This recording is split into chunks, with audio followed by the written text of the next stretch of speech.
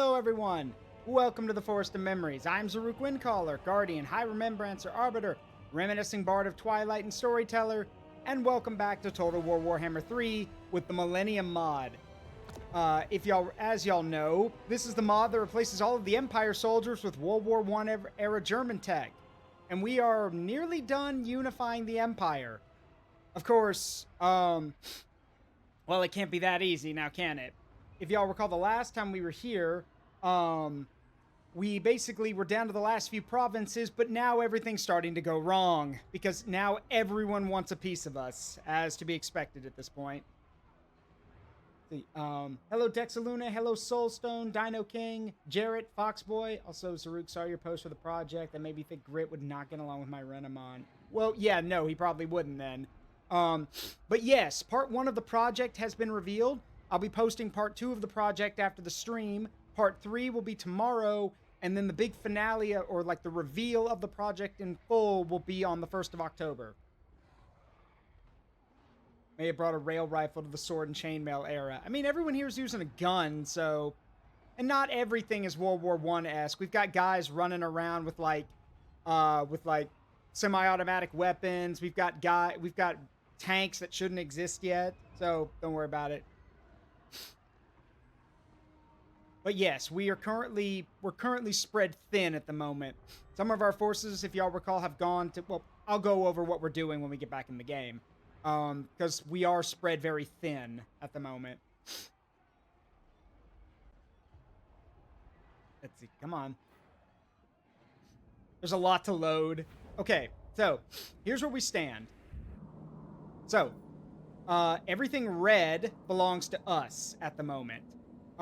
Currently, some of our forces, two of our, is it 2 or 3? Yeah, 2 of our armies are up north, trying to not only contain the Norskin invasion, but also, once that's contained, we'll be dealing with Marienburg. To the west, some of 2 other armies have marched into Bretonnian territory because fuck the French. We're gonna be getting rid of them. I want them out of the picture, so we don't have to worry about it. Mainly because of how disrespectful they were, and because they've literally done nothing. They've literally been responsible for Marienburg going out and about and conquering territory. Because we've spotted some Bretonnian troops among Marienburg settlements. So yeah, that shit don't fly. Nordland is currently hard pressed by the Norskin invasion, like I mentioned. Yes, my lord. We do have Helmut Feuerbach, who's one of our elector counts. His army is currently recovering as he's been carrying the weight of the Nordland campaign on his back. Todbringer, Toddy, is nearby, and he's currently trying to get rid of this army over here. And once he's done, we'll move him north to assist, because chaos corruption is starting to spread, so we need to stamp that out. To the south, things are a bit more stable. Not as stable as I want them to be, but stable enough. We are assisting Theodore Bruckner, who is now... Yeah, one of our heroes has spawned in now. He is here with the Emperor Karl Franz and Elspeth von Draken, securing territory to give back to the dwarves. If y'all recall, the dwarves are, well... Yeah. Gurbad Ironclaw has been kicking the dwarves' teeth in, and we're gonna help them out by liberating some of their territory and giving it back to them. We also crushed what was left of the mostly what was left of the Scrag the Slaughterer's group. So we're gonna hopefully they stay out of it, and that's where we stand. The east is currently quiet. Well, sorta. There's a huge siege going on to finish off Azag the Slaughterer. We tried to go help out with that, but there's literally no space for us. Like, everyone here is like, there's too much stuff, so we can't help out. We do have an army nearby to assist if things go badly, though. And that's where we stand now. As of now, Kislev is not doing too well either. Katarin's losing her territory to the Orthodoxy, which is the other Kislev faction. But they haven't done anything to us yet. If However, there are plagues spreading thanks to the Skaven, which makes me think at some point we may have to do something about that too. But our current objective, as it stands, is to, well, focus on our long-term victory, which is unifying the Empire. We still have to take command of Ostland, Hochland, and Nordland, which are all the northern provinces. Actually, can I do that now? No, need to wait another turn. So my next idea that we're going to do is we're probably going to take... I forget what that crown-ass hag is wearing is called, but it allows him to use the winds of Shish. Yeah, it literally, it's... I forgot what it's called too, but it literally has, like, it's Nagash speaking to him, the god of the dead. It's, like, he hears the whispers of Nagash. I forgot what the crown's called, but yeah, it's a very powerful artifact. Anyway, we are, as I mentioned, we have, Wilhelm von Zollerhorn's army has been kicking the Bretonnians, just kicking them while they're down. Of course, the lion. Of course, Lewin Leoncourt is on his way now. It only took us crushing 3 of his armies for him to finally commit. So we'll have to be ready for that. And then Otto Pappenheimer is also nearby, so with the heavy artillery. So regardless of how this goes, Bretonnia is going to get smoked. And if not that, then I can at least take all their territory on the mainland and leave them right here on this here on... Why are they on Ulthuan? Right, why are the French on the Elven Donut? Yeah, this is Ulthuan, by the way. This is where all the high elves come from. So, let me go over some stuff real quick. So, here we go, get that, and then we'll go with discipline, just to be sure. Our engineer here, who our engineer's only purpose is just to keep the is just to ensure that the artillery doesn't run out of ammo, or make sure our guns don't run out of ammo. That's it.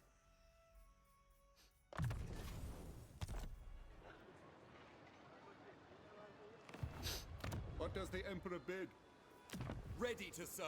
I mean, it's literally, my view on this is literally, when it came to dealing with Bretonnia, it's literally that clip from Hot Fuzz of the guy loading the shotgun. Shame.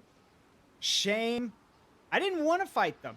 I did not want to fight the Bretonnians. If anything, I was more than happy to use them as a meat shield while to deal with everything else. But, unfortunately, they have chosen war, because all I wanted to do was deal with Marienburg. Bring it back into the Empire where it belongs. But it turns out that no, the Marienburgers have made deals with the Bretonnians, and they decided to, well, side with them. So, we cannot allow that.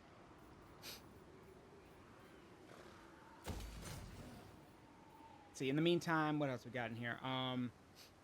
Yeah, one town hall, and then I'm also going to build a labor camp. Or temporary labor, so we can we're basically going to turn Corone into another headquarters, because unfortunate well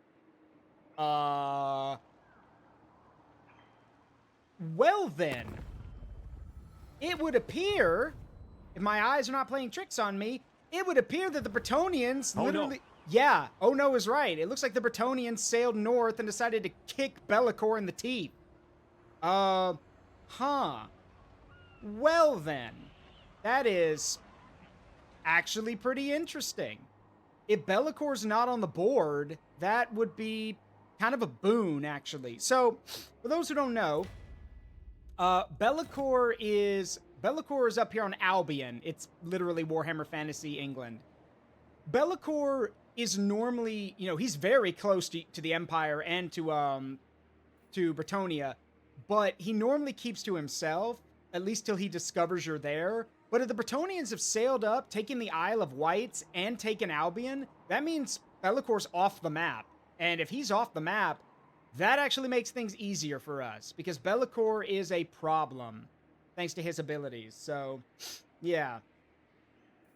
Regardless, our current objective is, as it was before, deal with the Bretonnians, and then once that's contained, we'll swing back and focus on locking down the locking down the Norska invasion. What orders?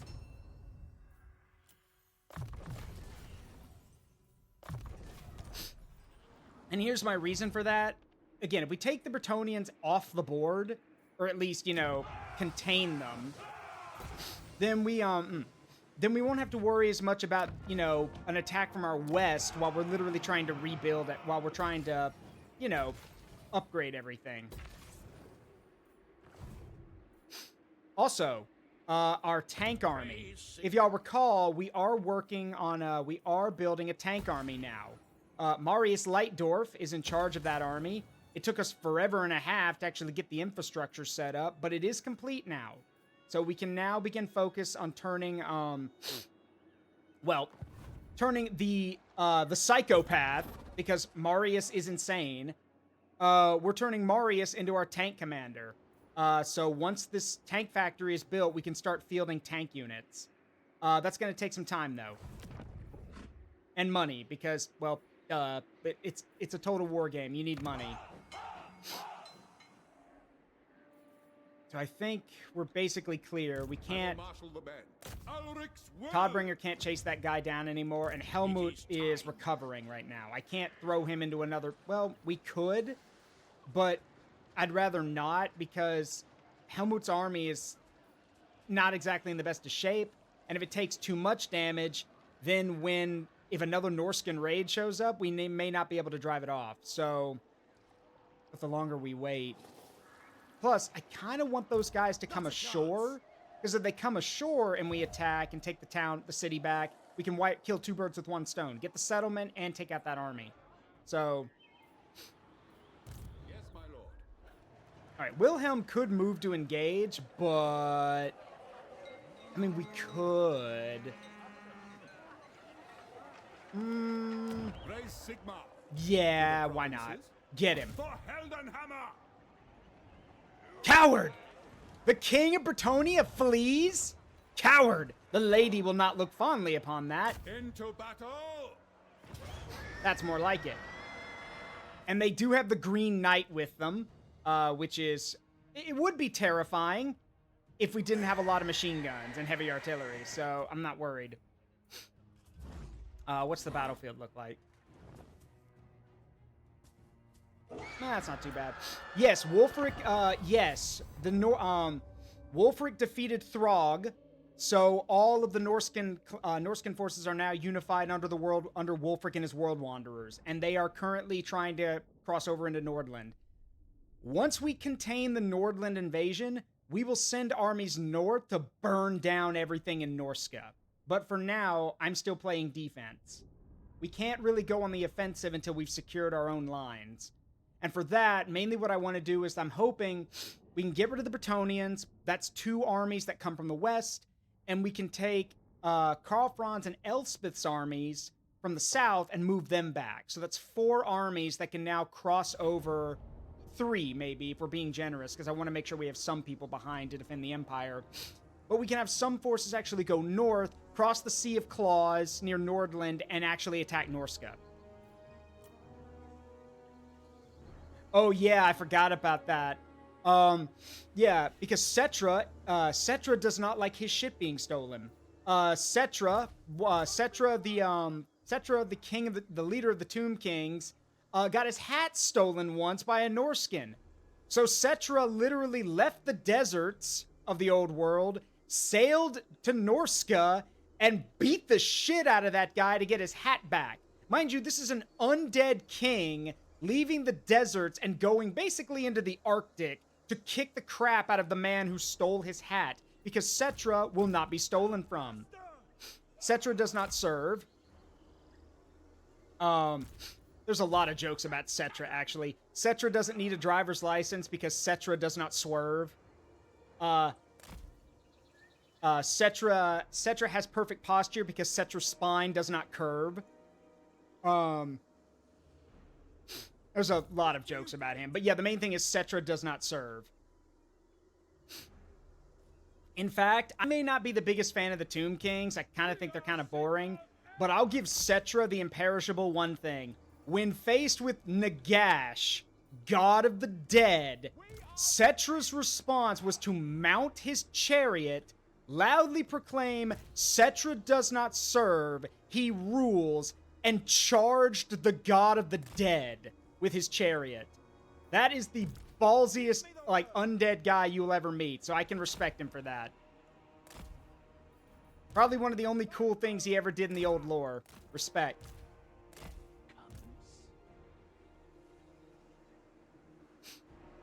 All right, we are going to form up our infantry on the bottom of the hill.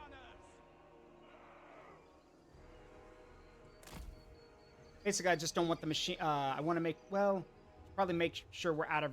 You know, we don't get hit by our own machine guns. So, there we go. Sigma commands! Ranald's aim, we're ready! Cetra of too many titles. I mean, yeah, he does have a ton of titles, but he's earned all of them, so... Alright, I think this is good. Kinda. That's better. Yeah, there we go.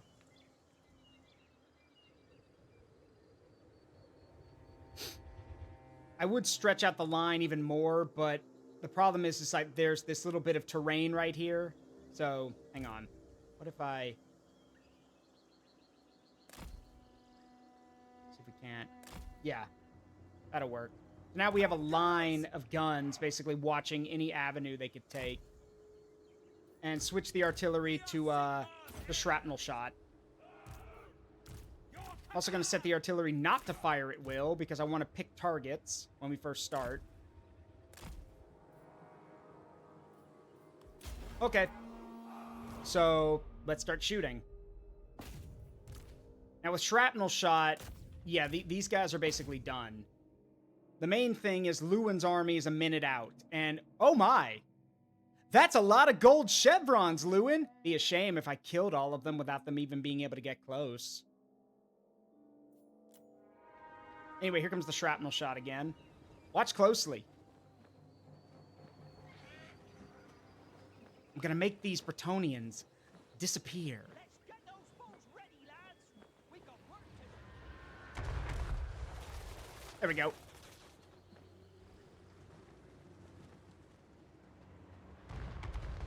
All right, wiped that unit.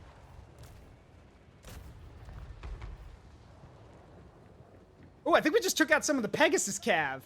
Oops.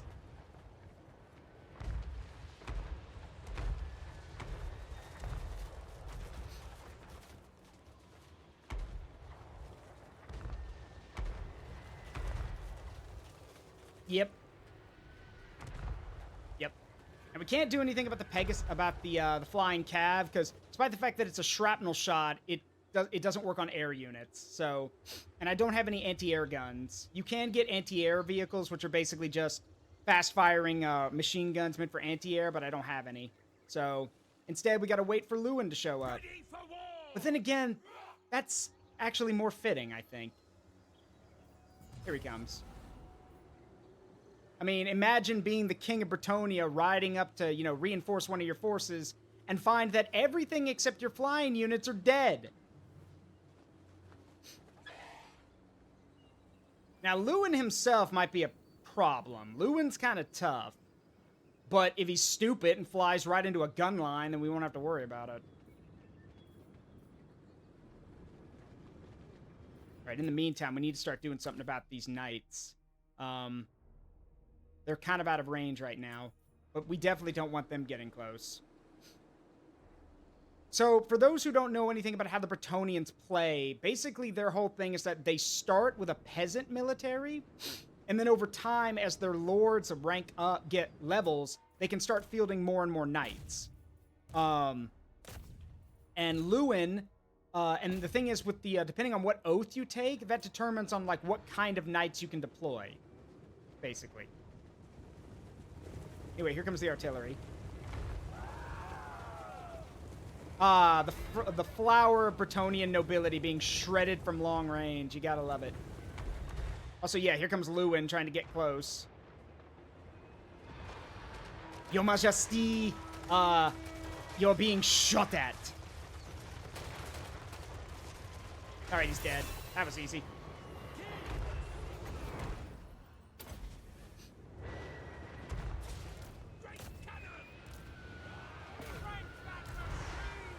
I do love how you can hear the Bretonian knights yelling, "Kill these Sigmar-worshipping dogs!" Like, my guy, you haven't even... You're not even halfway across no man's land. You really shouldn't be threatening or mocking me.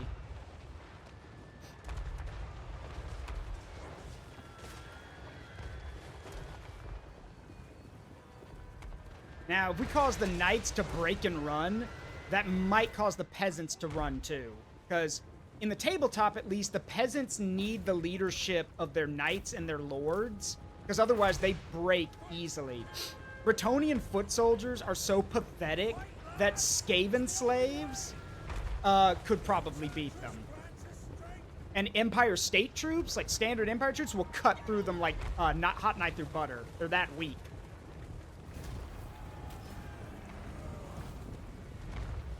Anyway, commence firing. I don't care if they're retreating, just fire. Oh, the lady's blessing is lost indeed, as are your lives.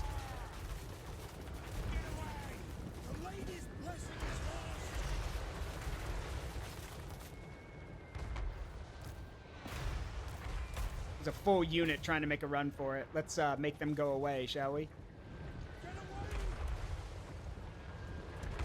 You're not safe in the trees. Bye-bye.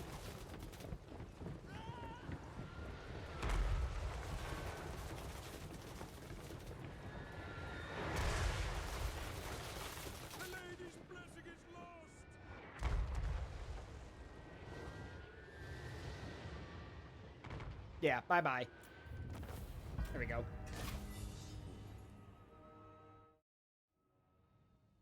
Okay, so yeah, the artillery alone killed over 1,000 dudes. Like, let's see, 367, 460, 413. Yeah, the artillery did all the work, which is fine.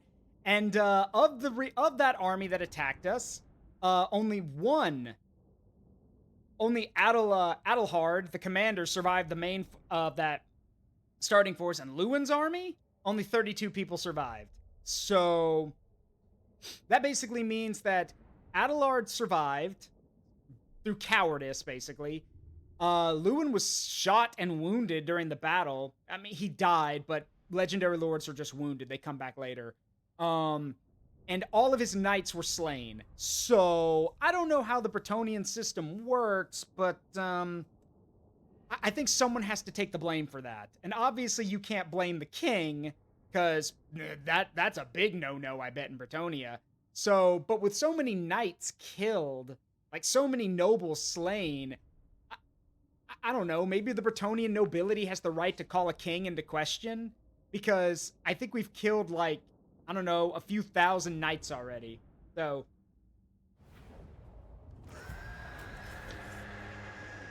oh well.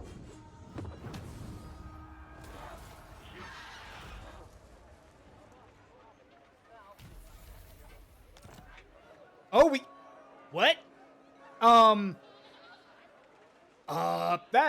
That's not how that works. That's not how that works. You okay. You can't kill what's already dead? Okay.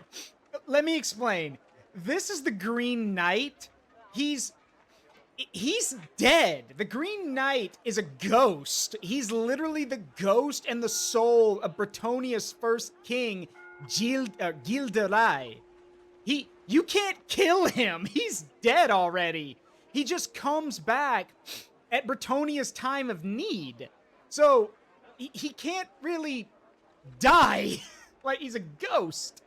So, either our guns are so blessed that we're banishing ghosts, or we just killed him so brutally that he decided, screw it, I'm not coming back anymore. That was a massacre. Yeah, we're just gonna screen cap that, because that makes no sense. Yeah, Kingslayer. This time, the king might well be dead. Oh well, long live the king. Defeated Lewin Leoncoeur, minus 20% recruitment for cavalry units, and plus 10% charge bonus, which would be nice. if I had a cavalry army. To the province. All right, Wilhelm. Coward.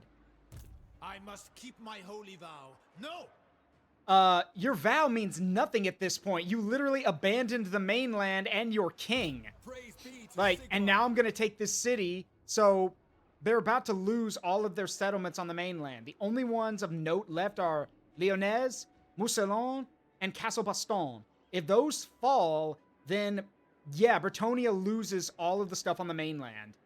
They've got the Isle of Wights over here, and for some reason they have settlements in, like I said, in Ulthuan, but, oh well.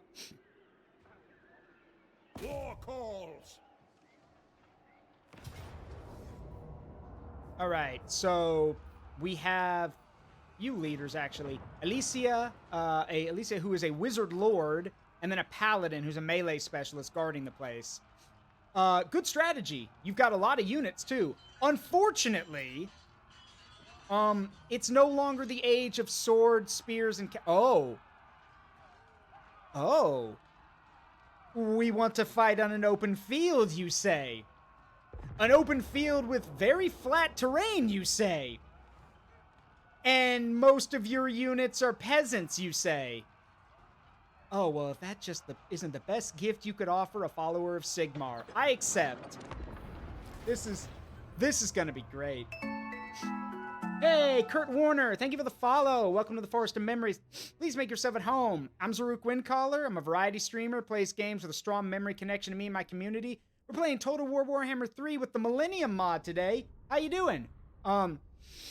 Just to make sure you're not a bot, could you please post something in the chat, please? Because a lot of people who have numbers after their names are bots. So if you could just confirm you're not a bot, we would appreciate that. Otherwise, we're gonna have to ban you. I apologize. It's just we don't want to have any bots. So, just letting you know. All right. So, it's mostly flat, but there's a lot of trees in the way. Oh, well, artillery doesn't care about trees. Artillery turns trees into ammunition. And for those who don't know what I mean by that, here's a good example. In during World War I, mostly World War II, World War I it happened as well, but during World War II, it was not uncommon for both sides. Okay, all right. There you go. It was not uncommon for both sides to fire artillery to fire artillery that was set to detonate in the trees, because the explosion would literally turn the wood and the parts of the tree into shrapnel, which would throw it down. Like, basically, the shells would explode in the trees, and the fragments of the tree would fly down into the ground as shrapnel. There's tons of reports about it during the Battle of the Bulge, where the 101st were constantly peppered not only by artillery, but the shrapnel from said artillery and from the trees. So, like I said, artillery cares not for the trees. We're literally just going to turn it into more ammunition. So, let's see what we're up against. We are outnumbered. Yeah. We've got about 1,700. They've got about 2,600. So, we're almost outnumbered by 1,000. However, I'm looking. Knights Errant, Yeoman Archers, Knights Errant, Questing Knights. Oh. Okay. Anything? And the rest looks like the rest of it is just... Oh, nope. More Knights Errant. This is actually a really good formation. I'm actually surprised the AI put this together. This is a good formation. Cavalry on the flanks, infantry in the center, ranged units for support. Yeah, no, this is a good formation. Unfortunately, it's not going to matter. Handgunners! Ready for war! So we need to put we're gonna put our tanks and our fast-firing infantry on one flank to deal with the cavalry over there, and I'm gonna put the machine guns on the other flank, mainly because I'm not worried about the infantry, but the cavalry could be a problem if they're able to get through the woods and attack us. So, Sigmar commands. what we're gonna do is we're gonna set up the machine guns right in this opening right here. Weapons at the ready! Also going to deploy some of our infantry here in the woods. to, like, you know, take shots at them as they get closer. But the main thing is the machine guns should do their job well enough, I think. We basically just need to shoot the cavalry before they get close. And I'll set up, like, one of the artillery pieces. Or better yet, better idea. There we go. Now, as for everything else... Wizard of Death. I really don't give a shit about you, wizard. Battle protocols. I've already shown y'all that video about how you don't want a death wizard as your first pull, but whatever. Alright. I think we should be fine everywhere else. The main issue here is that we could just get swamped by numbers. There are just so many of them. We may not be able to fire fast enough. However, if we start doing catastrophic losses, then they will chain routes will start, where all the units start breaking due to losses. So our objective is we need to kill the cavalry, because that is the biggest strength they've got. And then aside from that, I also want to start punching holes in the line, basically. I wish we could hit... I mean, we can hit commanders with HE shells, but that's a waste. We'd be better off using the shrapnel rounds on these infantry units.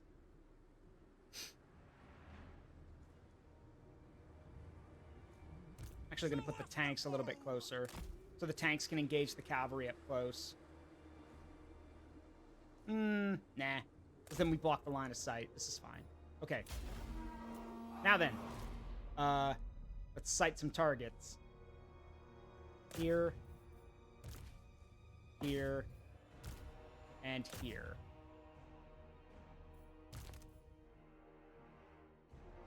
And we can get the machine guns to start firing as well. I foresee their death. Battle awaits.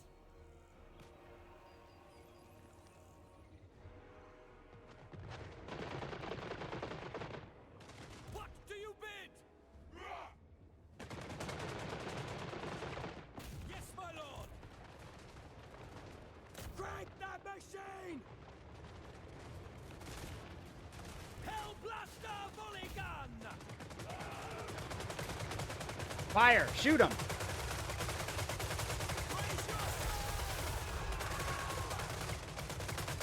The age of cavalry is over. Welcome to the modern age.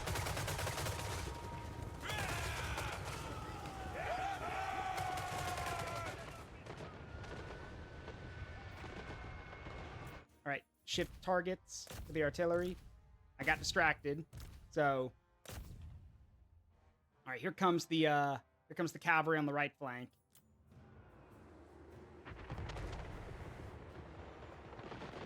We are ready.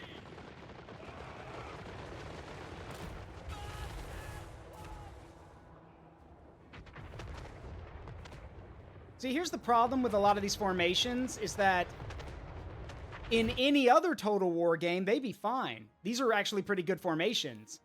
The problem is, in Total War Warhammer, where magic, artillery, and stuff like that are real, packing your men this closely together means that they just keep getting hit by artillery.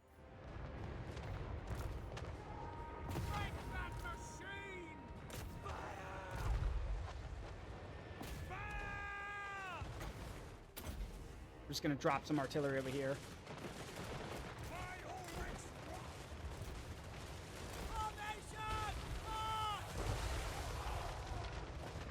I think someone just dropped a lightning bolt on my men.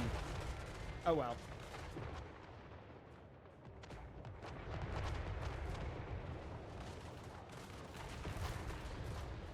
Pick your targets. Again, they're panicking. They can't. They should have just kept advancing forward. Losses be damned. But now they're panicking and they keep grouping their men up, so it's easier to hit them.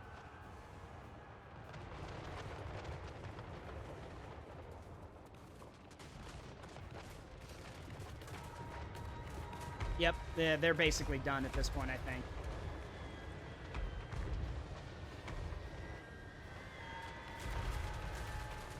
Oh, here come the lady, here comes the damsel and the paladin to try to salvage the situation. Spoiler alert, you can't. This battle is over and done. Yeah. Bye-bye.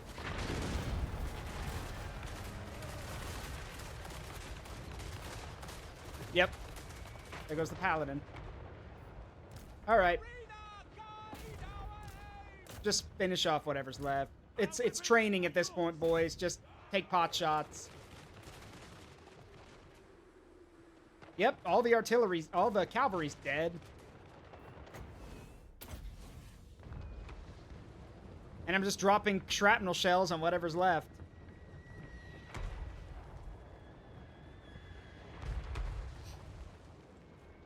You know, the smart thing is, they would have been better off just staying in the castle. Had they done that, at least it would have been a little bit more difficult. Because I would have had to, like, line everything up and, like, break our way in. Especially with the cavalry. Like, remember, to take the castle, we would have had to knock holes in the walls and then get our guys inside.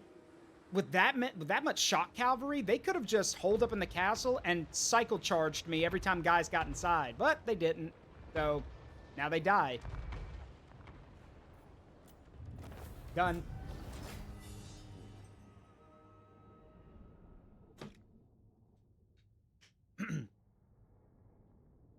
The mod maker updating this so Elspeth could recruit Amethyst versions of certain units. Well, the problem there is I think the Amethyst stuff is a little bit harder to work with. I agree that would be cool, though. But we've already got Amethyst units, like the Nuln Ironsides and a bunch of those things. Fun fact, by the way, just to let you guys know how much crazier the Empire could be, some of the cool things that are not in this game, that there are mods for them, of course, but some of the things not in this game include Schwarzhelm, the Emperor's champion. So Karl Franz's champion. You probably heard him say, "I will send Schwarzhelm in my stead." That's his champion. Kurt Helborg, commander of the Empire's armies and the wielder of the Reikland Runefang. He's not in here. Volton is not in here. Volton was from an older part of the lore, but he's still a cool character. Let's see. Oh, right. The Nuln Colossus. So, in the old Warhammer Fantasy lore, it was said that the city of Nuln built this basically, I'm going to call it basically a prototype mech suit. It basically had one guy in the cockpit and one guy on top, and it was basically this, again, it's a Colossus, and it was meant to fight against really big things, but it never got out of the prototype stage. So that'd be cool to see. You know what else is not in here? Karl Franz's dragon. Yeah, Karl Franz owns a dragon. In the Imperial Zoo, in Altdorf, there was a dragon that's kept. Karl Franz raised that dragon, and he can, in the tabletop, he could ride the dragon into battle rather than Deathclaw. The thing is, though, the dragon is, I mean, it's a dragon, but the problem with the dragon is that compared to every other dragon in the game, it's the weakest. It's weaker than even the sun dragons, which are the weakest dragons the elves can use. So, it's mainly just there in case you wanted to have Karl Franz looking even more badass, but Deathclaw's better. But again, it would be cool to have the Imperial Dragon. Don't have it. And since, this is just a personal thing for me, because it's one of my favorite games. And since having Réponse de Lyonnaise here basically means that, you know, time's not a factor, because again, Réponse de Lyonnaise would be long dead before any of this stuff is happening. Can I get Stefan von Kessel back, please? Like, if we're going off of heroes and stuff, can we get Stefan von Kessel back? For those who don't know who Stefan von Kessel is, he's the dude from Mark of Chaos, which is basically prototype Total War Warhammer. And Stefan von Kessel is probably my favorite Warhammer Fantasy character. He is super cool. He's in Mark of Chaos, which I'll replay on the stream at some point. I played it already, but I do want to play it again. Let me put it to you this way. Stefan von Kessel is the epitome of a fall from, like a, you know, basically, you know, being accused of something he didn't even do and rising to glory. Stefan's father and grandfather were both accused of being chaos worshippers. Neither of them were, but both of them were put to death for it. Stefan, being too young to be killed, was branded at a young age with an 8-pointed star, like the Mark of Chaos on his face, hence Mark of Chaos. Stefan would literally go from a captain of Ostermark to being the goddamn elector. So it would be cool to see him here. He's really cool. And I don't know what kind of custom stuff you could give him, but it like, because his main specialty in the tabletop in Mark of Chaos was dueling. He was a really good duelist. So I don't know. It would just be cool to see him back. Because again, time is not a factor here. Repulse is like 500 years out of date. So, oh well. Elspeth von Draken. All right. Let's see. I am Prince and Emperor. Theodore Bruck. I serve bloody justice. Men, we must attack. All right, take this. We will give that back to the dwarves.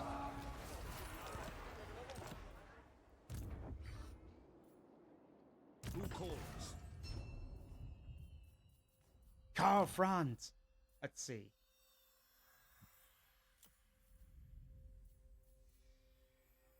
Not really worried about Carl's, let's see. I'm not really worried about Carl, like, you know, his, I don't know how to get this. Main thing for Carl is I did upgrade his infantry, but, like, I don't really plan on throwing the infantry into melee combat, so...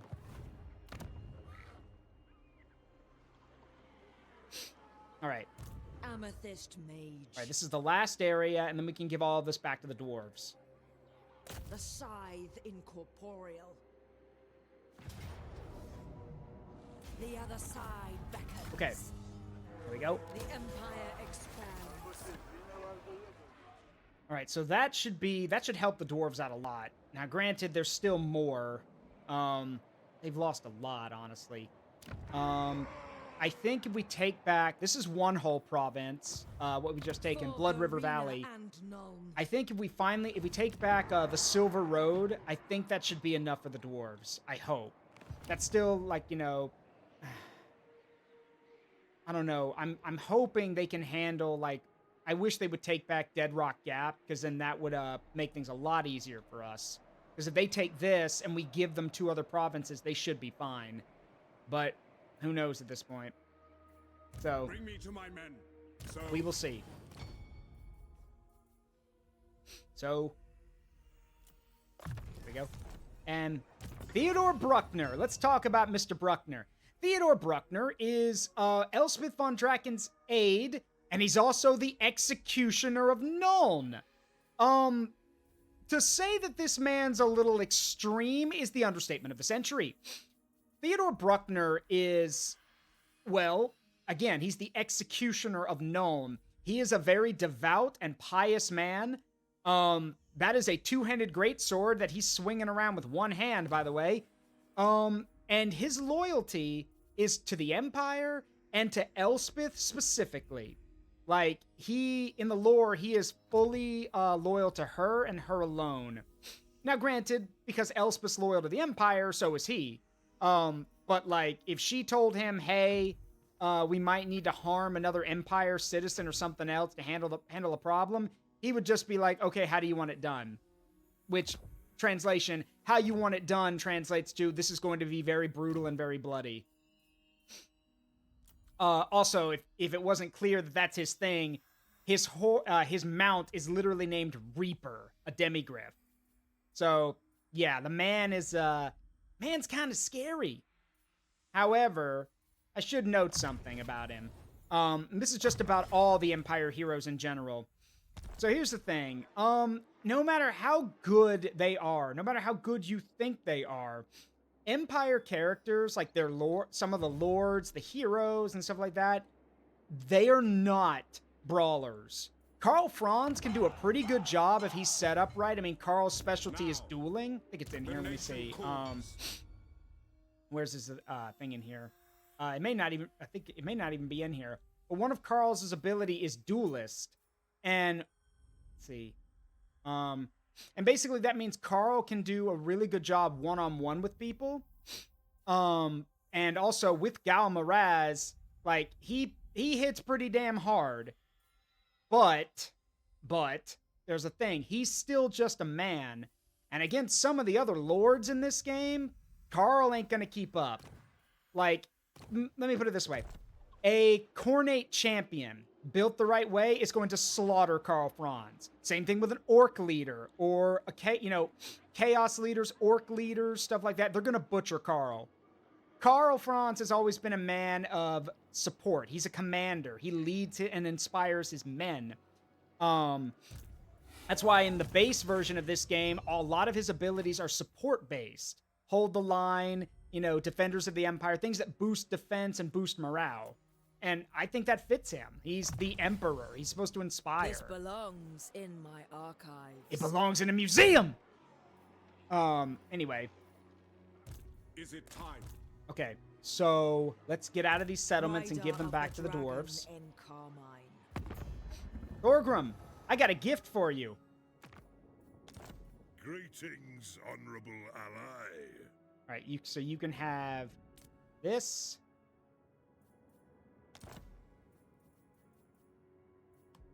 We All right, you can have the Varinka Hills. signed. All right, let me make sure I think that's almost everything. All right, we got to give him Doc Karaz, and I believe that's it. Also, I saw Scrag somewhere. Oh, there he is. There's Scrag right up there. I will. Yeah, that's Scrag the Slaughterer. He's the leader of this ogre faction over here. All right, we just got to give them... just give them Doc Karaz. I thought they... and they wouldn't take the Forest of Gloom, but that's okay. They don't really want it. So we'll just leave it burned down. All here are honored dwarfkin. All right, I'm not going to ask you for money Sign the because you need it. Now that still doesn't make them any stronger. Their strength rank is still pretty low. I think who's at the top? Me? Probably me. Yes, I'm at the top at number 1. I don't know who the others are. Tyrion is rank 5. So let's hope it just stay the fuck away from me, Tyrion, please. Actually, you know what? I can talk about Tyrion real quick. Tyrion... Oh, God, Tyrion. Okay, how do I describe this? So, if you go read any of the High Elf lore in Warhammer Fantasy, you're gonna find out very quickly that a lot of it is written very much like a, personal, personal OC do not steal. Because a lot of the stuff about the High Elves is very, fanficky with how it's written.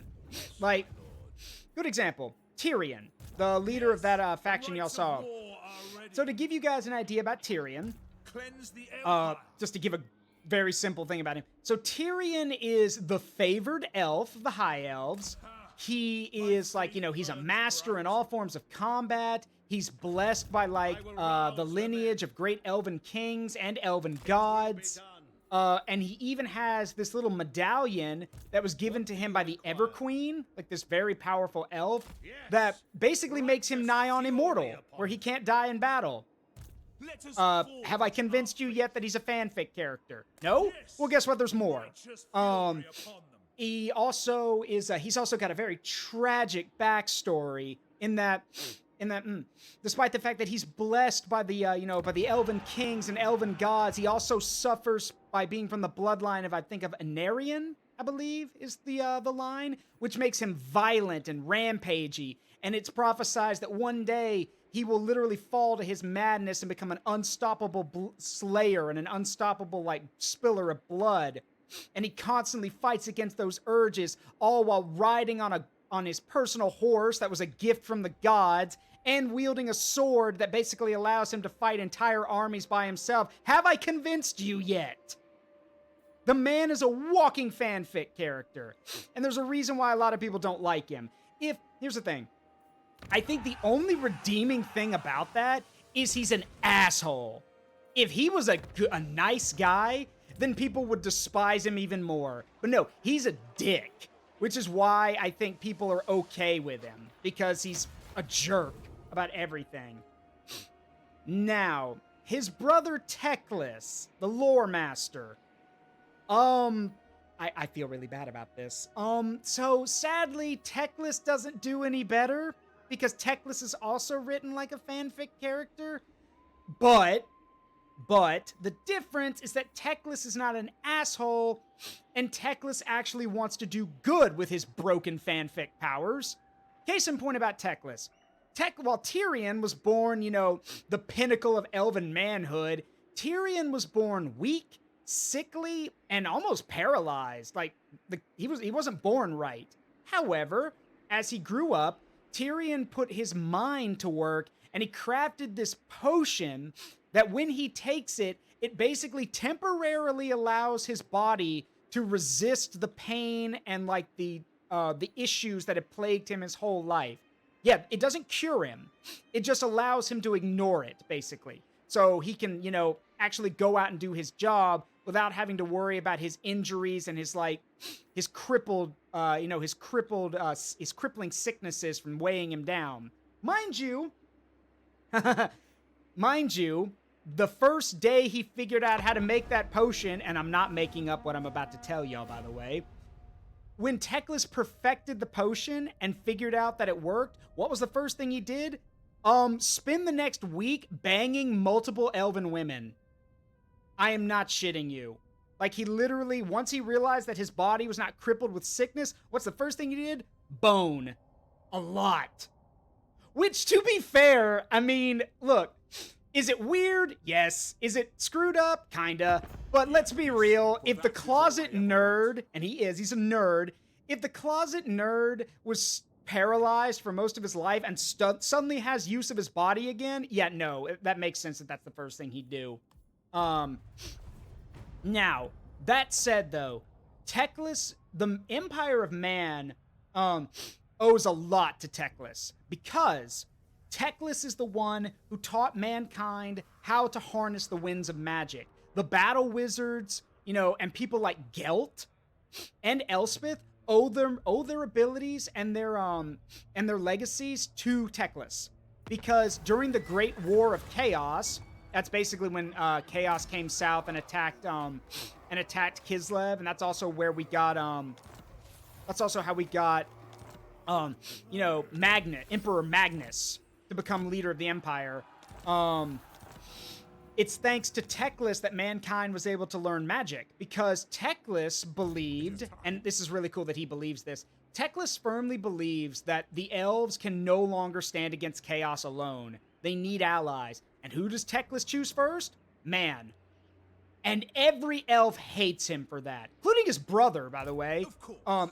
Tyrion thinks Teclis is an idiot for choosing man, but Teclis stands by his conviction. Like, in the lore, he tells his brother, look, there are not enough warriors like you to fight chaos anymore. That time has passed. But man is available. They're there. And yes, they're vulnerable to chaos, just like every other living thing. But we've seen what happens when they unify and work together. So screw you, I'm gonna go teach them magic, and there ain't nothing you can do to stop me. And when Tyrion tried to stop him, because he did try, Teclis picked him up with magic and threw him against a wall. Because, again, Teclis just wanted to reiterate, you're not gonna stop me. Get out of my way. And yeah, Teclis was the one who taught mankind magic. And was the founder of the colleges of magic, by the way. So really cool on Teclis. He's a really cool guy. Or elf. Now that said, Teclis does have a few issues. First of all, Teclis is not very good in social situations, because the problem, now not for lack of trying, the problem is that Teclis is an elf. So a lot of the things that would be acceptable for an elf are not acceptable in other situations. If you want to know a good example of that, just go watch the Immortal Empires trailer, where when Thorgrim Grudgebearer mentions that, this is just some elven plot to rule, to tell us what to do. Master Dwarf, now is not the time for short-sightedness. Short? Again, Teclis wasn't being insulting. He was just saying, hey, can you look at the big picture? But Thorgrim heard short. Heard the S word. Short? Yes, so, again, Teclis Teclis is not very good at, you know, choosing his words carefully. He basically says whatever comes to mind, and then immediately afterwards is like, oh, that wasn't the right thing to say, was it? Crap. Yeah, again, not for lack of trying. It's just Teclis is not a very bright boy when it comes to social interaction. Yeah, that's going in the book. Yeah. So, but for all his credit, Teclis is an ally to man. Teclis, whenever the Empire or man in general needs help, if it's within his power, Teclis will literally drop everything and be like, all right, I'm going to help. They called for me, I'm going to help. And if Tyrion tries to stop him, Teclis is just like, get out of my way, brother, you're not stopping me. And no, Teclis can't stop him. Or sorry, Tyrion can't stop him, so, meh. To war! Fight for our nation! Oh, you're just gonna abandon this castle? Okay, thanks. We'll take that. We take those. So yeah, there's I respect Teclis. I don't give a shit about Tyrion. Tyrion's badass in this game, but nah, I like Teclis more. He's just a cool dude. Sadly, oh, and by the way, if you guys want to know how, well, I think we're about to get an ad, so I'll tell you how badass Teclis is when the ad's over. But trust me, Teclis goes out like a champion in the end times. That elf goes down swinging, and it's really cool to see. But we'll talk about that when the ad's over, because that's going to take some time to explain. The Empire. Anyway, there's our ad. So, let's see. Go ahead and unlock this. What? Gonna unlock this. Praise Sigma. Praise Sigma. There we go. Servant of the faith, guided by Sigma. Alright, we've almost pushed them off the mainland. Once we take Mousillon, and Castle Baston, I'll probably ask them for peace. Basically be like, hey, I've taken all your stuff. How about you just surrender? Dread Lord of Nagaroth. Alright, in the meantime, Toddy, It is time got a target over here. Oh, that's Throg. Go get him. to strengthen the Empire. Finally! A guy who doesn't run away.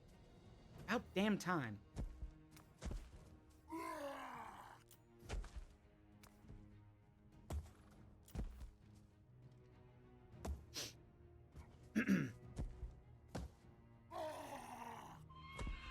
See. Hold on.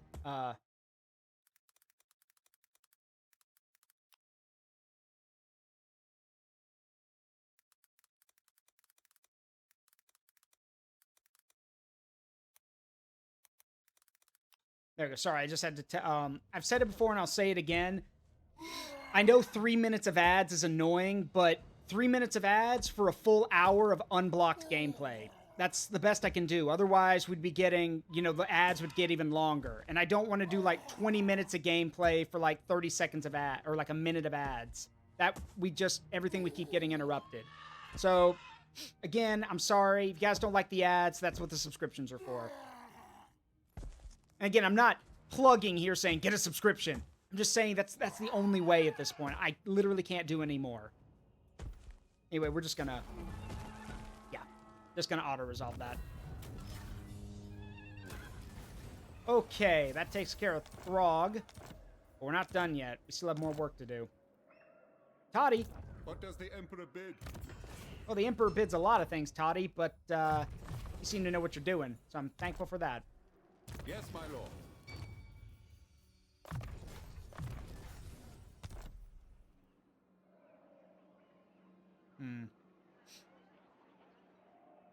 Alright. I will marshal the men. Raise your weapons! Alright, I think it's time we got started on our plan. Alright, industry. Conveyor belt.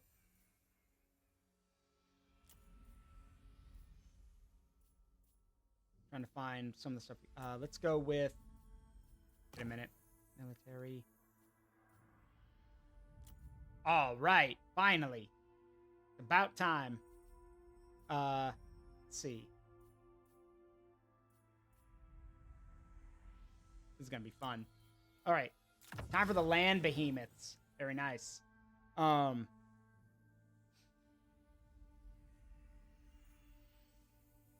once we're done with that, we'll start going down the airship line because I think we've done a pretty good job. Honestly, there's some cooler stuff in here, but I think this works. This would be nice too. Late assault infantry, but we'll get there when we get there. But I want to get the land behemoths first. Welcome back, everybody. For those who didn't hear me, I wanted to apologize for the 3 minutes of ads, but the reason it's like that is because for 3 minutes of ads, you guys get an hour of unblocked stream. Trust me, I wish I didn't have to run the ads for 3 minutes, but that's the best. I think that's the best overall decision because the other options are like, 40 minutes and 2 minutes of ads or 20 minutes and 1 minute of ads. Like, can y'all imagine getting a minute of ads every 20 minutes? Like, I can't imagine that. I did that early on in my streaming career, and now I don't want to do it anymore. So, again, I don't like saying this because it sounds very pluggy and very like I'm begging. But the best way to not deal with the ads is just get a subscription. I know that sounds very petty, and I don't mean it to be. Like, I honestly don't like saying that because it sounds like I'm shilling for money. I'm not. But if you get a subscription, you don't have to worry about the ads, and it helps me out. But again, don't feel pressured. I'm just letting y'all know that's all I can do. Like, I don't want to make it so y'all are constantly bombarded with ads, and I wish they were shorter, but if I turn them off, Twitch turns them on anyway. There's been numerous people saying they turn their ads off, and people still get them anyway, so what's the point, you know? Anyway, so I mentioned I was going to talk about what happened to Teclis. So during the end times, Teclis went out like a champion. I'm not going to go into too much detail because there's no way I'd be able to summarize it all. All you need to know is that during the end times, Teclis and a bunch of powerful wizards came up with the idea that they could seal off, they could cut off the realms of like the realms of chaos from the old world, which is what Warhammer Fantasy is called, the old world. They realized that if enough powerful wizards worked together, they could bind the winds of magic to different individuals, and using that, they could then seal off the realms of chaos, basically. Would it guarantee a final victory? Probably not. But at least it would give more time, like, who knows how long, to figure things out. Yes. So the problem was there were not a lot of very powerful wizards left at that point. The only people who were powerful enough really to do anything were Teclis. Well, a number of people. But Teclis, being the brave bastard that he was, Teclis volunteered to bind 2 of the winds of magic to himself. That was extremely dangerous. Like, remember, Teclis's body was already busted, like, due to his like being born early and everything. So it was already straining on him, but he did it anyway.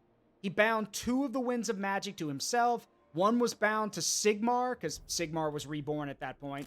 One was bound to Manfred von Karstein, another to Gelt, another, I think, to Ungrim Ironfist, the Dwarven Slayer King, and a few other people. And to be fair, the plan was working. It was working.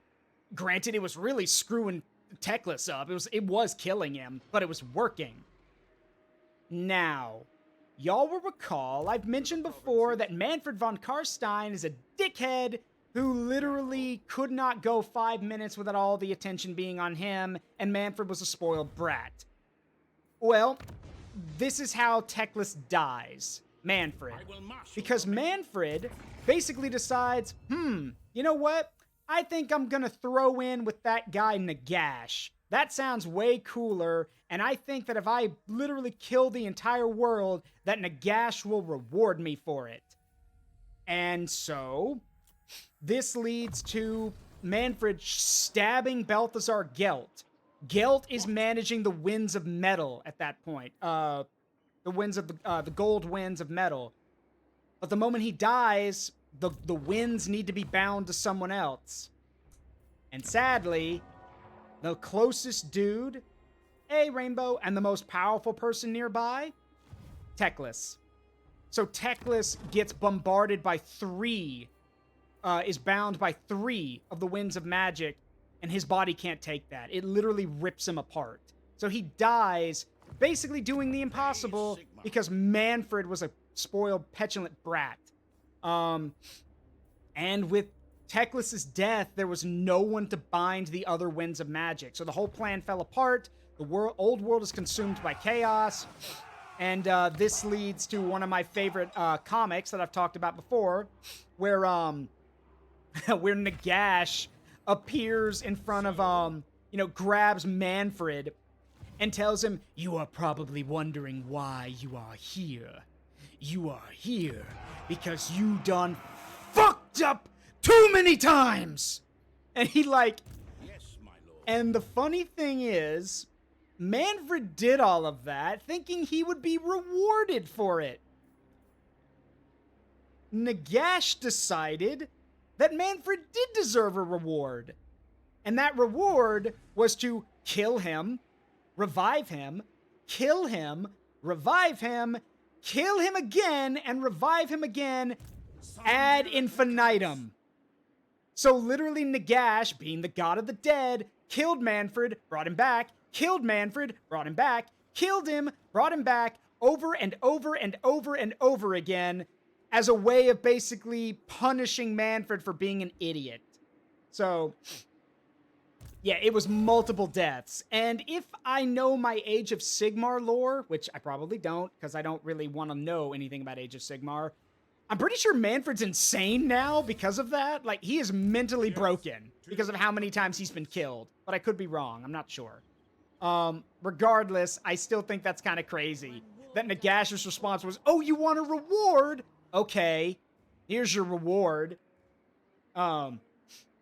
Yes, Goji, that is exactly how you should view it. Nagash thought Manfred was an asshole, even by his standards. Correct.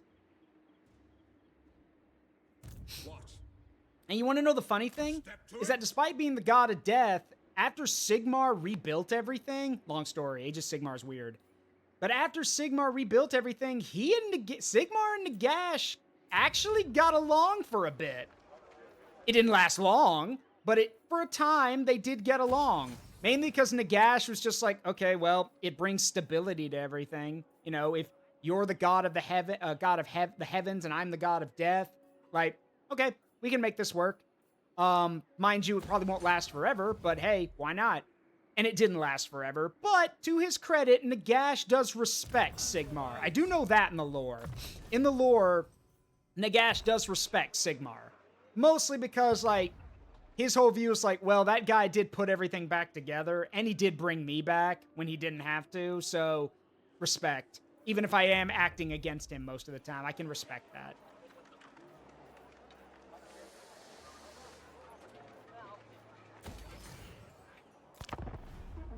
So, yeah, that's what happened to Teclis. Manfred paid for it. Good riddance. Now that said, someone who knows Age of Sigmar might know, I don't know what happened to Teclis in Age of Sigmar. I don't know if he's still alive. I don't know if he's dead. I don't know. I do know Tyrion's still around, though. I think he got he got made into a god or some kind of elven hero. I'm not sure. But I do know that Tyrion's still around. I will hear your petition, but make no promises to act on it. There'll be a time to war, you hear me? Just not now. No. I'm gonna take more of your stuff back so the dwarves can actually kill you. And yes, Dino King is correct. Gorka Morka, who is the fusion of the orc gods Gork and Mork. Yes, Sigmar brought them back too. Okay, so Teclis is alive and a god. Figured as much. But you want to know what's really annoying? Is that, and this irks me.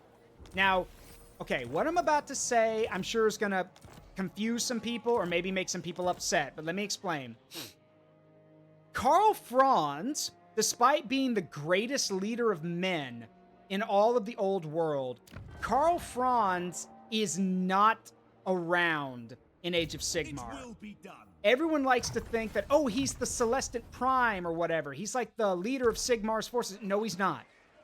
We know that because he's not. Yes, son And of the reason we know that is because during the end times, Karl Franz's spirit was merged with like the power of Galmaraz and Deathclaw, mind you, to become Sigmar. So if anything, Karl Franz kind of like, I guess, evolved into Sigmar, I guess, is a way of putting it. So yeah, as for who the Celestant Prime is, we don't know. Some people say it could be Magnus, like the other great ruler of the Empire. Some people say that it might be Balthazar Gelt. I doubt that. But who knows? Maybe. We don't know. Ready. The point is, it's not Franz. Because Karl Franz is basically Sigmar at this point. So, correct, Foxboy. Correct. And to be fair, that's not a bad thing for Karl. I mean, remember, Karl Franz was the greatest emperor, aside from Magnus, that the Empire ever had. To basically be reborn as Sigmar would be the ultimate honor. That means Sigmar's spirit looked at Karl Franz was like, yeah, no, he's worthy. He is worthy to be the vessel. That says a lot, honestly. So, yeah. Regardless, there's other stuff too. Like, there's a lot of things how they reference, like, oh, certain things are just like the old world, but some things are not. Whatever. To me, it's just Sigmar and his fancy fantasy space marines. So, man. Oh, I'm sorry. His Stormcast Eternals. I'm sorry.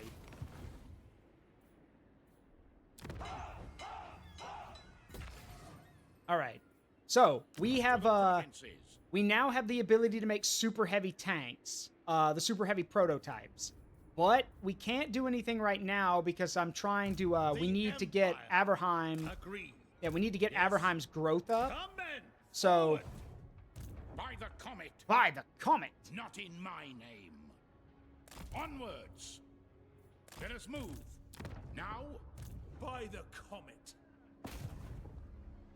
I can't do anything about that. Let us forge our fate. So yeah, we need to wait till we get this to 5 so we can basically upgrade Averheim to the max level and then start building the tank factory complex. Because until then, we can't build the super heavy vehicle, which I really want to do. So, with that done, we could start continuing down the thing to get to to get to some of the other stuff. But I don't really want to do that yet, mainly because there's something else we need to learn. It would be really cool to have the super heavy mortars, though. So I'm thinking about it. But for now, we're going to focus on going down the air line. Because remember, I do want to build an airstrip. So we do need to start working down the air line so we can get new, airships. Now, if any of y'all have seen Reggie's video on YouTube, featuring like the Imperial Sky Destroyer, I have bad news. I could not get that to work. The problem with the Sky Destroyer is that it is so massive, and it is such a broken thing, like with how it's jury rigged into the game, that unless you're running this, you have settings set to the exact specifications listed on the mod, and even then it's a hope and a prayer, it won't work. If you actually try to spawn it, it'll crash the game. So sadly, we can't field the Sky Destroyer, but there are other things we can do. Let us take it. All right, There may be truths to uncover. got that. Karasakarak. Now, it looks like we've got some armies on our Prince doorstep. And Emperor into battle.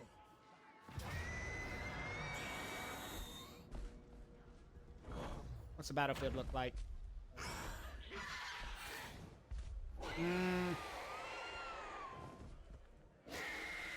Spiders, orc boy, nah. There we go. There is, yes, the Imperial War Blimps. I can get those. I just can't get the Sky Destroyer. But yeah, we can get the War Blimps, absolutely. Bring me to my men. Bring me to my men. Ready. Let's see. Adaptable.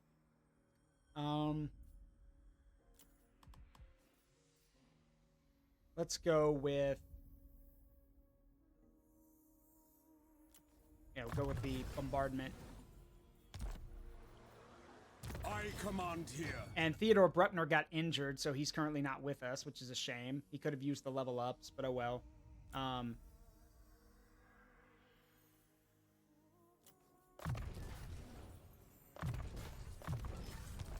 right. Yes. Empire's blessings, yes. All right. We get no, we can't. The Empire. Yeah, Iron Rock is too far away for us to get to right now. Magnus the Red has a message. Look at this cookie I found. Wrong Magnus. And honestly, Emperor Magnus from Warhammer Fantasy lore, Emperor Magnus is kind of an interesting character. Magnus, here's the thing. Emperor Magnus is, how do I describe Magnus? Sorry, Magnus the Pious is what he's called. Magnus was an interesting emperor, mainly because he wasn't really a warrior. Magnus, now, did he know how to fight? Absolutely. But Magnus was more of a pious politician than he was a warrior. But the thing is, during the Battle of Prague, which was the big final battle of the war against chaos in Warhammer Fantasy, Magnus is the one who led the charge and actually fought the champion of chaos and killed him. So I don't know if that says Magnus was a badass or if that just says that Chaos's champions were pathetic at that time. Regardless, that's how Magnus was chosen to be emperor. Here's the thing about being emperor, though, in the old world. I've mentioned it before. I must keep my weakness for arcane trinkets. Shush, Elspeth. in check. Here's the thing about being emperor. It is not something you just get. You are elected to the position, hence elector counts, basically. And no one objected to Magnus becoming the emperor. And a lot of the stuff that people know in Warhammer Fantasy now, like the colleges of magic, Nuln becoming Nuln rapidly industrializing and becoming like the gunpowder factory of the Empire, and getting like the great foundries and the gunnery school. Yeah, that's because of Magnus. You could thank Emperor Magnus for that. Another fun fact, it's because when a new emperor is crowned, I'm gonna be honest with y'all, this makes no damn sense to me, but whatever. In the world of Warhammer Fantasy, anytime a new emperor is crowned, the capital of the empire is moved to whatever province that emperor is from. And Magnus the Pious was from Nuln, so the imperial capital was moved to Nuln during his rule. Now, to me, that makes no damn sense. Why would you move your capital around every time, your leader dies or someone else comes in? But, oh well. That's what happened. So, and the reason why the capital is in Altdorf now is because Karl Franz is in charge. So, yeah.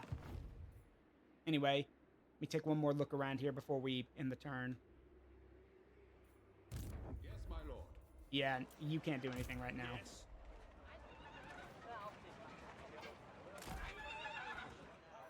Who calls? Yeah, I need to stimulate growth around here. Hang on. Yeah, we're just gonna build some farms here to help out. It means we'll be making less money, but oh well. I'm not really worried about money right now. I will marshal the band. And yes, Japan's capital also moved around during ancient times. Yes, Correct. the rights of war are ready. I think this calls for a little history lesson. Learn about Thorgrim before he became High King. Well, Thorgrim Grudgebearer is a bit of an interesting dwarf. The thing about Thorgrim is that being High King of the Dwarves is also is similar to being like the Emperor of the Empire of Man. It's you have to be elected to, chosen to the position, except the requirements are a lot more strict. And the thing about Thorgrim is, rather than playing politics, Thorgrim got to his position to be High King because, well, he was really good at settling grudges. That's how he got to be High King. is because he, if I recall the lore correctly, oh shit, Scarbrand. He became High King because he had solved and, you know, corrected more grudges than anyone else. And even when he became High King, he swore that was what he was going to keep doing.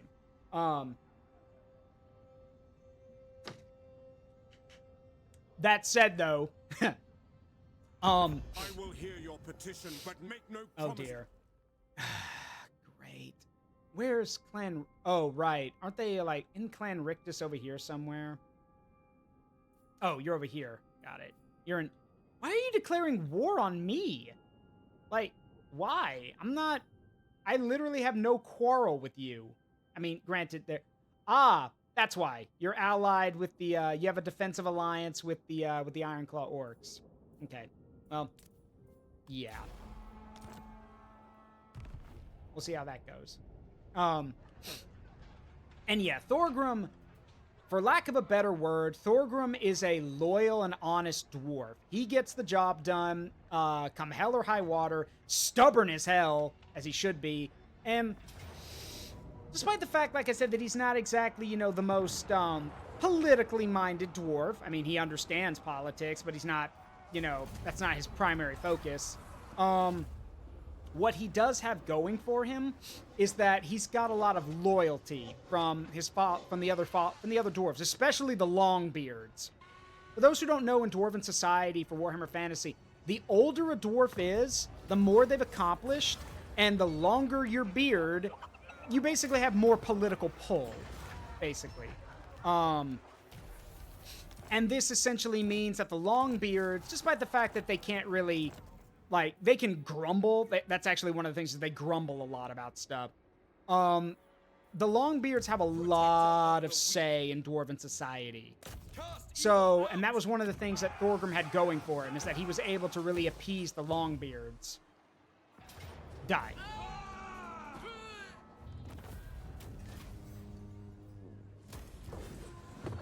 And there was another thing. Thorgrim was also one of the, despite, again, not being politically minded, or, like, not the most politically minded dwarf out there, Thorgrim understands how, and to this day, mind you, I should mention this, to this day, no matter how bad things get between dwarves and men, Thorgrim swears and has always honored the alliance between men and dwarves. If ever the Empire calls for aid, Thorgrim Grudgebearer takes up his axe and goes to aid them.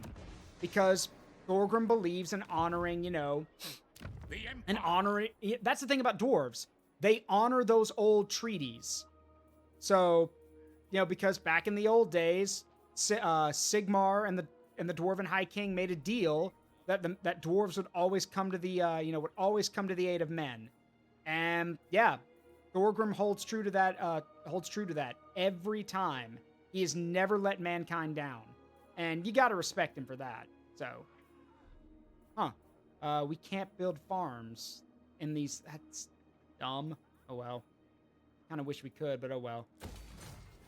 We can only build them here, and that's less growth we get, so. What does the Emperor bid? Wait a minute. I've got something that can fix that. Where's the, yes!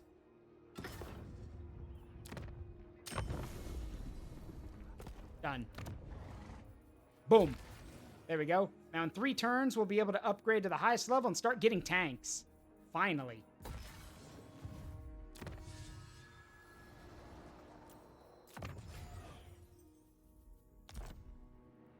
So yeah, that's a little bit about Thorgrim Grudgebearer.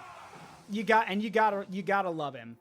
Like, he's just, again, if you're playing as the dwarves and go to do his quest battle, he even mentions, he goes like, I know we don't always have trust in those manlings, but I hear good things about this new Emperor Franz.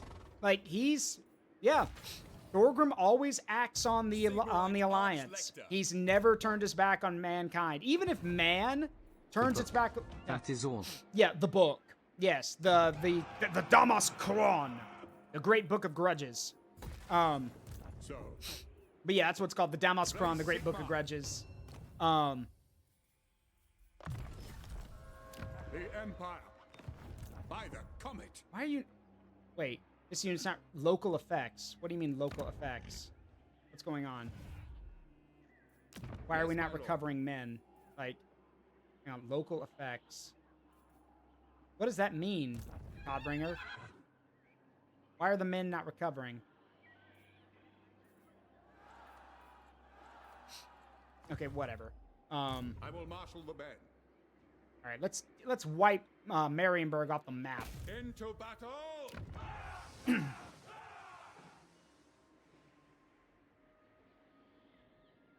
Yes. I can't even see my army in here.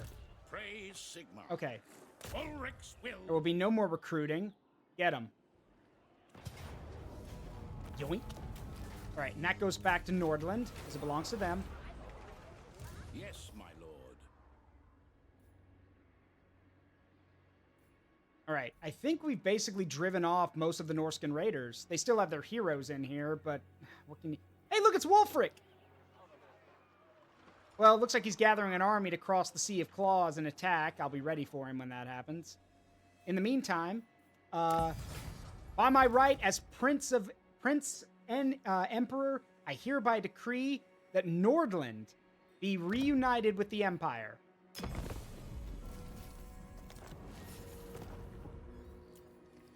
God damn it, Theodoric. Great. Well, What does the Emperor just bid? stay in there. His men have the plague. Great. Precise measurements are key. So we need to stay put, otherwise we'll spread it to other areas.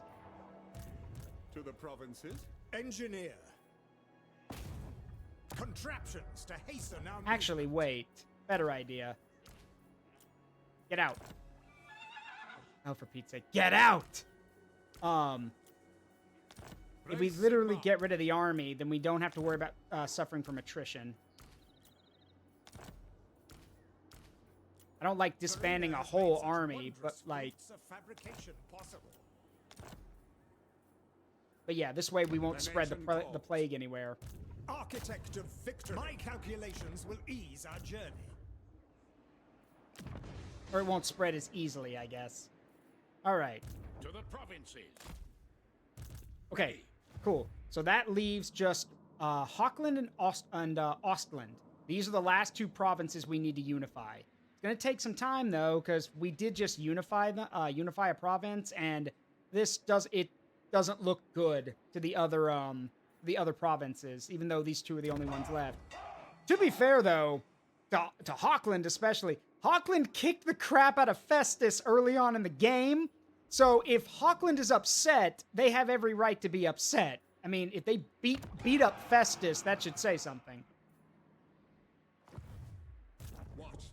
What? All right, Carl. So it turns out the orcs were, their negotiation was to bribe us. Go burn down their stuff. No peace, just war. Correct. Burn it. The humans need our help. Summon the throng!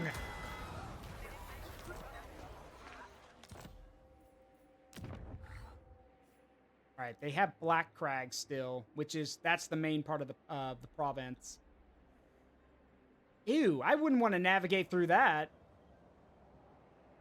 So... Summon the Elector Count. The problem is we can't like pass over and under the mountains like with the underway or any of that stuff like the dwarves can. So I think, Carl, you can leave. We'll just give them Iron Rock and go from there. Whoops. Greetings, Sigmar's chosen. There you go. Aye. Now, one thing I'm definitely going to do to help them out is next turn, I'm going to give them back Karazakarak, but I'm also going to give them a ton of money.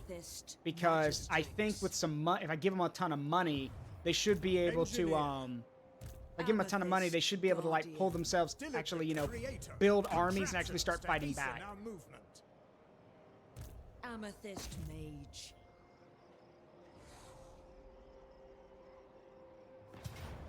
Bring them death. Raise our standards here.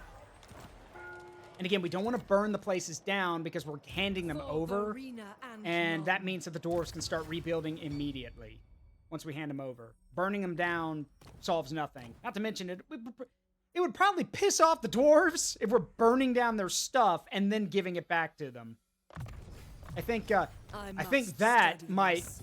you know, go in the book. The Umgis gave us back our land, but they burned it down first. Yeah, like, I think Thorgrim would take offense. So, we're not gonna risk that going in the book. So, and we're just gonna, you know, give him back all his stuff. I'm also going to send Elspeth. My plan had been for Elspeth and Carl to go north.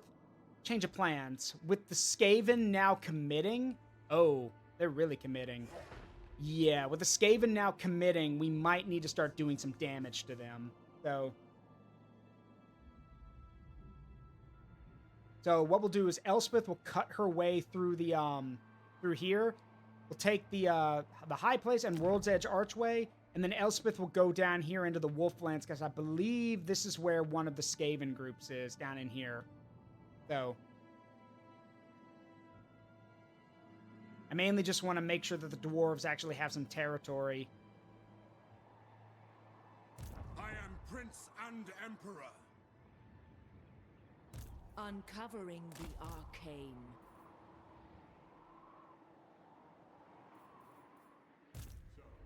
All right, Wilhelm von Zallerhorn. We need to be careful. It looks like the Bretonians are actually regrouping to come and take back their land. Who'd have thunk it? So Wilhelm, stay put for now.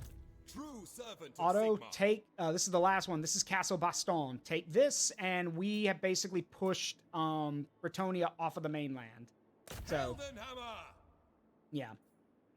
I will marshal the I mean, yeah, we'll wait. Lyonesse can defend itself. Mousillon, not so much. And then, Leangil, not so much again. But we'll make it work.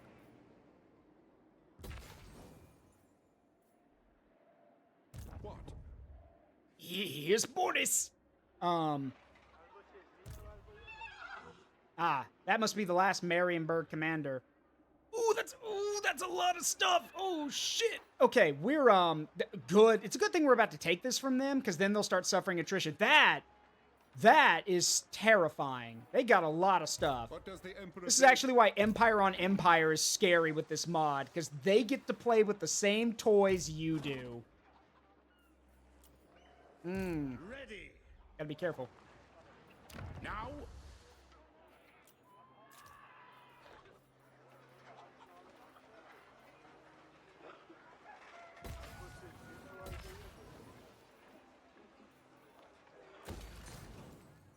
All right.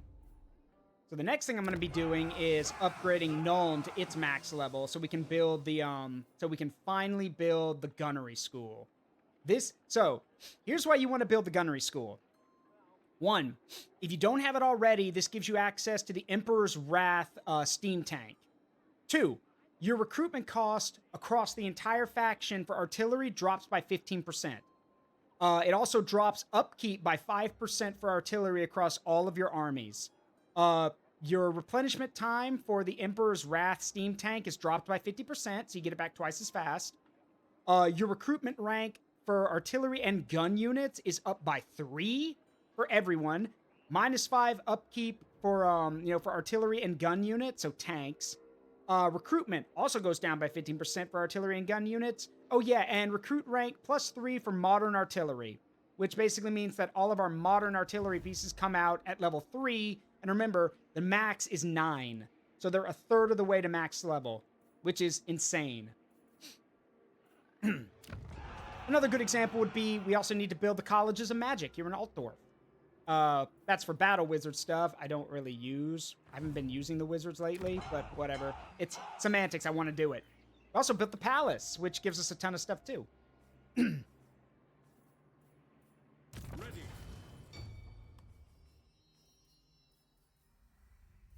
Let's see.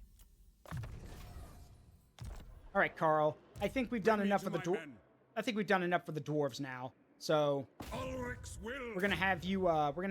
Head back into the Empire.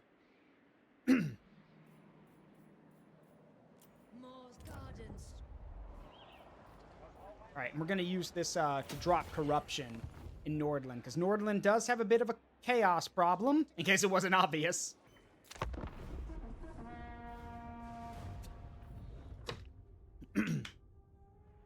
Hi, Scarbrand. Scarbrand is going for a walk through the borderlands!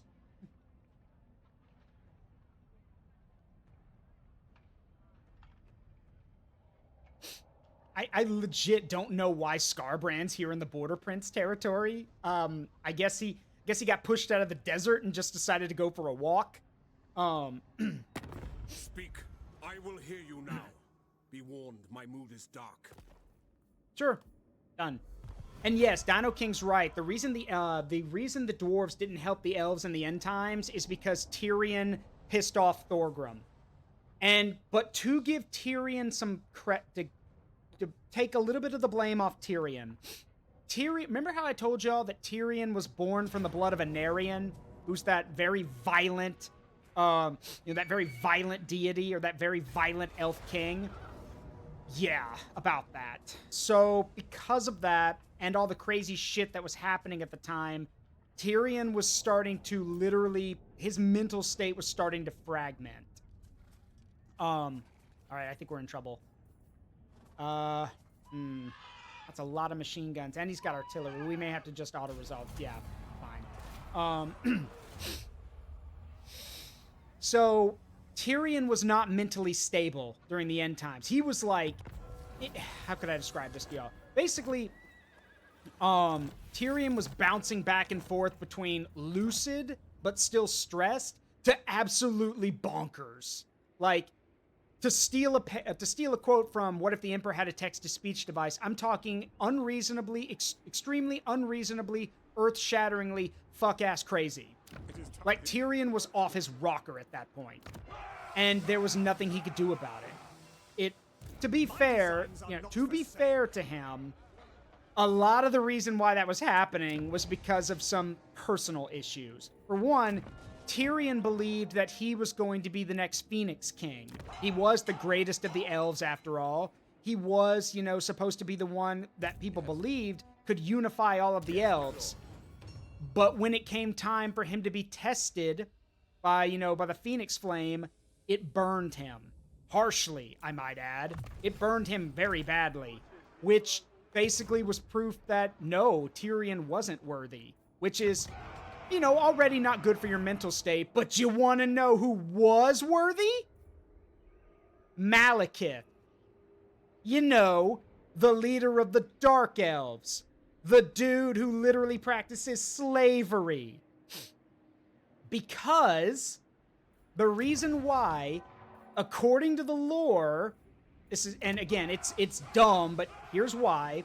The reason why is because it says that despite being a horrible, horrible, horrible person, at the end of the day, Malekith did everything he did for elven kind. He was willing to be, according to the lore, he was willing to be listed as a villain. He was willing to be the bad guy because he was doing it all for elven survival. Yeah, no, bullshit. That's bullshit, but whatever. Whatever. The point is that Malekith became the new Phoenix King. And, By the comet, well, yeah, I know. It's dumb. I will marshal the men. And here's the thing. Many people, I do stand by what some people have said, that if Malekith, first of all, didn't want to be the Phoenix King, and then when he wasn't burned, he was just like, oh, fuck, that's a lot of responsibility. Okay, well, I'll try to be better. And, we would see moments that he was showing that he could be better, then sure. There was some nobility in him, then sure. We would have been frustrated, but we would have accepted it. Unfortunately, that's not what happened. Malekith was still a dick the whole time. And to make matters even worse, because, of course they get worse, why wouldn't they? Yeah, that didn't sit well with Tyrion's mental state, as you can imagine. Because to Tyrion was already grappling with the fact that he was going to go insane at some point in his life. That was going to happen. Again, that's kind of the whole thing with his bloodline. He's going to go nuts. And this just pushed him over the edge. The After that, graveyard Tyrion mourns basically said, mortality fuck it, I give up. inevitable. And he literally went full I psycho. protect the empire And this on meant either that, side well, of the grave. bad things started happening. He was very difficult to control on and off the battlefield. He said a lot of things he really shouldn't have. He did a lot of bad things. Again, I'm not justifying it. I'm just saying that's why. Also, the ogres are taking back everything I gave to the dwarves. God damn it, Thorgrim. Okay. Well, I command here. it's it kind of is my problem because you're In in the my name of territory. Magnus. Like you're blocking my path. Whatever. As is my right by Sigmar's I don't crown. care if I don't care if they get pissed. So yeah. That's why Tyrion pissed off the dwarves so significantly, is because he said some stuff he shouldn't have, and it's because he was off his rocker by that point. So yeah. Oops. To battle. All right, let's take this last castle. I applaud you, Lady Damsel. Unfortunately, this is not going to go the way you think. Also, what the... Why are there Lothran Sea Guard here? There's elves here. Why are there... You know what? I don't care. That's fine. The Lothran Sea Guard are in lore, are a very rare unit. They only come from Lothran, the sea, like the big city on Ulthuan. If you guys want to die, fine. I'll send your bodies, or what's left of them, back to Tyrion. I'm sure he'd appreciate that. Champion of the faith. All right. We have reclaimed Castle Baston, or sorry, not reclaimed. We've claimed Castle Baston. I summon Urist boats murdered to the field. Urist boat murdered? Who? Who? Who? By Sigmar. Regardless, with that done, now I'm going to ask the Bretonnians if they want peace. I am being magnanimous in my victory. I've kicked them off the mainland. They are down to very few settlements. This is the smart and kind of the good, is kind of the friendly choice at this point. I don't want more bloodshed. So let's ask them if they're willing to concede to a peace. You are a guest in my realm. You will act like it, or I will strike you down where you stand. Your realm is literally nothing more than a bunch of islands in Elven territory. Oh, and in Albion. Huh, so they did kill Be'lakor. Cool. So I'm offering you peace. I offer before you peace and more war. Choose. It matters not to me. All right, they want peace. So, but here's the thing. You're going to pay me for that. So, pay up. I will. Thank you. We got 8,000 gold out of that. And now we have peace for a time. Ever vigilant. So we are going to take this opportunity to basically, well, for lack of a better word, I'm basically going to convert everything in Bretonnia into money making, into money. We have liberated Bretonnia and the peasantry. Congratulations, you are no longer serfs or peasants. You are now citizens. Now, mandatory conscription is real. You will have to serve at least a year in my armies. But after that, you may go home and do whatever you want. I won't stop you. You can do whatever you want with your lives. You are no longer bound by feudalistic serfdom. You know, you are no longer peasants, you're citizens, so go do whatever you want with your lives. What does the Emperor bid?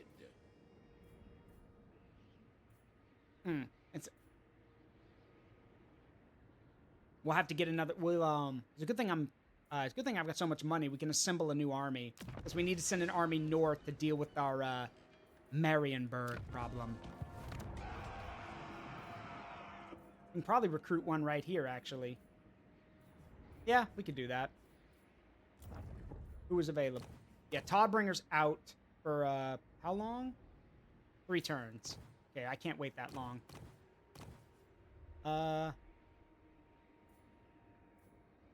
We've got some experience. So, sure. Master Engineer. Master Engineer. Standard watch rotation. All right. So,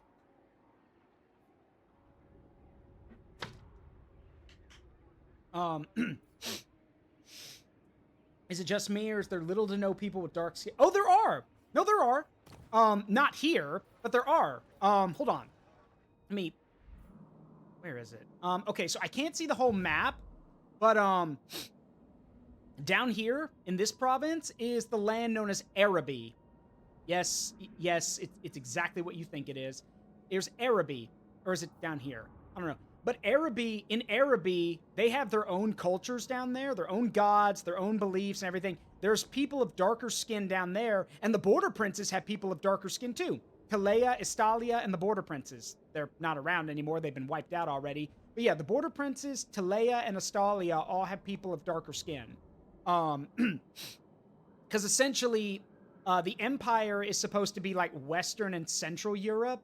Kislev is Eastern Europe. So everything south is supposed to be like the Mediterranean, you know, and then further south is Africa and that kind of stuff. But yeah, they exist. We don't see many of them, but they do exist. To the provinces. I mean, there was actually in the Warhammer Fantasy lore, there was actually a huge event called the Araby Crusades, where like I think there was, I don't remember exactly, I don't know the exact details. All I know is that I believe it had something to do with the Border Princes there was some kind of big event that went on in Araby, and the Empire sent troops. And the Empire troops that were sent were a group of knights that came back and were inspired and humbled by fighting the people of Araby, that they changed their iconography to that of a panther. And that's why the Knights Panther House exists in the Empire, because they were literally formed after they got their butts kicked by the people in Araby and were like, you know what? Those guys were really cool. We learned a lot from them, so now we're going to build our knightly order around them, which is cool. Now, All right. We are done here for now, so let's start heading, we can basically head east now. So, Wilhelm, gather your troops. Let's start heading east. Heading back toward everything. I don't think we're going to need to worry about, at least I hope we don't have to worry about chaos. Famous last words. fine.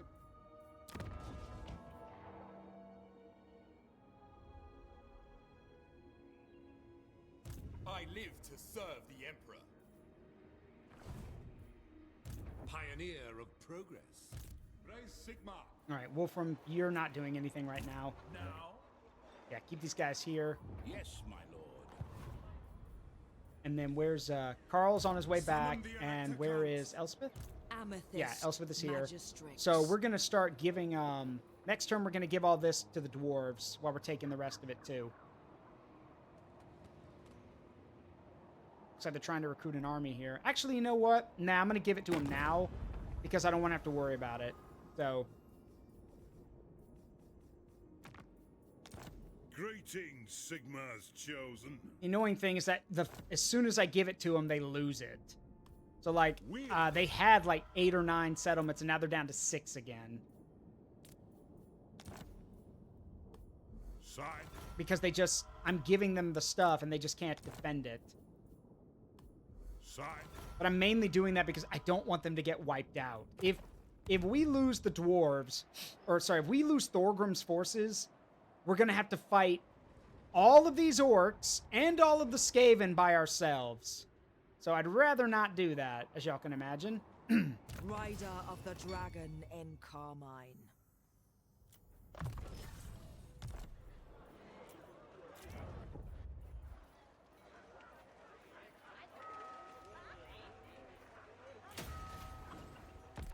There we go. Yeah, we don't have to worry about chaos. Archaon would like to know your location. Are you kidding? Archaon's a joke. Unless you've got mods, Archaon is the epitome of pathetic. No joke, base Total Warhammer. I will hear you now. Tyrion, what do you want? Be warned, my move. Why? Okay, I mean, fine, but why? I'm not your enemy. Oh, it's because I was kicking the shit out of the Bretonnians. Okay. Whatever.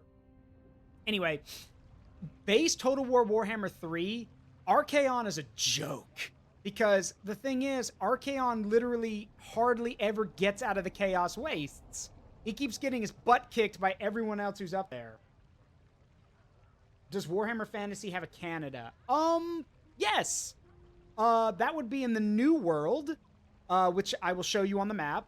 The New World is basically the equivalent of North and South America.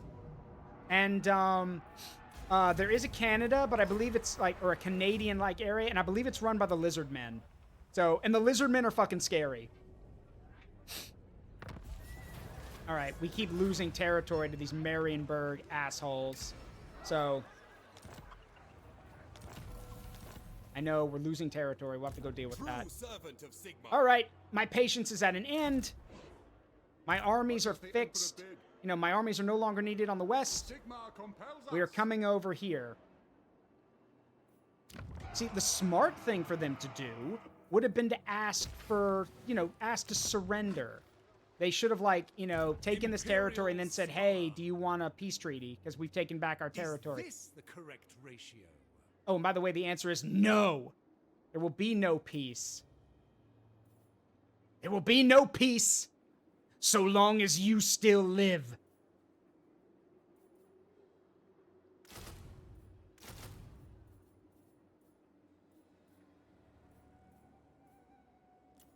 Also going to go with some global recruitment so we can keep getting artillery. There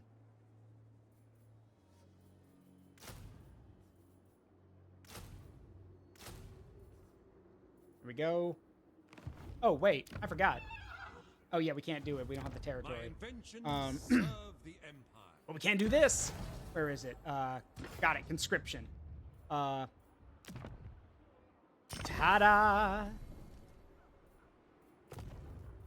So now, we have the artillery already, so we can keep recruiting. Let me take a look at you.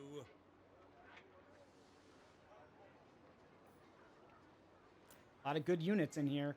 Too bad the Lizardmen can't summon the electric... No, they can't!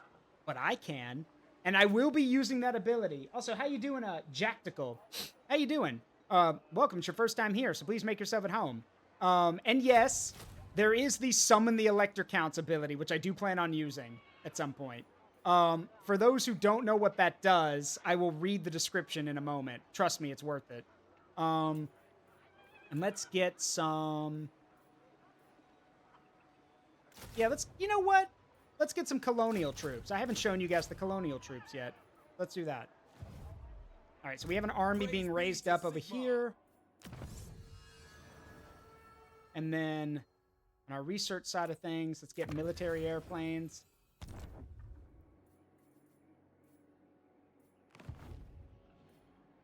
It is time. It is time. All right. We're going to need lots of money. Or not as much as I thought, actually, but still. We're going to need money. So let's keep upgrading our stuff. I am still mad that Tyrion decided to cut our trade deal. Why? Because I kicked the crap out of the Bretonnians? What do you care? My PC's currently broken, and I'm just using you to scratch my Warhammer 3 itch. Well, hey, I'm glad I can help with that itch. But yeah, sit back, relax, make yourselves at home. Like I said, I'm a variety streamer, plays games with a strong memory connection to me and my community. Drop a follow if you want.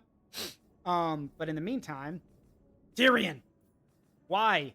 Oh, wow, he's actually pissed. Okay, hey, Imric. A moment can be spared, but no more. Yes, trade? Okay, cool. Friendship ended with Tyrion. Imric is now my elven best friend.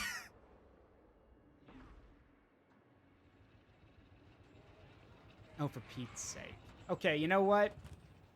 Sorry, Thorgrim. I did my best down here. I can't stick around anymore. You're on your own. Sorry, bud. Look, I fought to give them this territory back, and they're already losing it again. I'm not sticking around anymore. I can't. Like, I've got my own problems. Von Draken. We'll just have to make sure that we reinforce certain areas. Dark Lady of None. Yeah. Leave it be, Elspeth. Let's go. Heed my voice, or fear the amethyst wind. Yeah, I tried. Remember, I had all this territory and I gave it to them. Now they've basically lost it all again. I can't fight their war for them. So, oh, right, the Summon the Elector Counts ability. Let me show y'all. So here's how this works. Summon the Elector Counts. Unlocked when all 13 Elector Count seats are under my control. What this does is all Elector Counts not currently besieging or garrisoned are summoned to Karl Franz's location. This means you can basically pull an Avengers Endgame and have all of them, all of your armies warp to your location. Well, yeah, Goji, the reason that happened is because, as I've mentioned before, technically, big technically, mind you, technically Vlad is an Elector Count. At least he claims to be one. But, yeah, that's why. Technically. Big technically there. So, that's why he showed up. And also, Vlad would rather stand against Chaos. Of course, it's the enemy of my enemy is my friend situation. Arch-Lector! Alright, let's see. Ready. Alright, Conrad, I know I just recruited you, but I'm going to make you an Elector Count. You are going to be the Elector Count of Marienburg. Because I own, well, I have part of Marienburg, so I'm going to make you the Elector Count of Marienburg. Very well. There we go. We still need to fill the Elector Count of let's see, that is the Elector Count of Stirland, and then the Elector Count of Nordland. Technically, Theodoric Gosser should be the Elector Count of Nordland. Yeah. Yes. All right. That just leaves Stirland, who I don't know if I have any leaders nearby, or any armies nearby, honestly. See, Marius is here, and he's the Elector Count of Averland, so I'm not gonna get anyone from. Wait a minute. Wolfram, are you? Yeah, he is. He's the Elector Count of Ostermark. Do I have anyone who could claim this? Okay, well, technically, if I wanted, Hochland's got 2 armies, so we could always just pick one of these guys to be the Elector Count of Stirland. Anyway, poor Theodoric Gosser has currently got the plague, so he's sick at the moment, and until this wears off, yeah, and duration 3 turns. So until this wears off, I can't really do anything with him, which is bad because I think Wulfric the Wanderer is about to come and, come and raid the place again. Yes, my lord. Oh, there's space now. Let's go help. So. It's gonna take a minute, but we can get there. Praise Sigma. Move! It is for the best. This will bolster the nation. Yeah, let's go help the dwarves. Go help Ungram take out Azag the Slaughterer.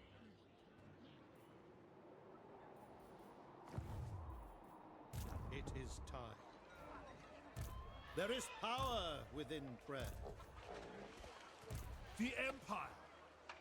The Empire. Under the Emperor bid. There we go.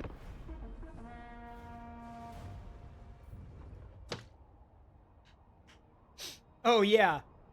I should tell that story, actually, Dino King. Okay. Theodoric Gosser is the Elector Count of Nordland. Him and Gelt don't get along because when Gelt... So, there's a famous story about Gelt where he took a ship from Marienburg to Nordland. Upon arriving in Nordland, the ship captain demanded that Gelt pay his fee. Well, for taking the ship, obviously. Friends of the Empire. So Gelt, basically was like, oh, yeah, I can do that. Watch me turn all this lead I brought into gold. Which he did. He turned all of it into gold, because he can do that. And then he was like, okay, is that enough money? All right, cool. See ya. He got on his Pegasus and flew off, and the moment Gelt flew off, all the gold turned back into lead. Theodoric Gosser actually put a bounty on Gelt's head for that. And the only reason he got away with it is because Karl Franz was basically like, God damn it, Gelt, just stop. Don't ever do that again. So... It's also funny to me because every time I hear that story, my first thought is always, is just thinking like, Gelt, don't do that again. I make no promises. Because it's Gelt. Sigma's right. I can cannot comply. Welcome to Astalia, gentlemen. I will not lie. The chances of your survival are small. Gelt has his own memes, mainly that being welcome to Astalia, gentlemen. Welcome to Astalia, gentlemen. I will not lie. The chances of your survival are small. Where people like, and the running joke about Gelt is that because he knows the lore of metal, everything involving Gelt is basically a Vietnam joke. Lore of metal! Whips out M16 and starts shooting people. Lore of metal! Warrior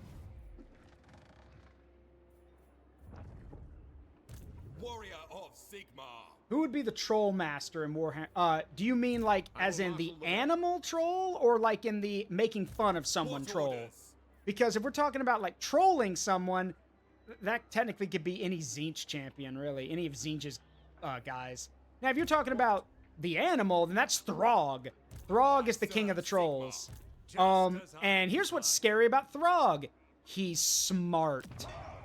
Throg is terrifyingly smart. In the lore, now granted, Total War Warhammer has not done it, only recently corrected that. Because for a long time, he didn't show how smart he was. In the lore, Throg is literally quotes, literally speaks in poetry. He is so smart and so articulate that he can speak in pure poetry or speak in prose. And again, he's a troll, which is terrifying. Joking troll, any of Tzeentch's guys, any of them, because Tzeentch is a dick, and so are so are his followers. All right, 2 more turns and we can unify again. Burdened with brilliance. All right, Conrad is recruiting more troops as we speak. But for now, I'm not going to wait. Get our armies across. Praise Sigma. We march.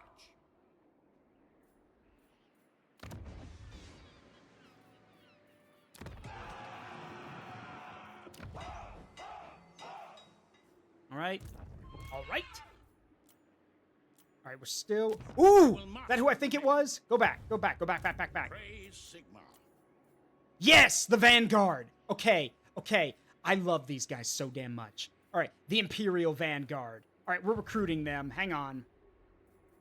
The Imperial Vanguard are such a badass unit. Okay, hang on. How best to achieve perfection?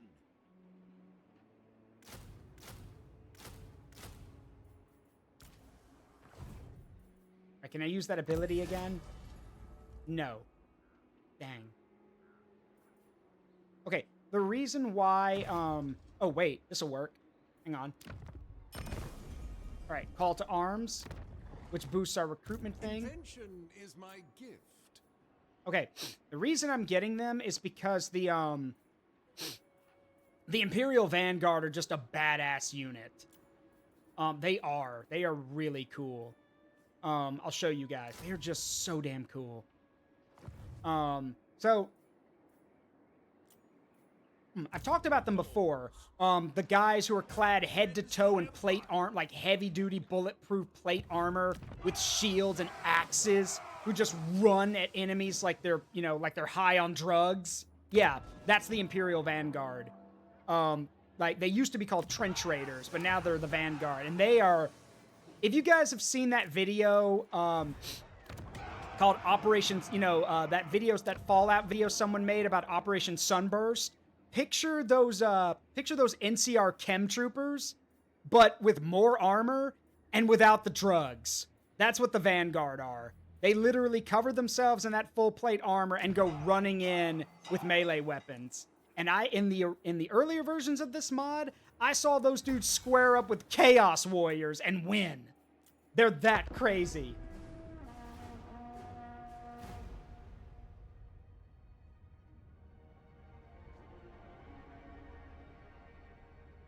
Actually, hold on. I'm actually going to pull that up for you guys, for those who haven't seen it. If you have not seen Sodaz's video about Operation Sunburst, you're missing out. Hang on. Let me get it. I mainly want to show off the chem troopers.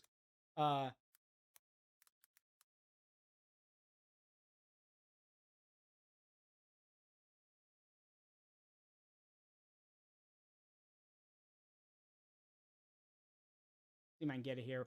Come. Thorgrim, what do you want? No! No more wars. I'm busy.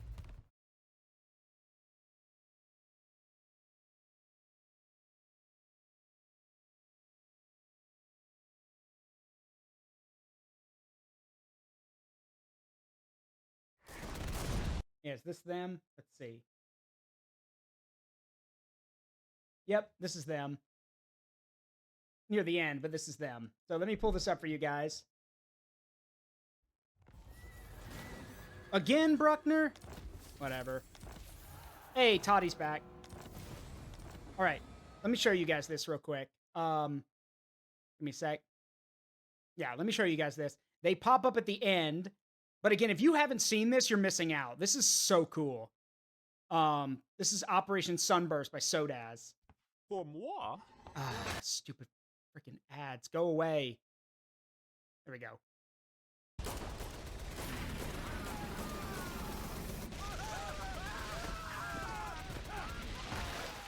That's Boone, by the way. That's Boone. Only one side to take. It doesn't matter. They just need to buy us time.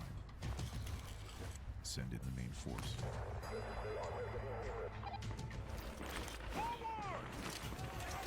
There they are.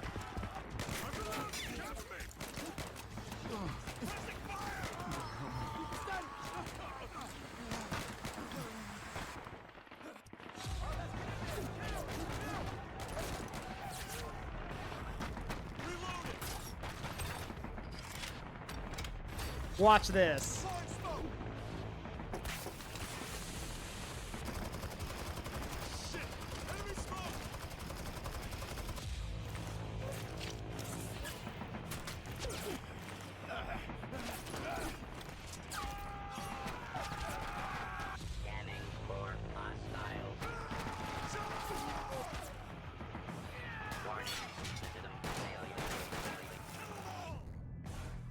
Now imagine that, but instead of guys getting high on drugs, the Imperial Vanguard in this are covered in even more armor, and they're running at you full speed with, with hatchets and shields, basically determined to kill you. What does the Emperor bid? Expert in innovation. I kind of want to wait till they're finished so we can use them, but meh. I will not obey. Oh, you don't have Champion to. of the faith. In fact, I would prefer you resist, actually. Compelled by good sense. Now, We'll let, Conrad can handle this in Marienburg. Let's keep moving. up the pace. We need to, we're going to bypass them. So we can deal with our other problems.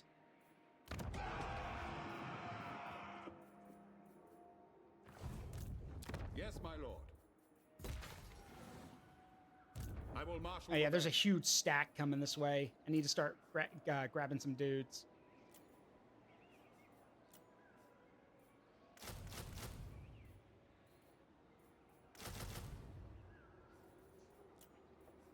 Then we'll just grab some of the regiments of renown here, like the Middenheim Vermin Exterminators, who are gas troopers.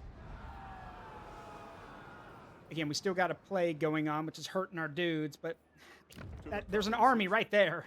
I can't really wait.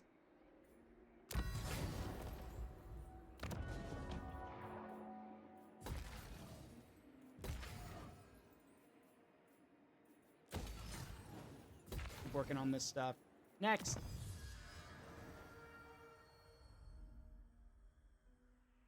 All right. Let's see, where's my Okay. One thing I definitely want to do, I want to get to this. So we're going to make our way there. That is the secret weapon. So I want one. Release the secret weapon. That's one of the secret weapons. Not all of them, but that's one of them. So. The Empire. Yes. By Sigma, yes. Wouldn't it be cool if it actually came from here? Are we ready now? Can we recruit tanks? Yes, we can.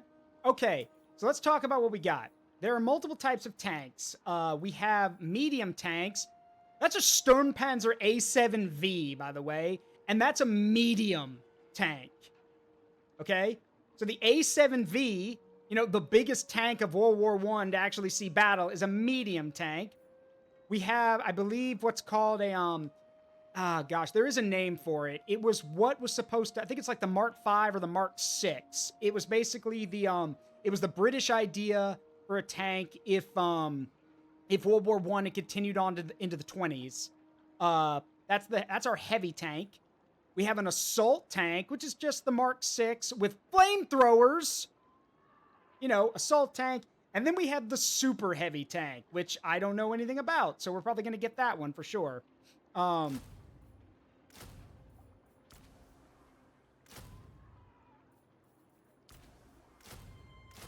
going to get assault tanks so we can use, like, again, flamethrowers.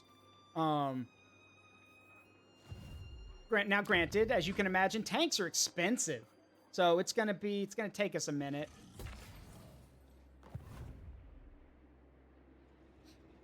Bring me to my men. Bring me to my men. Keep going. We need to get out of here. Things are getting bad. So Wielder of the pale side. I'm sorry, Thorgrim, but like I literally can't help you anymore. I gave you all that territory and now it's falling apart. So hey, I did my part. Sorry.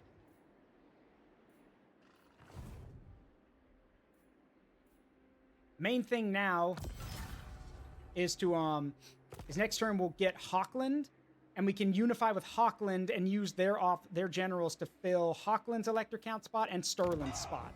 And with that, we'll only have Osterland left. And with that many forces, we can... Oh, boy, here they come. Yep, no, here comes another Norscan raid.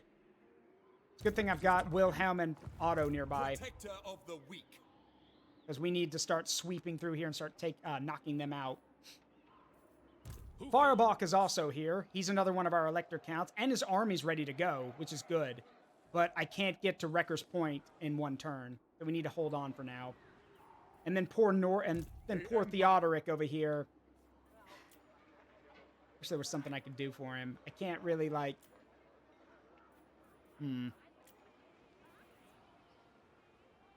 Well, time to panic. Yeah, it ain't much, and it's not a strong army, and Norden is... But Norden is a level 3 settlement, so we should be able to hold them off. I hope. And yes, that was an American Tail reference I was making. But...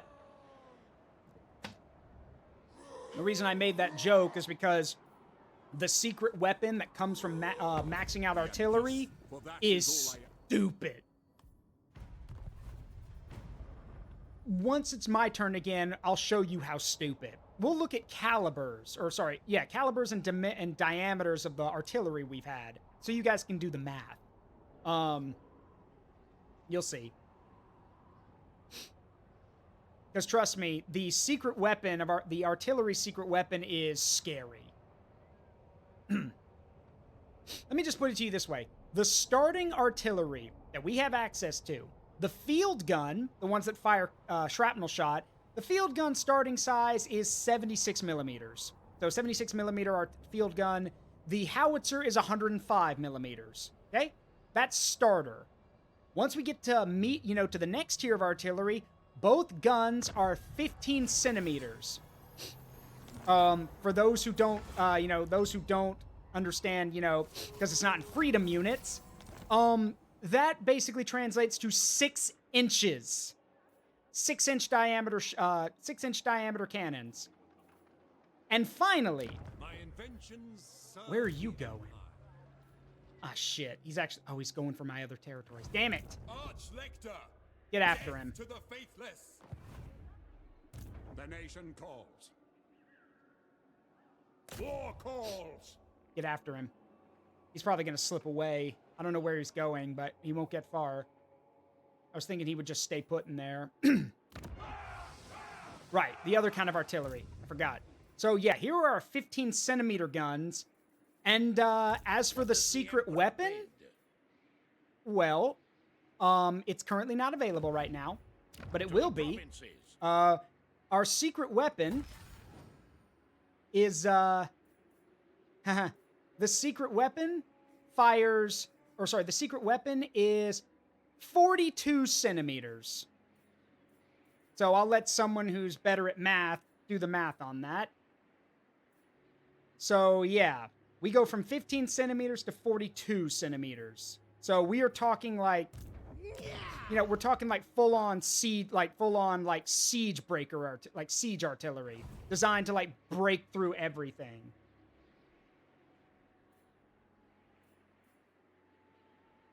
All right. I will marshal the men. Damn, Throg's already respawned? Okay. Yeah, it's a, well, kinda. It looks like a battleship gun, but it's not. It's too stubby for that. But it is a big gun, yes. All right, can I use my ability to recruit, to speed this up? No, I can't.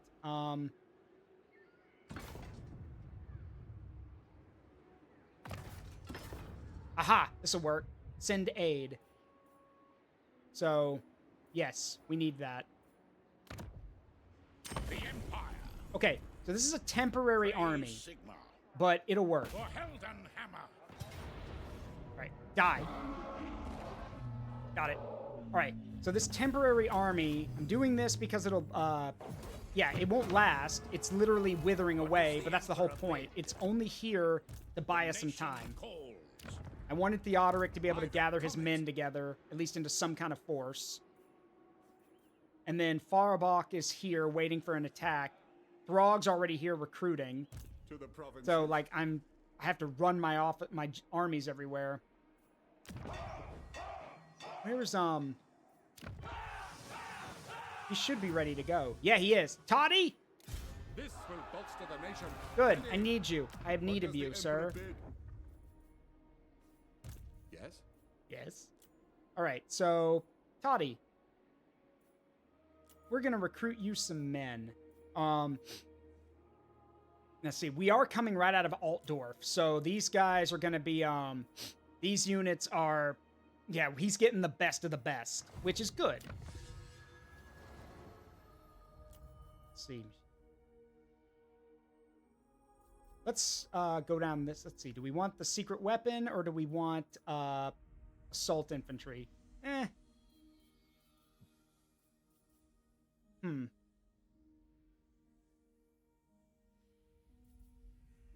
Yeah, let's start going down the infantry line too. Raise Sigma. All right, Toddy. Yeah, we've got Imperial Rifle Infantry late, and we have Assault Infantry early. So, recruit some normal Rifle Infantry. We do have Trench Raiders, but they're Assault Infantry. They're not, they're meant to break in and basically tie guys up. And I'm hoping we can get the Imperial late Assault Infantry. So, what else can we give you, Toddy? You do have access to the heavier artillery. Let's see. Trying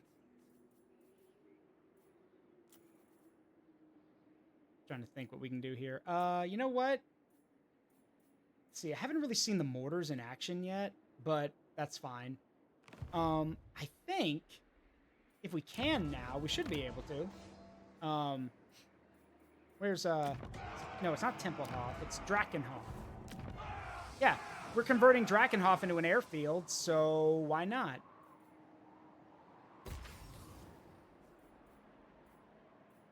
Drakenhof has the spires that we could just tear down and turn into air pads, so why not? The Empire.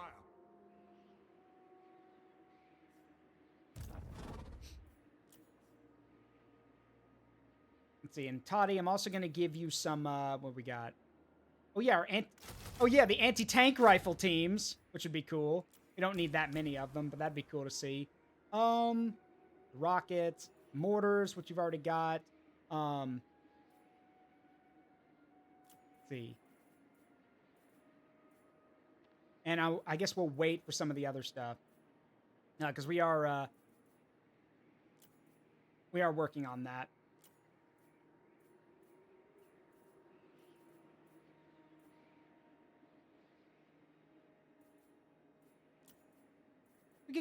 we could give Toddy some tanks later, but for now, let's focus on getting the infantry. I request a rifle. Well, we've got rifles coming, that's for sure. Toddy's probably going to be a primarily infantry army, especially if we give him the assault infantry.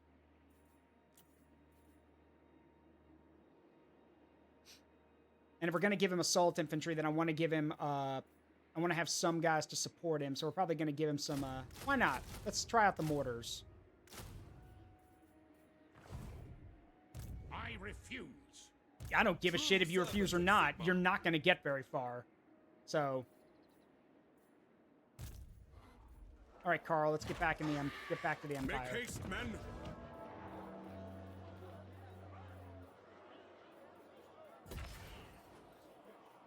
Also want to level up Grinstadt because this when the orcs when Gorbad attacked us the first time, he came up through Blackfire Pass and attacked Grinstadt, so I want to make sure it's ready to go. Well, I tried. Sorry to everyone else. I tried to save Thorgrim, but hey, can't be everywhere at once. Move. All right, we can unify too, so we're gonna do that. All right.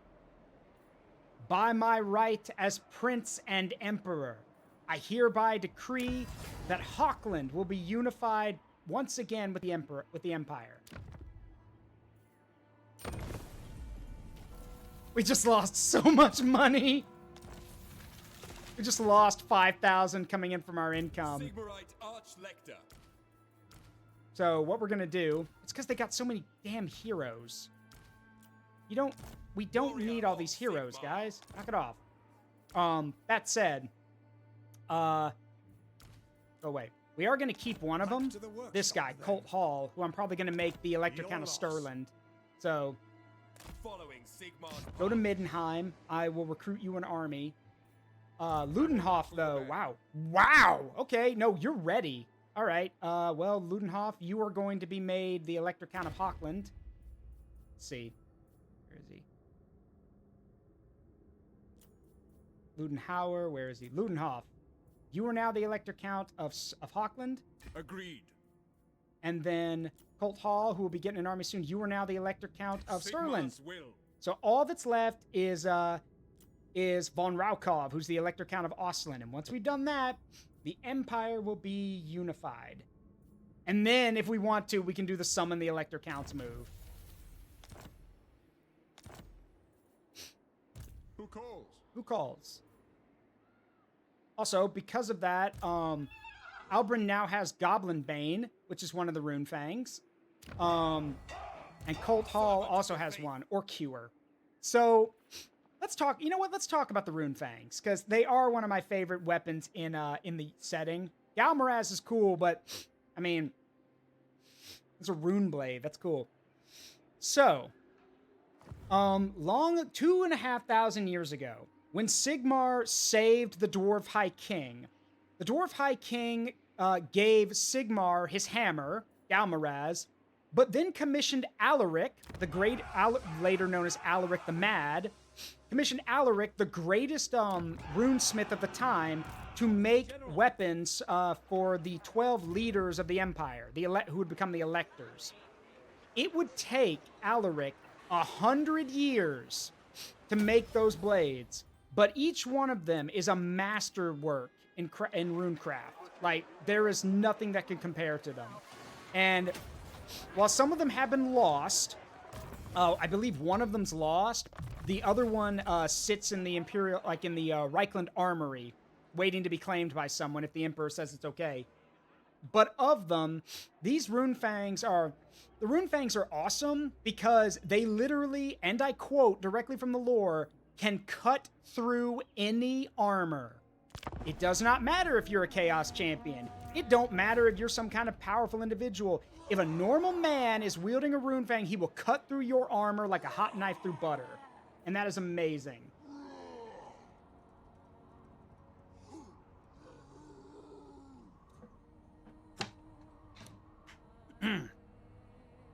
Excuse me.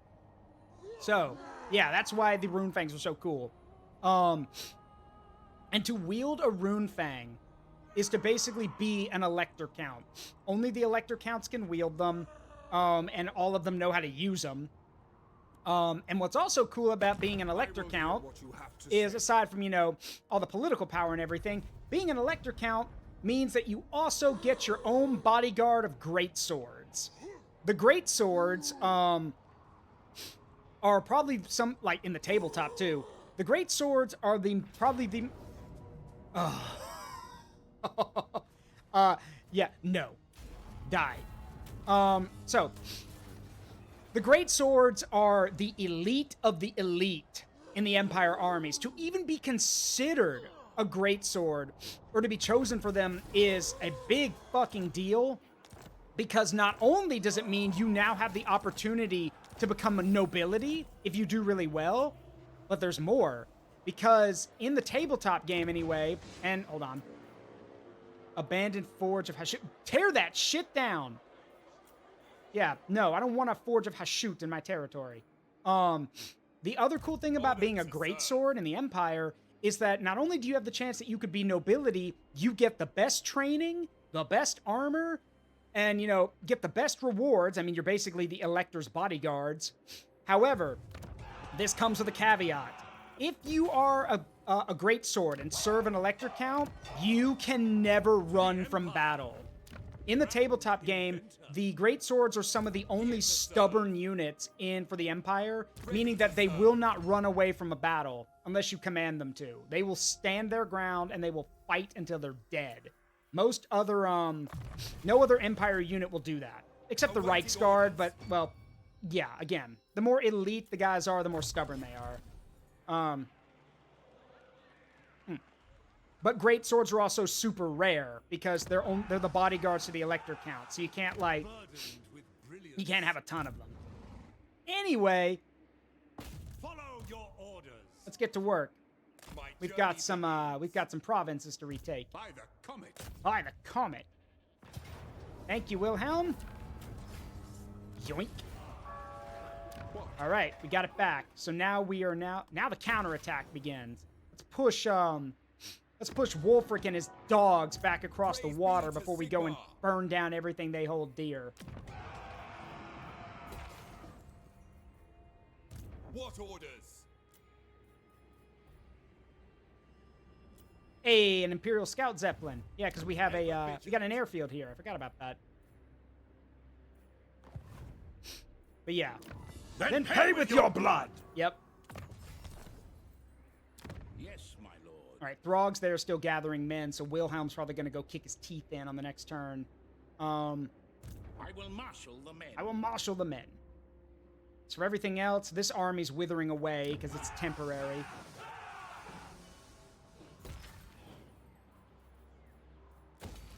Best thing to do right now is just dig in and wait and see how Wolfric and the others react. Because if Wolfric attacks and then we drive him off, then we can counterattack into, across the water and start, well, you know, dealing damage. Praise Sigma.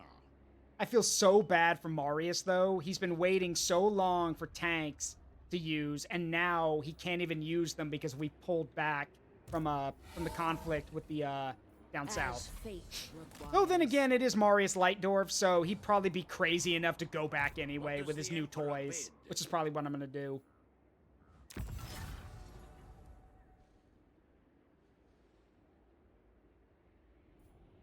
All right. The nation calls. To the provinces? To the provinces. Yep. Yes, my lord. Ah, so many heroes and stuff that I'm not using or don't know what to do with. Anyway, let's go see how our guy in the mountains is doing. What does the Emperor build? Okay, Wolfram, I think we've done enough waiting. Yes. Go take out Azarag. Go take out Azag, please. Yep, and we have dwarven reinforcements. So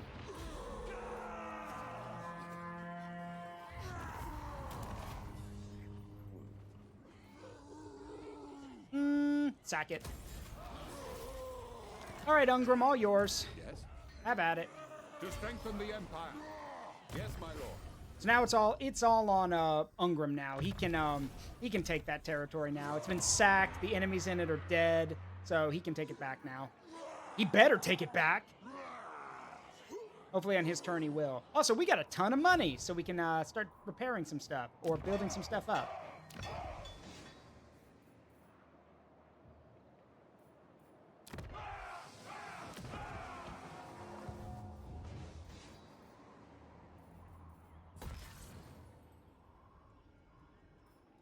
Raise Sigma.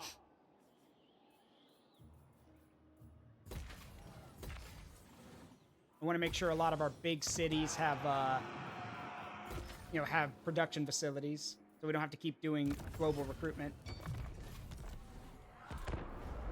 Okay. There we go.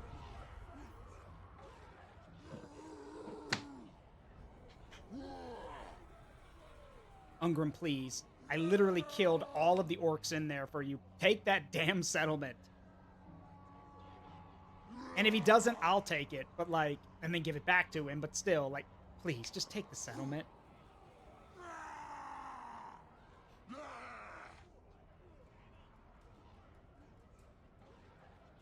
Thank you.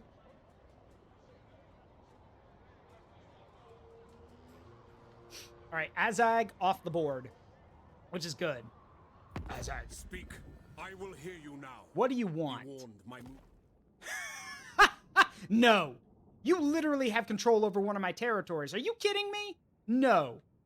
No, I don't want peace. I'm not afraid of you. Send your whole goddamn scummy, backwards ass, caveman-esque raiding parties. I will literally slaughter them all, and anyone who survives, I'll throw them into the water to drown. So no, I don't want peace, you chaos-worshipping bastard. Anything I don't blow up with my artillery, I'll crush with my tanks or crush with the boots of my men. I don't negotiate with Norscan scum.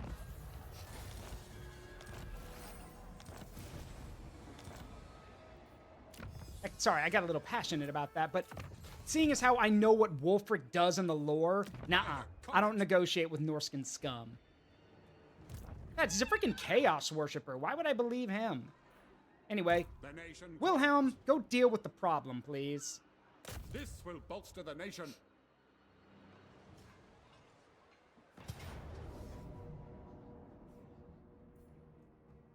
I think it's time we introduce the Norskins to modern tech. Oh yeah, let's introduce the Norskins to modern tech. What do we got? Yeah. What if Wulfric speaks your name? Then I'm gonna kill him even harder. For those who don't know, Wulfric the Wanderer has a blessing / curse put on him that allows him to speak any language. Like, if he challenges someone, they have to accept, because he usually delivers such a scathing insult to them that they can't ignore it. And this curse basically allows him to speak any language, and it's a curse, like I said, that came from all the Chaos Gods. But this also comes with a problem, because if Wulfric loses a duel, which he never has, but if he were to lose a duel, that means all the Chaos Gods get to decide what to do with him. So there's just that one dude right there. The rest of them are coming from over here, so I'm just gonna put you guys right here so you can shoot him as soon as the battle starts. Everything else, just how long do we have? 2 minutes. That's plenty of time. Yeah, it's plenty of time. Great cannon! Engineer. Loaded, sir! By Ulrich's wrath! All right, yeah, that's plenty of time to get set up. We just got to kill this guy first.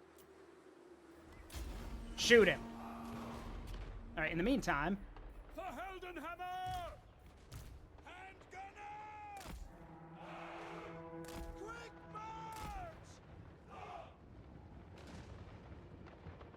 march! Yeah, we'll wait. Await the reinforcements. We'll wait.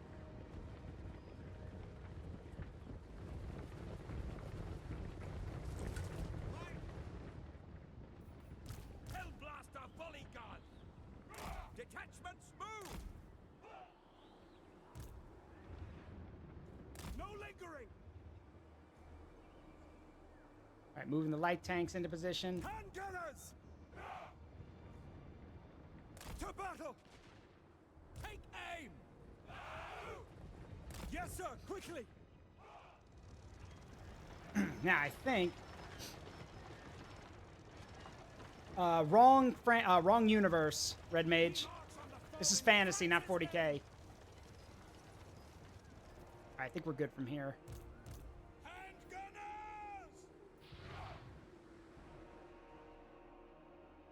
I mean, these guys barely wear any armor, so I think we'll be alright. By Ulrich's wrath! And I mean, they have to come out of the woods to engage us anyway, so this is gonna be fun. Switch to shrapnel shot. Prepare to engage. It should be here in about, 30 seconds. Oh, here comes one right now.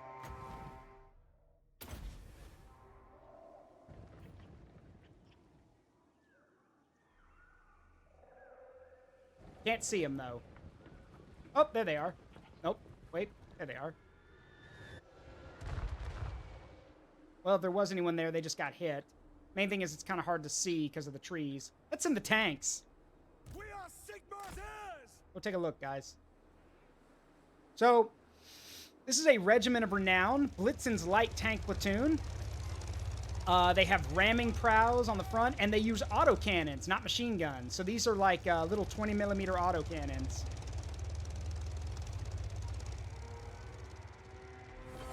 There they are.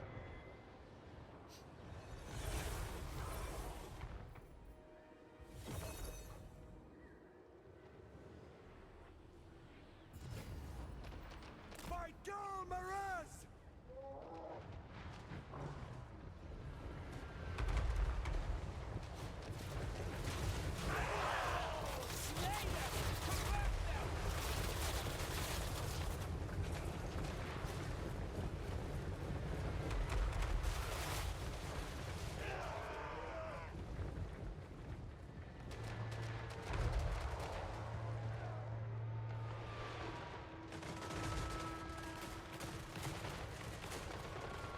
Welcome to the modern age, you crazy armored Norwegians. And I'm joking about that. They're Norskin. The running joke is just that they're Norwegian.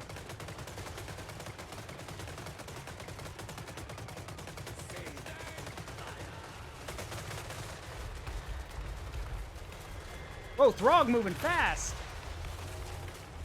Speedy boy.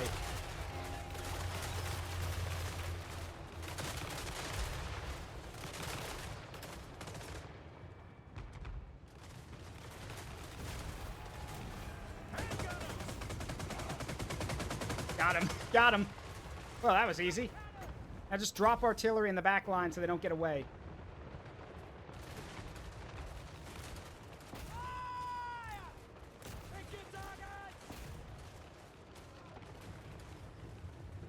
Ready for war!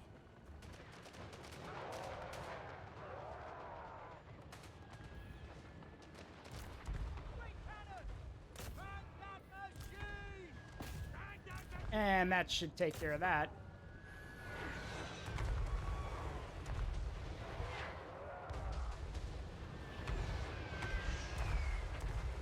Off-map artillery, taking care of anything that tries to get away.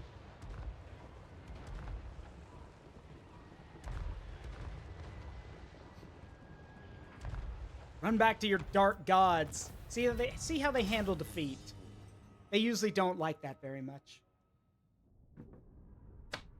Where are your dark gods now? I should be careful what I say though, because the last time I insulted the dark gods in a game, they responded by literally spawning a demon prince to come and kick my ass. For those who don't know about that, a while back, I was doing the speedrun record for Warhammer Mark of Chaos, and I did it. But in the final level, I made the quote. I quoted myself by saying, "Is that all you have? Give me more. Is that all the dark gods can muster?" And then a demon prince showed up, and his literal spawn quote is, and I quote, "Make peace with your weak gods. They cannot save you now. The gods of chaos rule these lands."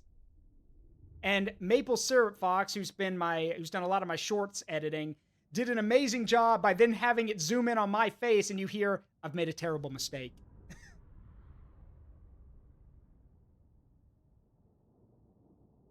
So, with that done, we just wiped out 2 armies, technically. Throg's army and whatever guy that was deployed here. Sounds like something Bellicor would say. Well, the funny thing is that, afterwards, Maple went and grabbed actual, sorry. Something in my teeth.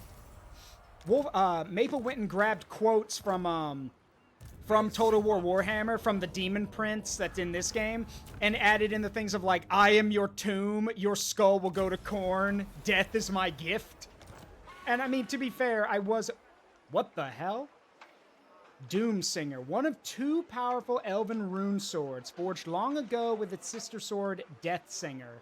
Sister swords, 5% chance to gain a unique trait when both Doomsinger and Deathsinger are present in the same region. Alright, well, I don't know where the other one is. Regeneration, Frenzy, and Deathblow. That's actually insane, but I've already got a Rune Fang, so... What does the Emperor bid? Let's get some defenses up. Now, let's test out our toys. If they're wise, Now, this is not fair, but I think this calls for a little history lesson. we don't hear a lot about ancient or medieval Russia, so I'd like to know more about this. Well, that's the thing. I don't know a lot about it either. Basically, a lot of, like, the thing about Russia or ancient Russia or medieval or that time period is that it's always been a very crazy place. Hence, like, you know, but if you want to know anything about it, look up stuff about the Kievan Rus. That's where a lot of the Russian stuff starts, is with the Kievan Rus. So yeah, I'm sorry, Delta Zero. There's not much I can help you with there.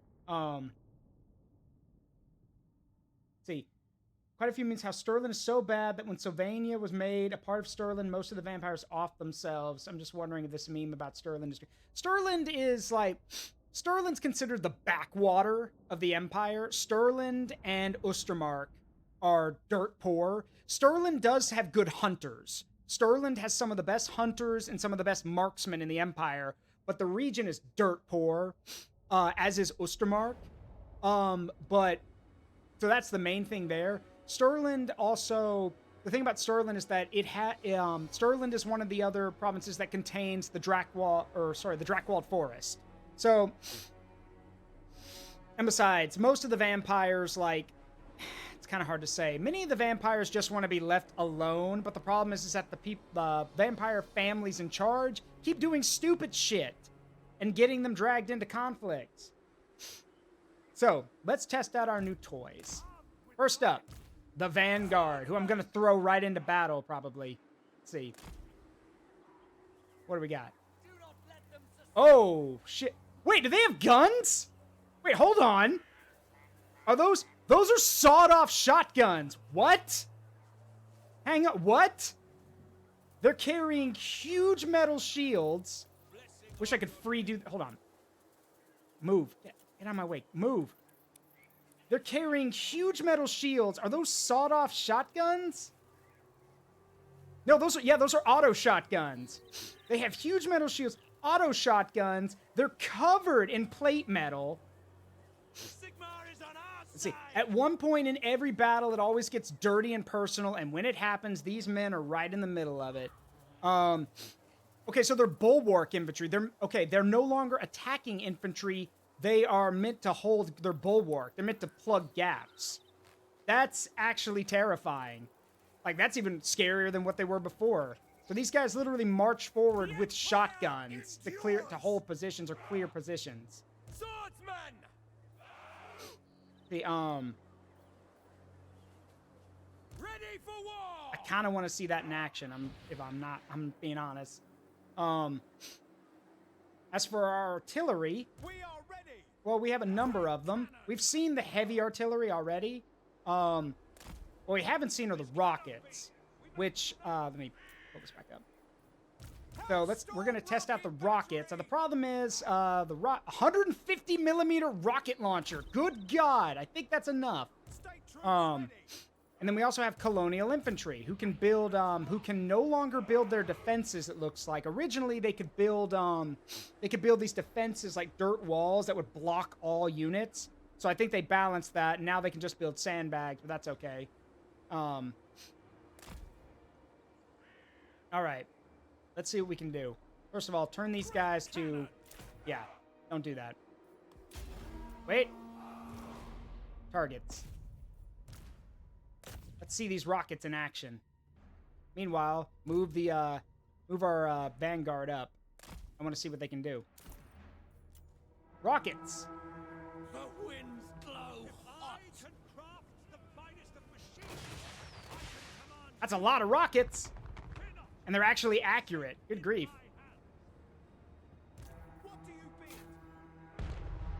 Uh-oh. Oh, shit.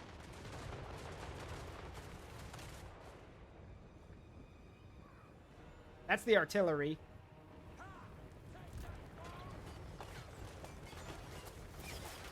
Now we strike! Forward, man! Battle! Now we strike! Forward, man! I love how you can hear the rounds bouncing off these guys' armor. Listen. Don't give them an inch! Don't give them an inch! None shall live! All right. Close the distance. Run. Sigma guides us! Yeah, that'll do. These are militia. They're not very accurate.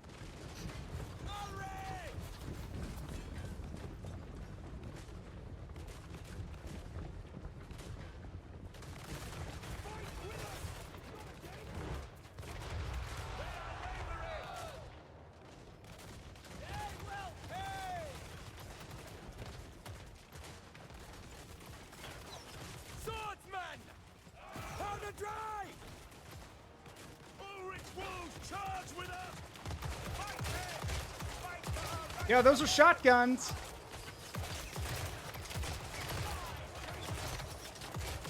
ready for war! Jesus, that's terrifying.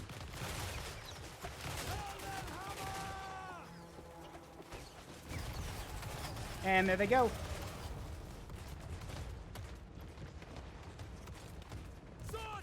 So yeah, these are the guys that you basically plug in gaps and let their shotguns do the work for them. Interesting. But yeah, they're no longer they are no longer assault infantry. Anyway, I'm gonna run to the restroom. I'll be right back.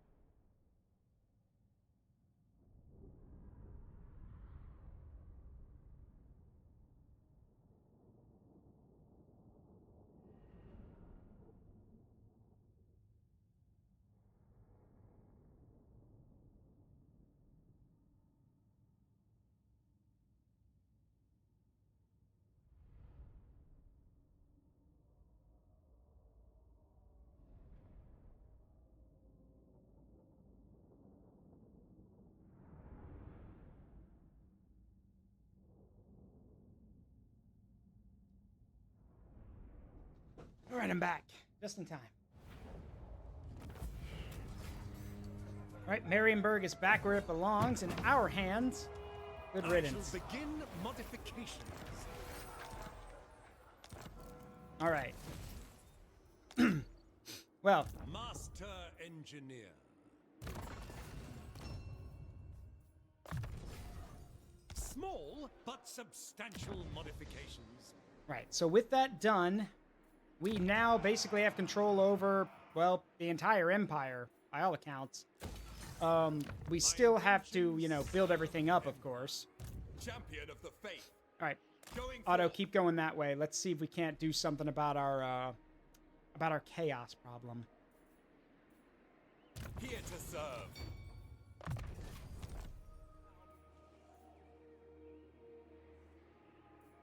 I will marshal the men. Like I said, my plan is once we've secured this, because we still have to wait 3 more turns to unify Ostland. But once we've unified everything, we are going we'll probably trigger the endgame crisis actually, because the endgame crisis triggers naturally on a long victory, and our long-term victory is unify the empire and take 60 settlements. So, which I mean, yeah. We own all of Bretonia, and the Empire is almost fully united, so... And we own some territory up in the mountains. And as for what in-game crisis we're gonna get, no idea. I guess we'll find out. Elspeth von Draken.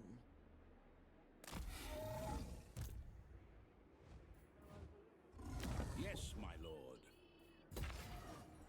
To the provinces. All right, almost done recruiting his tank. Marius is almost done recruiting his tanks. I think we're gonna need a few more, honestly. Because I do want to show off all the cool tanks we can get, so...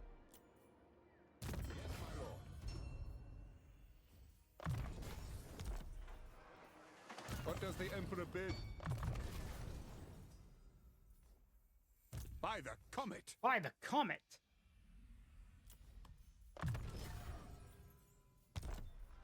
Let us forge our faith.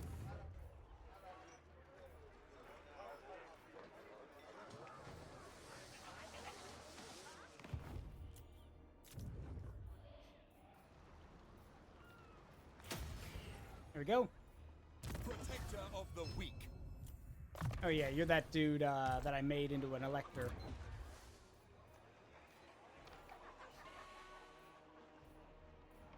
Alright, the Misty Hills is under our control as well. There we go. Alright. Did you choose? No! Ultimate Crisis? No! That would crash my computer. No! I don't know what crisis we're gonna get.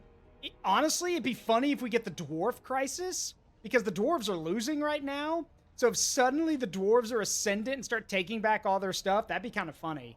I guess we'll find out. Because remember, you get a warning when the, we will get a warning that the in-game crisis is about to begin. And I think I said it so we get, like, a 10-turn prep period. Who knows?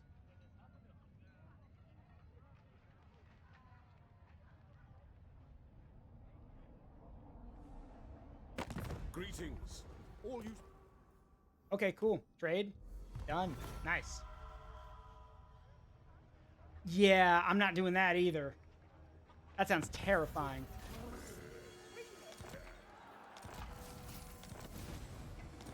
All right, we've now, I believe that's the last, yep, that's the last infantry thing. So now we work on, getting, to our super artillery unit. And with machine pistols, we can now get Imperial Assault Infantry late. So this is late game Assault Infantry. Arch-Lector. Burdened with brilliance. This is good though. Toddy, The Empire. you ready for your assault infantry? Where are they? Yep, Imperial Assault Infantry late. These highly motivated troops are armed with submachine guns, which deliver a deadly storm of precision fire even on the move. Oh, so we can run and gun. Literally. Nice. Nice. All right, we're going to recruit them, and then I have plans for Toddy's army, that's for sure. We're going to have Toddbringer go to Nuln, and while he's in Nuln, Toddy will be waiting to get, we're going to have Toddy get his hands on the super weapons, on the super artillery. So, once these are done, we'll work on that.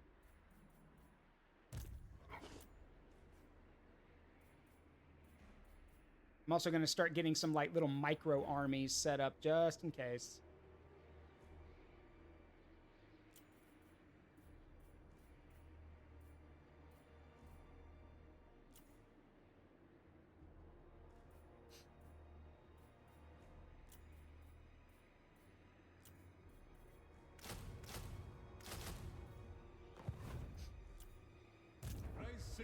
Praise Sigma.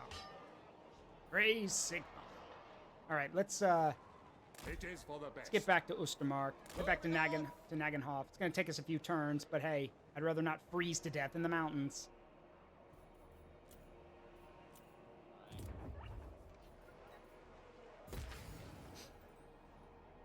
Lady of Shaiish. All right, Marius is basically ready to go, but I want him to have more tanks, so we'll wait. As is my right by Sigmar's crown. Sharpen those blades. Oh! Shit. Well, I guess Gorbad's ready for round 2. All right, good thing I didn't move my armies too far away. Gorbad's coming back for round 2. Look at that. Wow, that's a lot. Yep, he's coming back for round 2. Better block Blackfire Pass while we have the opportunity. On march! I am Franz. He will obey. Let's go. All right, gotta get through me. The graveyard rose. Okay, I know I said we'd wait for Marius's tank army, but I mean, I don't think we can wait anymore, because if Gorbad's coming to attack, it's better to deploy now. So, nah, we'll wait. We'll use Marius's army to chase him, use the tank army to chase him back into the Badlands. Really, it didn't work the first time, Gorbad. It ain't gonna work the second time either, my guy. But sure, why not? Give it a shot.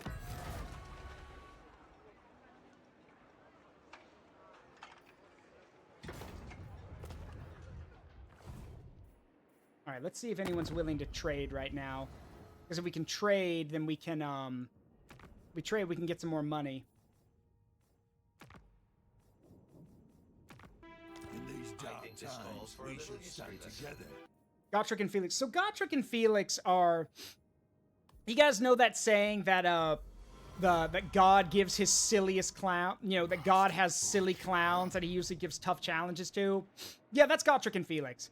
Gotrek is a slayer of the dwarves who's literally looking to die in battle, and Felix is his best friend slash chronicler, who after a drunken oath to each other, basically said he would go with Gotrek anywhere and tell his story. And this has led to them getting into some really funny situations.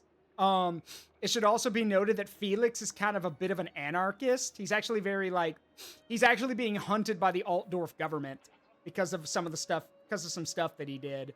The short version is that Altdorf was pushing for a window tax, and Felix responded by smashing a window. So he's yeah, he's being hunted for that. But they get into a bunch of crazy adventures, mostly with Malachi Masterson, who's a dwarven engineer slayer. He's the guy who made the giant flying gunship. They're both clowns, but they have some really good stories. All right, so we're going to drop a conscription there to speed this up. Just going to drop a commendation here. What does the Emperor bid? All right, so Marius just needs one turn, and his tanks will be ready. So? And yeah, we're going to give you, let's see. Additional armor plates.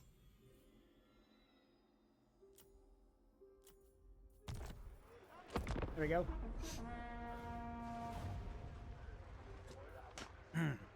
But yeah, that's Gotrek and Felix in a nutshell. Go read the books. Books are great.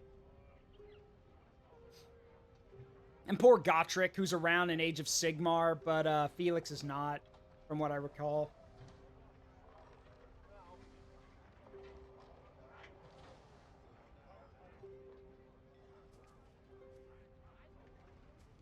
At least that's what I remember. It is good to see our allies of the... Sure. Fine.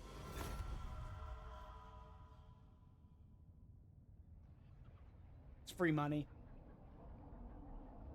All right, you guys ready to see the tanks? I think it's about time we set the tanks in motion. Welcome back, though, everyone from the ad. We're just about to roll the tanks out. They should be ready to go now.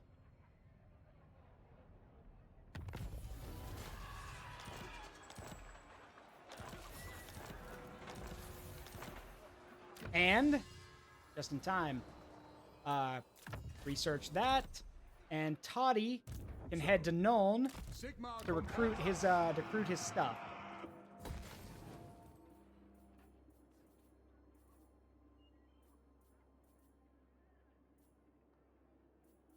Let's see. I want gonna be able to speed up our production and everything, so there's that. And then we'll slap down one of these too. So we are currently waiting on the gunnery school and the ordnance factory to be finished. And when it is finished, Toddy will have access to the big guns. I'm getting him 2 of the heavy siege weapons. Because Toddy has earned it. What does the Emperor bid? Meantime, we're just, again, locking down everything. To the provinces? I think Wolfric might have had enough.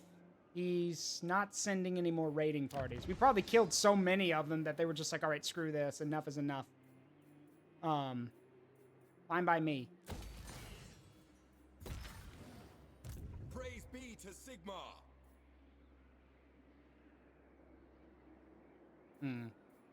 Praise Sigma.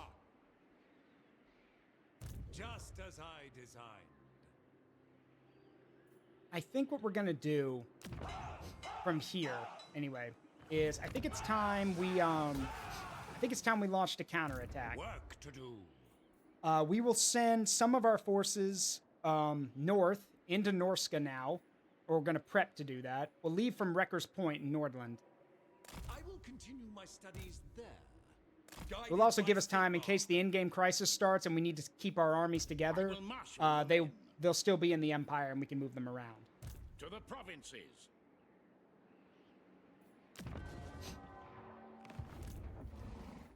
And Theodoric, I know you need an army. We're working on that. So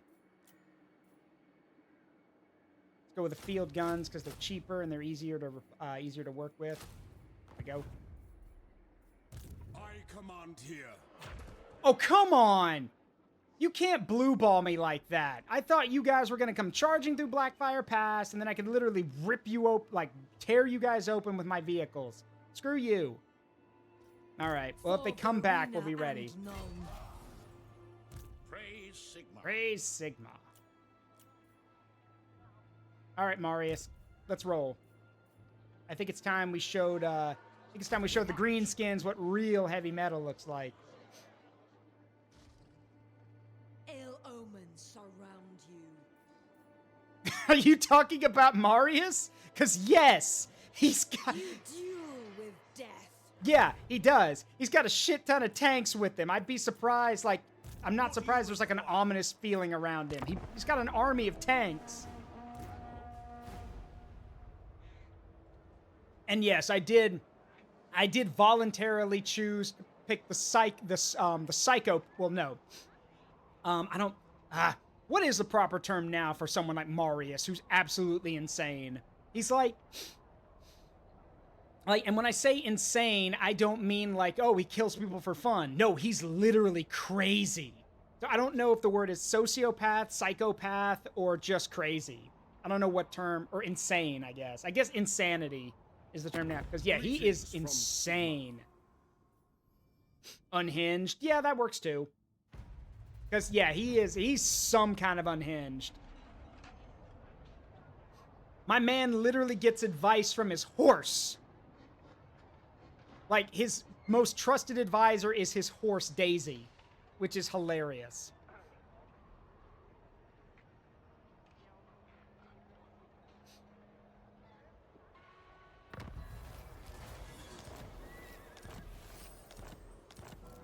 All right, they're ready. We just need to recruit them now. How's Thorgrim faring? Badly. All the territory I gave him has been lost. Most of it. He's lost it either to the frickin' ogres or he's lost it back to the orcs. Well, why not? Why not? Once more under the breach, dear friends. Once more. Why not at this point? What does the Emperor bid? What does the Emperor bid? All right, let's go.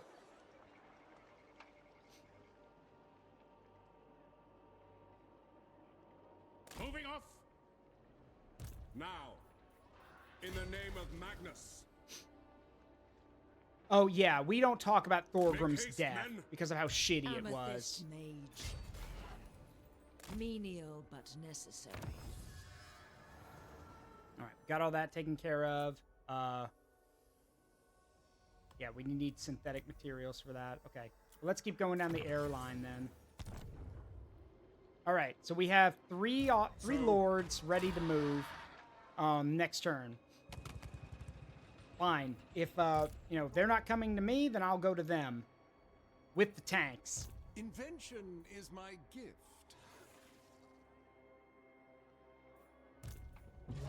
What the hell? Oh, it's one of those heroes. I do love how, because the World Walkers can't beat us in battle, they're just sending people around us. I'm sure, you know, pretty sure Khorne actually wants you to charge at me and fight me in battle, but whatever. My studies have taught me patience.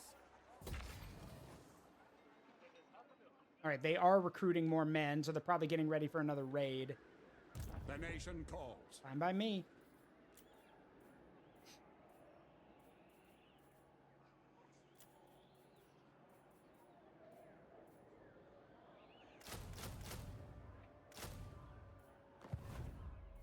I will marshal the band. All right, it is time. By my right as Prince and Emperor, I hereby decree that Ostland be reunified with the Empire. Playing as the Empire, win a single-player campaign. I just got the achievement.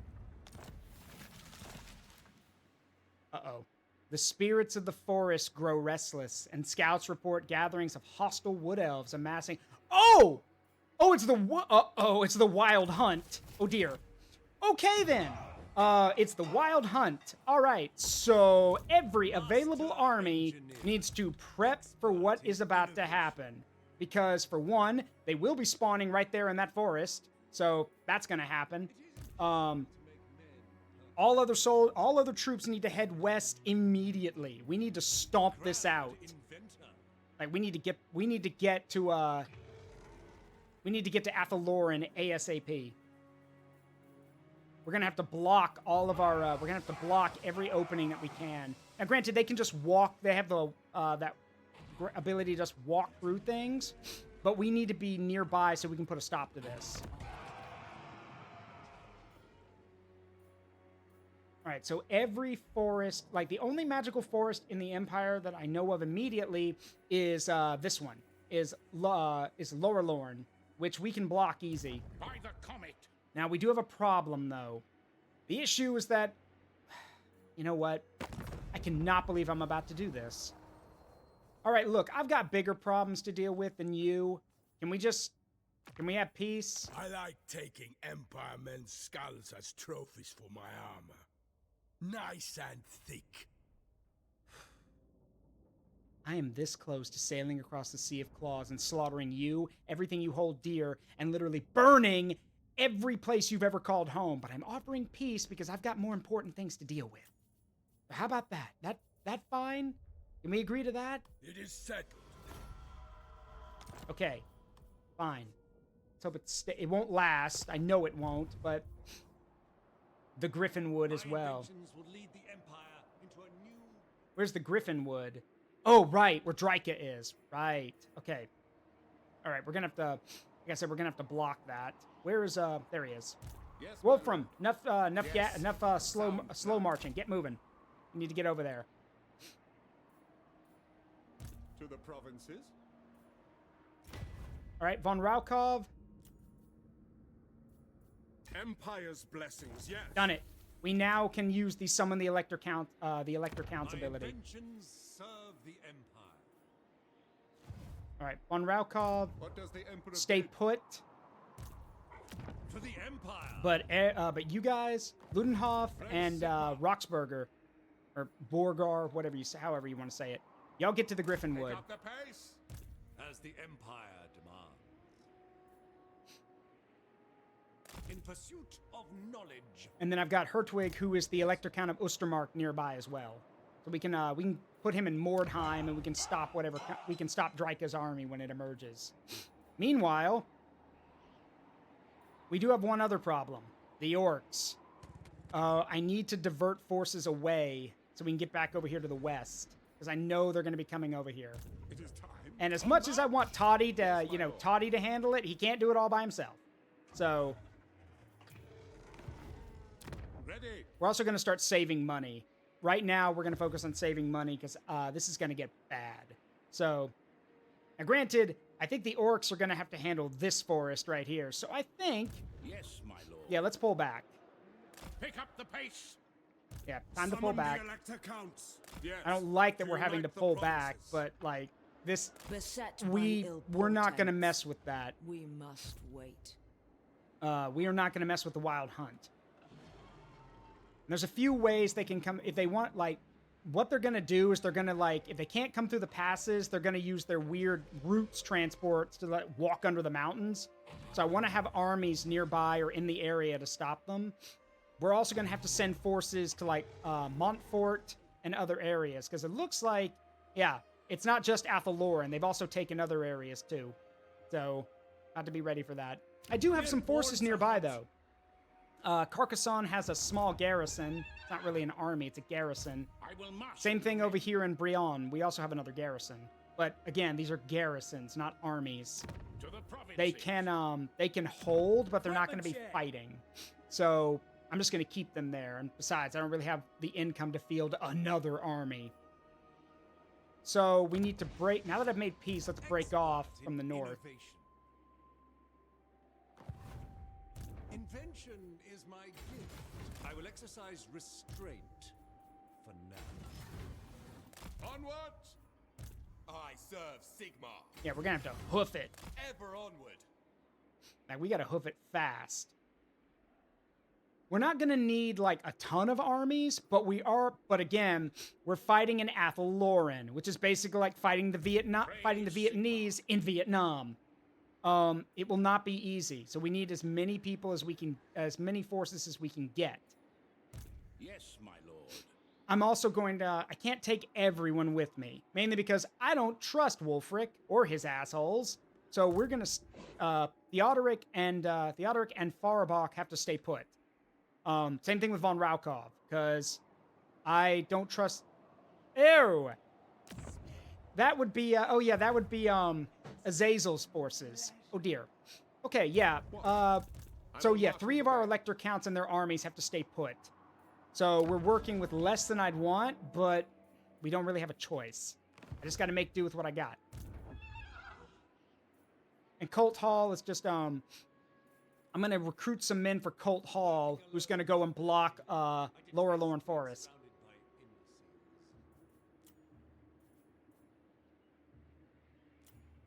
Now, I would very, very much like to field flamethrowers and burn those pointy-eared wood bastards. But they've got really good archers, so trying to get close with the flamethrowers is a bad idea. So instead, could we get the War Zeppelins in time? We could, actually. We could probably get the War Zeppelins. That would actually be really cool. So we can deploy over here with War Zeppelins to fight the, to deal with the Wood Elves coming from this area.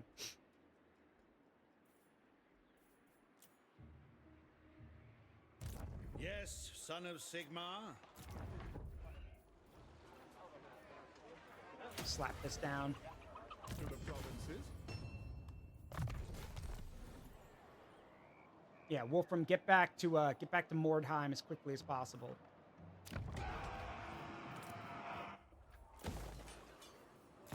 Here's the thing. Here's why I'm worried.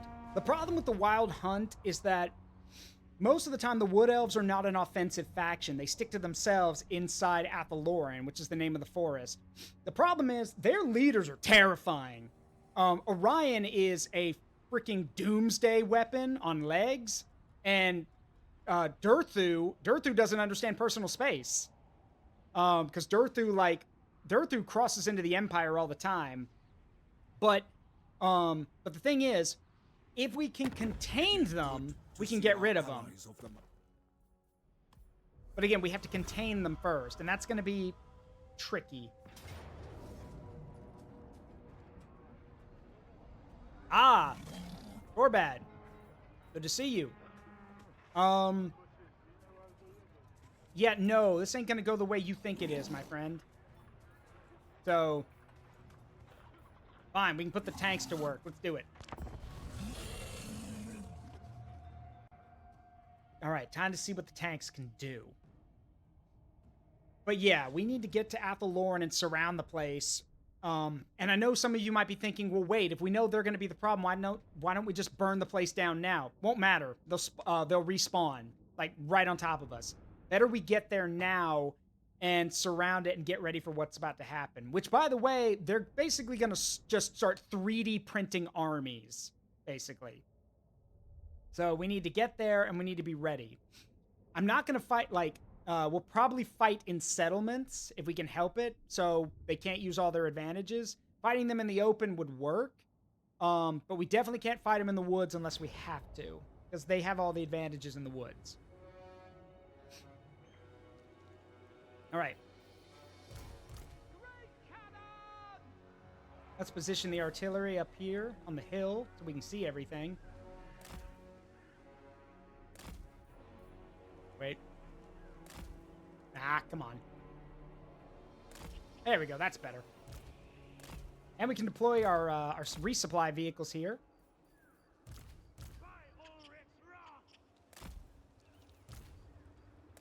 I speak, you act. All right. Set the artillery to fire high explosive, and then the field guns fire shrapnel. Now, the tanks. Let's see what we got. Also, Wolfric, go over here with your men. All right, what do we got? So, first up, heavy assault tank with 2 flamethrowers on the sides. And I think that's a machine gun in the front. We have the Imperial heavy tanks, which have machine guns and 2 cannons, and another set of machine guns. Wow. And then we have our Imperial super heavy tank. Heavy guns in nearly every direction, a plethora of machine guns, and a very heavy armor. Let this vehicle resemble a mobile bunker more than anything else. And the Emperor's Wrath steam tank, because, yeah. Because, of course. I'm just going to drive these things at the enemy. Yeah, the assault tank is for infantry.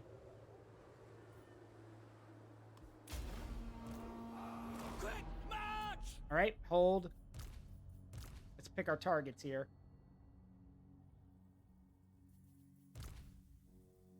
They got a lot of wizards. Oh, those are river trolls. Yeah, let's start dropping HE on them. And on Gorbad, too. And as for our other stuff, I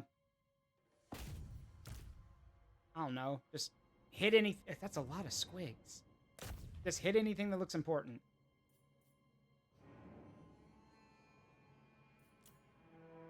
Roll.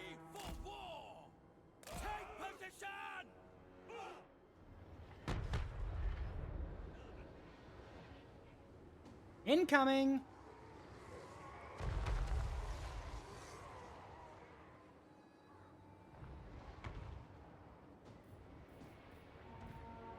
Okay, some of the, we've lost sight of some of the targets, so let's shift. Have the field gun shoot the river trolls, and have the artillery just start, I guess, pounding anything in sight. Because we lost sight of everything else.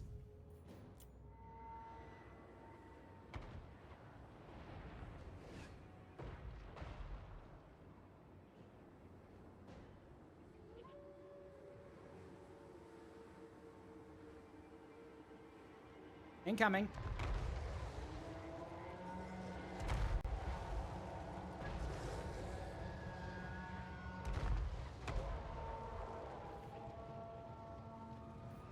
They're already breaking.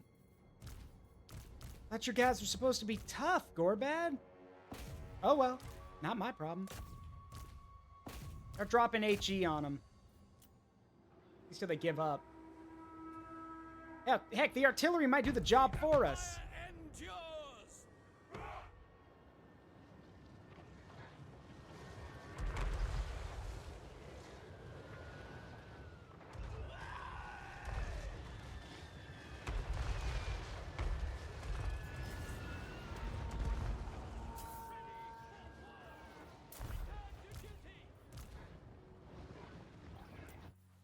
Switch targets again.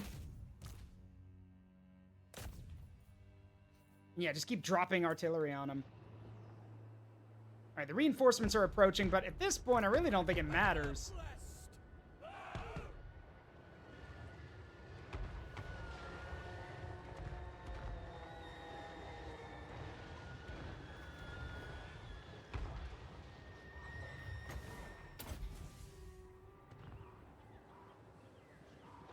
I don't even know how many boys they got left.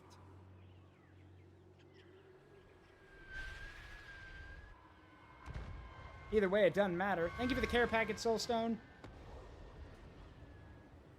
Ah, here they come. All right. Let's move to engage.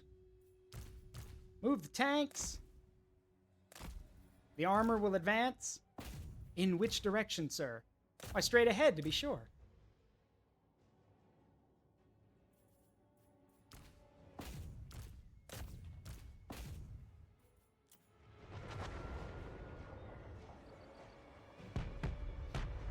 I love how you can hear the thud of the guns.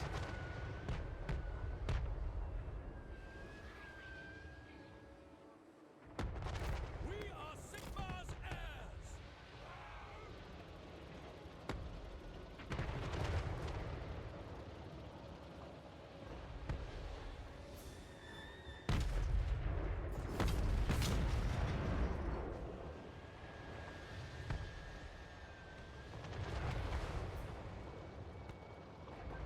Yeah, I don't even know how many boys they got left.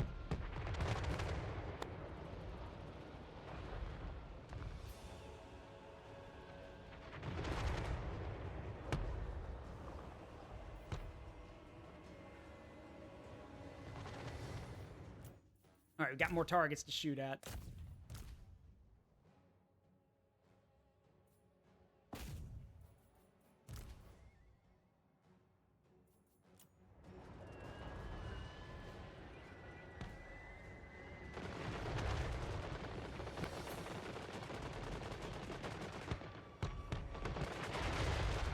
There we go. Now we've got a field to shoot at. About time.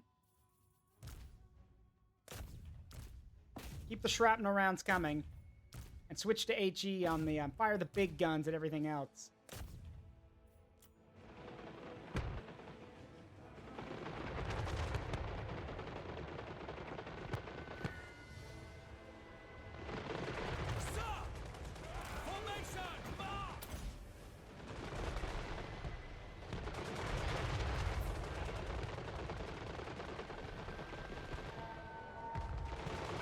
Wait, wait. I just realized there's something I want to play. Hold on. Okay, let's see if I can get it. I'm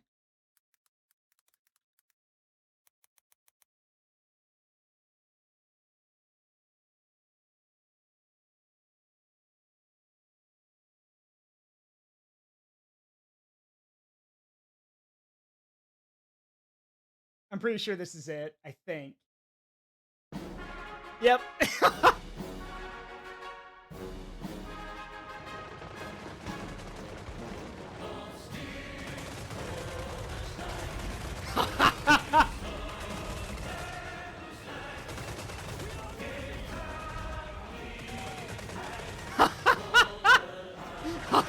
If y'all know what this is, you know why I'm playing it.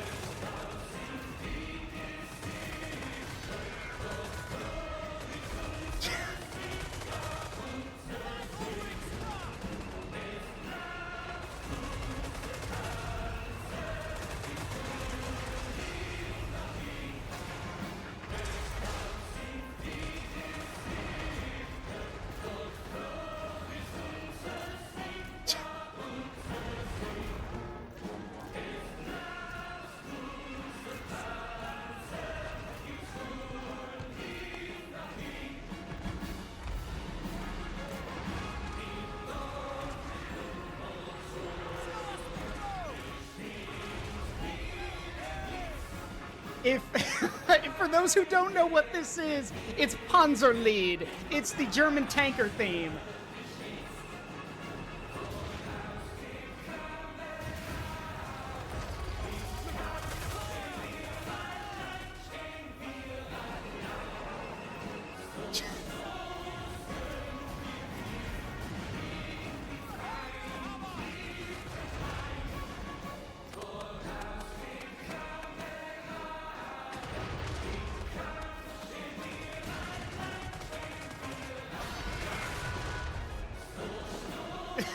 This is so perfect. Ah, this is great.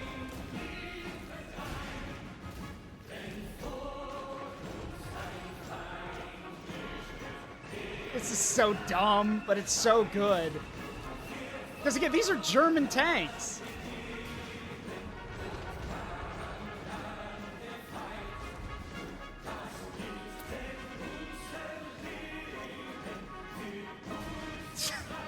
Okay, enough. Okay, enough. Okay, enough. Yeah, but that's Panzerlied. That is the German tankers anthem, basically. I just thought it was fitting. I'm like, well, why not at this point? Because literally the tanks just did all of that. You know, the tanks did all of that. So, with the artillery's help, but still. Pick targets!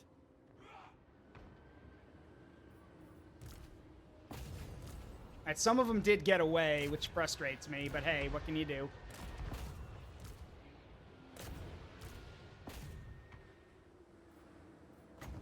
They're gonna keep dropping artillery on them. Run!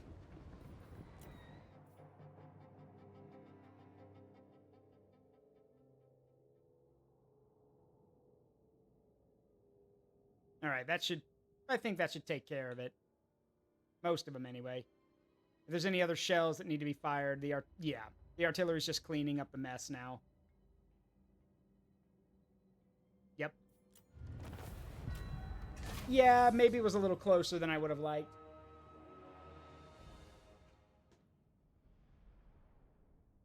Thing is, yep, the tanks, yeah, it was mostly the field guns with their shrapnel rounds that did most of the damage, but the tanks, oh god, the tanks. The tanks killed a ton of them. Unfortunately, the steam tank, or Grandpa Steam Tank, which is what I'm going to call him now, because compared to the modern stuff, Steam Tank's old. Grandpa Steam Tank barely survived. Probably because some of those artillery shells were going off really close next to him. But he's okay. And he got a fair number of kills. Yeah, and a lot of, like, their starting orc group didn't even get any kills. Gorbad got nothing.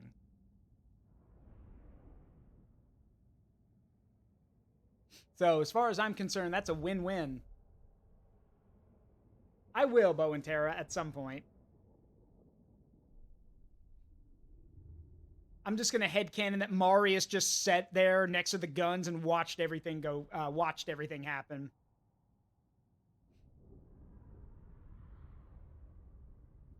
But with that, that should basically crush most of Gorbad's army. If there are any survivors, which there are a few. If there are any survivors, they're in no shape to put up a fight at this point. It's a miracle he even survived. That's kind of one of the weird things about this game, is that if the AI is getting reinforcements, they don't move to engage immediately, they wait. They wait for their reinforcements, which is a bad idea, especially if you're getting pounded by artillery.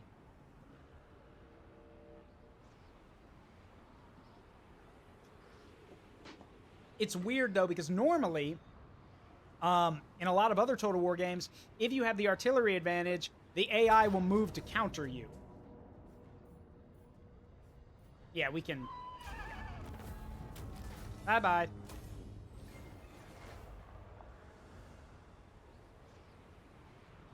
Alright, enough of this orc BS. We need to get back there before, we need to get back before things get bad. And, yeah, we need to get back, before the Wood Elves decide that it's time to kill everything.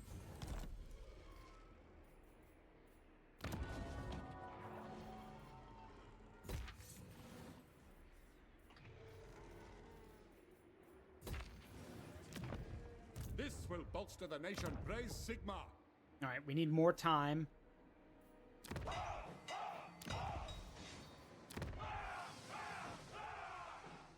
All right, Carl, where are you? There he is. Elspeth von All right, Draken. Elspeth, get back in there. Carl, you too. Bring me to my men. My orders are to move. To the provinces. Marius, I'm probably going to keep Marius at Blackfire Pass just to stop the orcs if they get any crazy ideas. Because just because the Wood Elves decide that everything needs to go, doesn't mean that the orcs are gonna stop stop rampaging. The nation calls. What does the Emperor bid? Yeah, no, that spell ain't good enough to stop the wild hunt.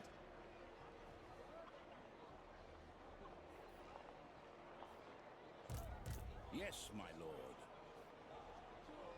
That said, I basically want Marius here to stop, you know, to block Blackfire Pass. Meanwhile, I'm not even going to bother building the Griffin Wood because the moment Dryka shows up, she's just going to burn it all down. So... Yes, my lord. Yes, a sound plan. A sound plan. To the provinces. By Sigma's right. Master engineer. Yeah, get these guys in position that we can just basically block the Griffin Wood. Colt Hall's fine where he is. As for the rest of us... Oh, right, I need to... We're actually waiting to... we're waiting to get Colt Hall his... We're waiting to get Colt Hall his Zeppelins. Hopefully they'll be ready in time. Protector of the weak. And even if they're not, I can at least train up some infantry.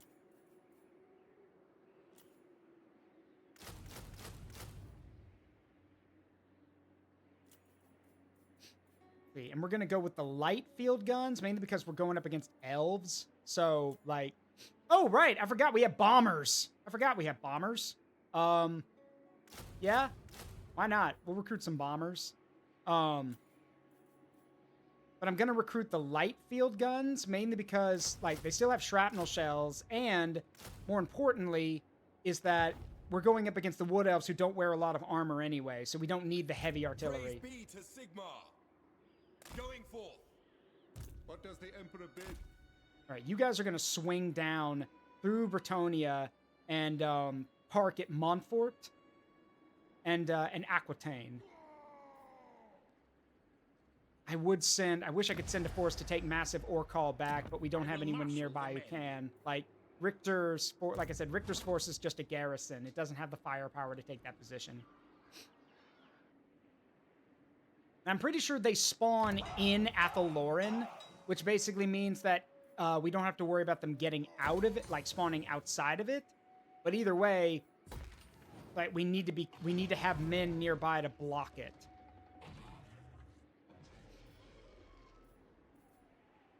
So Carl and Elspeth are gonna I'm gonna send Carl up through Clan Angren territory to head toward King's Glade, and Elspeth is gonna block the pass. And then Toddy's actually, once Toddy gets his forces together, Toddy's actually gonna cross through here and come down and sweep in from the top. But I'm hoping we won't have to worry about that, because Durthu, yeah, Durthu's going to be a problem if we don't get rid of him. Let us forge our faith. Amethyst. Now, this does mean we're not bringing tanks to fight the elves, but that's fine, because we'll be in tight quarters anyway if we're fighting in the forest, so why would I bring the tanks? 'Tis a burden to always be the smartest man in... There is power within prayer. Right, we're also building up any places that don't have factories or getting them now, because we need all the money we can get.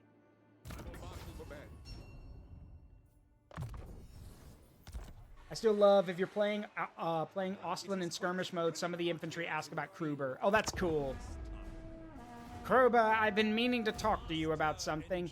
Very well, peasant. Speak. Must you do that ridiculous accent? What accent? What are you talking about? It doesn't matter. Kruber, I begin to worry that your new allegiance may be questioning your loyalty to the Empire. Look, I'm still the same old Kruber. Only difference is, I outrank you, that's all. What? Nobility, aren't I? Whereas you're a commoner. A very esteemed commoner, but a commoner nonetheless. This is outrageous. That's exactly what a commoner would say. I love I love the interactions between the characters in Vermintide 2. It may not be my kind of game to play, but I do love how they interact with each other. You what? Yeah. Well, that's the thing. Kruber is a mercenary, but thanks to one of the class DLCs, he's actually Bretonnian. No, he's a Grail Knight now. Like, he drank from the Grail, which means he's nobility. Which is why he jokes, he's like, nobility, aren't I? Fun fact, by the way, that actually means that Kruber's gonna outlive, I think, almost all of the people in that group, except maybe the Elf Girl, because Grail Knights are not practically nigh on immortal.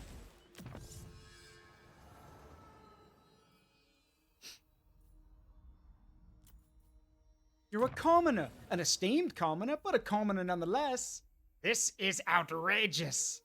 It's also funny to hear Saltspire get drunk and talk about how he wished he was a steam tank driver. I mean, we could put you in a wheelbarrow and drive you around. No, it wouldn't be the same. Just, I mean, let the man drive his steam tank, you know? True servant of Sigma. All right, keep moving. I will obey. We're making good time. Sigma, onwards! Just as I designed. I think what I'm going to do for Conrad is I'm actually going to put him in Reichland, because if Durthu decides to, cross, just walk under the mountains, we'll have an army other than Todbringers to counter him. Oh yeah, that same animation has Saltspire actually find a steam tank, and they use it against the enemy, which is great. By Sigma, you've posted cringe. Prepare to be judged. It's also funny to me because those voice actors love their roles. And when Saltspire's voice actor saw the whole by Sigmar you posted cringe, he went out of his way to dub it in character. Prepare to be judged. Servant of the faith. You are testing my patience, dwarf. For the last time, it's Sigma. You would do well not to disrespect the faith. Whoa! Sugma Dick! By the hammer and the empire, I abjure thee! I love... That's Gianni doing that voice, but I do love the, that even the voice actors for Vermintide 2 are aware of the memes. And they love all of them. Saltspire's voice actor says he may not understand them, but he loves the memes anyway. Yes, well, it's not just that. It's that he's Bretonnian and he's not worshiping Sigmar or a empire god. He's basically worshiping the lady.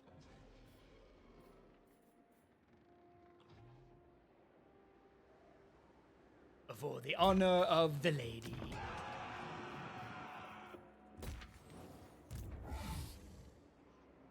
The law of death demands patience. Right, we have to ask for permission. I see no other option. Okay, let's ask Clan Angrund if we can have permission to walk through their territory. I think they'll give me that because I've been nice to them. Men so. of the Empire. Yep. What brings you here? I need permission to walk through your land, sir. All right, that means we can get Carl into position around Athaloran. Lady of Shaiish, wielder of the pale scythe. All right, so Elspeth can go there. Carl, Yes. you need to get here. Marius. Marius. Yes, my All right. lord. Marius, dig in. My Sigmar's right. Because you're going to block Blackfire Pass with your tanks. Aha! The guns are ready. Now? Now? Yes, Toddy, now. Wait, where are they? Oh, right. Right. Aberheim has access to them. Right. But we're waiting for the Nuln version to finish so we can get more experience with them. So, Now? Marius, I need you to recruit some more tanks because you're going to need to block this passage.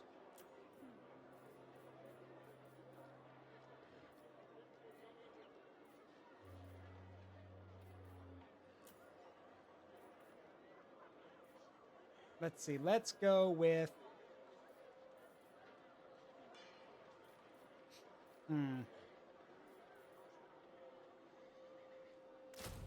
Let's go with the light tanks, so we have at least have some kind of recon force. Light tank recon, sure. All right, Colt Hall up here will get his gunship or get his airships. All right, we're basically moving into position for when this happens. I don't know how much longer we have. Let's see. No. Let me check the thing.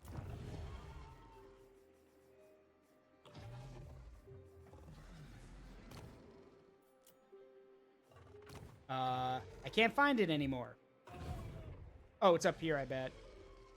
Right? No? Yep, there it is. The end is nigh. 8 turns, so we got to keep moving. Huntsman General. The end is nigh. You know what? Don't worry about that.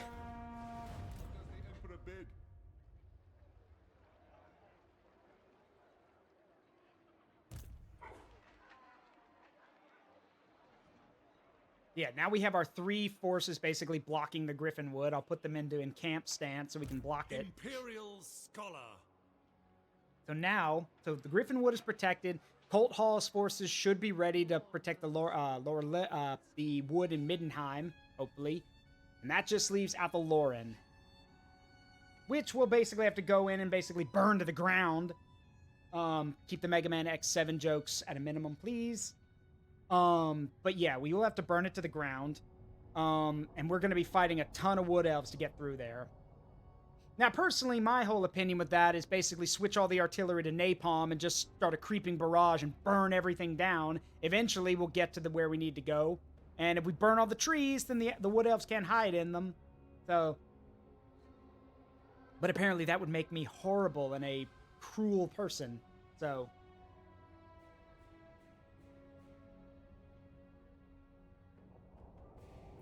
Greetings from Sigma.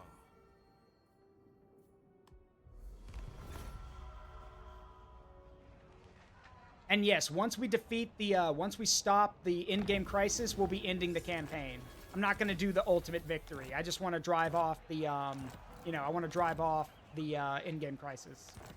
So. To the provinces. To the provinces. All right, dig in. This will bolster the nation. To battle. It is for the best. Grand inventor. Wherever my craft is needed. Move! The Empire. There we go. Work to do. All right, we are dug in and ready. I will marshal the men. What? And the airship thing's finished, so improved aircraft. Wait. Oh, right. Where's that? Right, we need improved aircraft engines. Wherever that is on here. Oh, right there. Improved aircraft engines. Got it.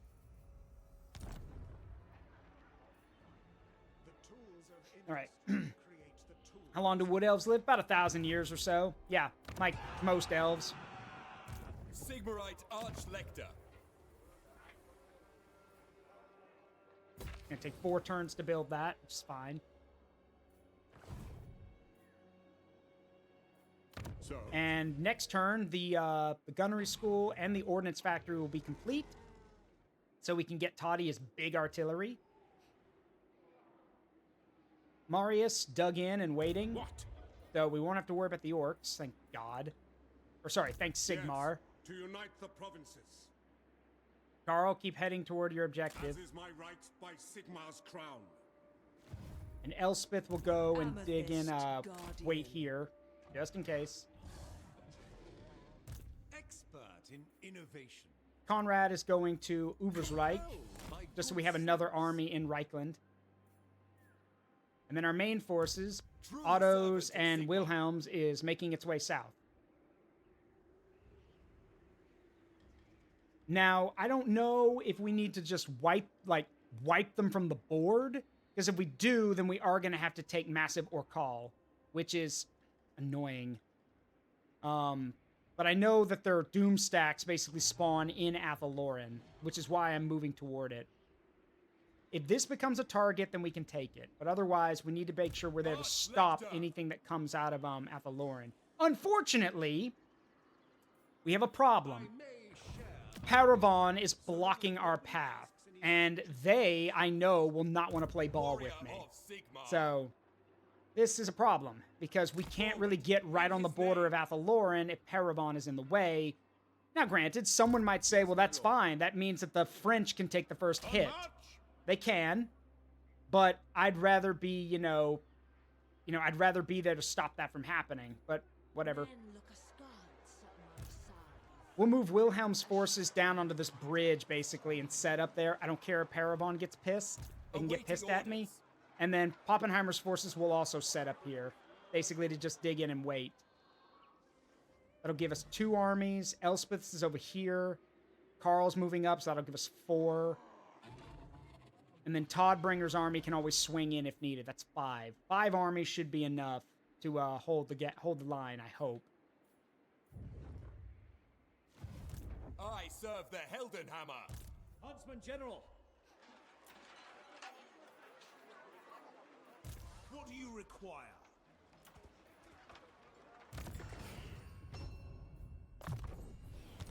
Or kill the...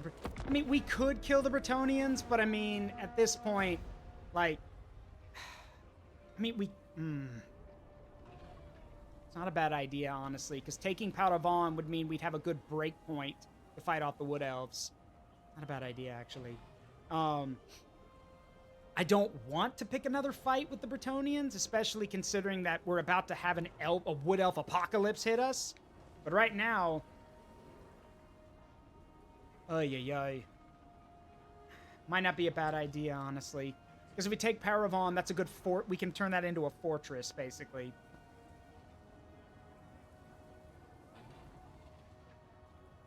Plus, it gives something for the Wood Elves to focus their attacks on.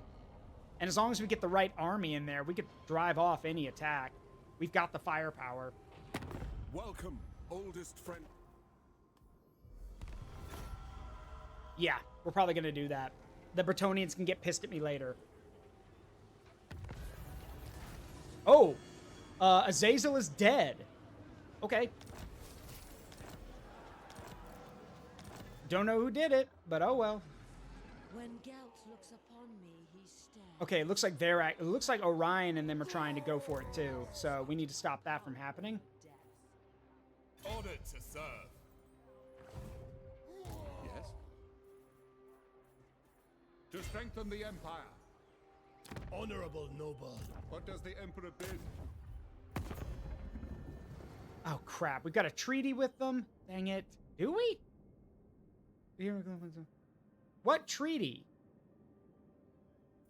Hang on. What treaty? Are you the best they could find to negotiate? You know what? Just for that, you're speaking to the Emperor. You know what? Fucking die. I hope the Wood Elves burn your precious little city to the ground. Raise Sigma. This is what is known as a diplomatic foobar, ladies and gentlemen, because that idiot just really screwed up. Let us move. Champion of the faith. That said, I'm still gonna cross into your land and set up defenses. That you're not stopping me from doing that. I live to serve the Emperor.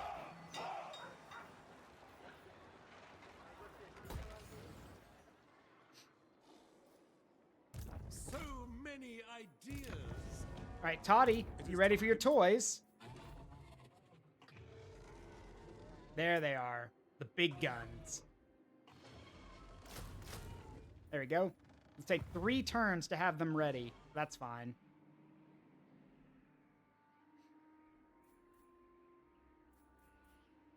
Praise be to Sigma. Praise Sigma. All right. Just run around and build factories now so we can generate, with what little time we have left, that we can generate some more money. Money. There we go. Amethyst Mage. All right. I need privacy for my spells and my sanity.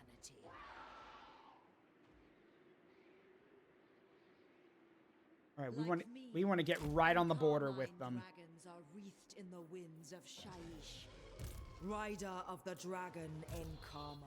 Nope, nothing to do here. Hey, Angry Halo Shepherd, thank you for the follow. Welcome to the Forest of Memories. I'm Zaruk Windcaller. I'm a variety streamer, plays games with a strong memory connection to me and my community, and we are playing Total War Warhammer 3 with the Millennium mod, which turns all of the Empire's troops into World War I German troops. How you doing?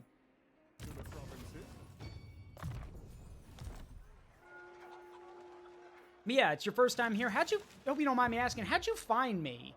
Like, are you a Total War Warhammer player? Are you a history person? Did you find something about me on Twitter or Blue Sky? I just always ask because I want to know how people find, heard about, yeah, it's super fun. This mod is amazing. It's a little broken, if you're fighting anyone else, but if you're fighting Empire troops, it's not broken anymore. But yeah, against everyone else, it's pretty broken.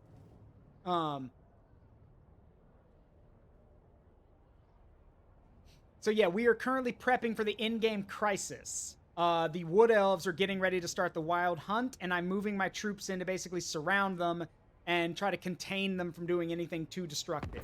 Be at peace, for that is all I Saw a ever YouTuber want. play this game with the mod. Oh yeah, probably Reggie, I'm betting. Probably Reggie.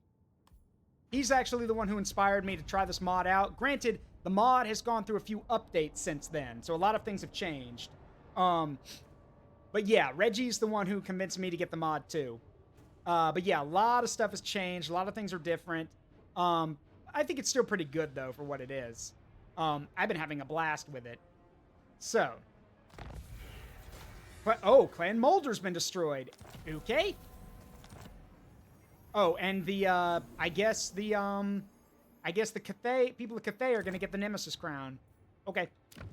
Not my problem. This falls strictly under the not my problem category. Ever vigilant. All right, we ready for those airships now? Not quite. How much longer do we need? 2 turns. All right. So we should be ready by then, I think. What orders?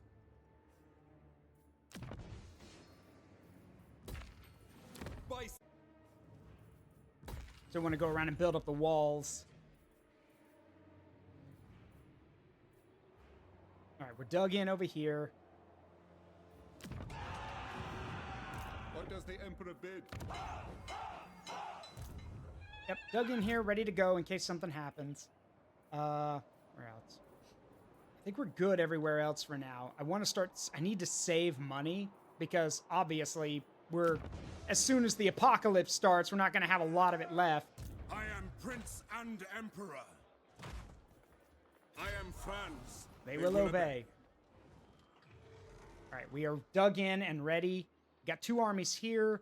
Garrisons to the west, which are not that great, but it's better than nothing. Karl Franz's army is to the south. Elspeth's army is holding the pass. We can immediately start acting as soon as the wild hunt breaks out.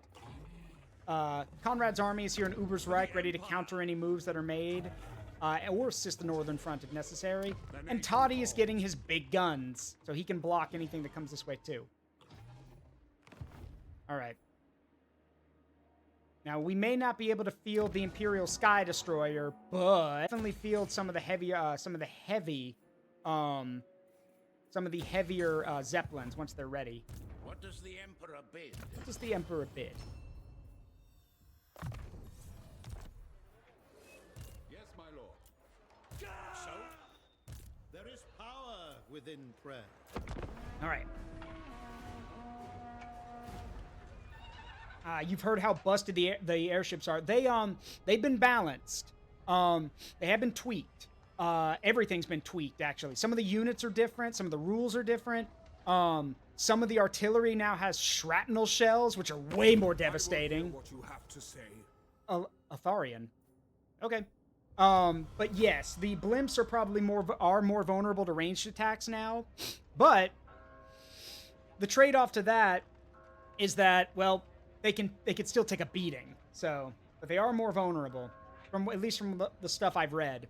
So I normally wouldn't field them because I don't want them to get blown up. But yeah, I need to have some ready for what's happening. Anyway, we're about to have an ad start, everybody. Remember, my ads are set up so you get an hour of gameplay and then 3 minutes of ads. I'm sorry, that's the best way I can think of how to do it. You don't like the ads, just remember to subscribe. But with that said, let's, what's next on the research tree? Work on that next. Wait, go back. Wait. Fire resistance, missile avoidance. Ballistic missile.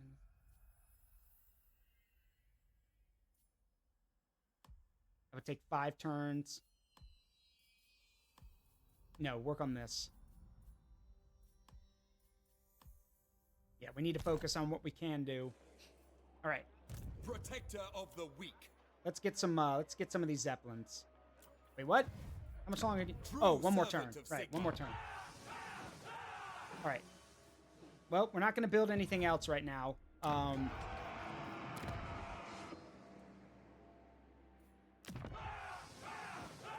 No, I'm going to upgrade these factories at least. But other than that, we're just going to get ready. Whatever happens next, happens. By the comet. Toddy's artillery will be ready next turn. All right. This is the big moment.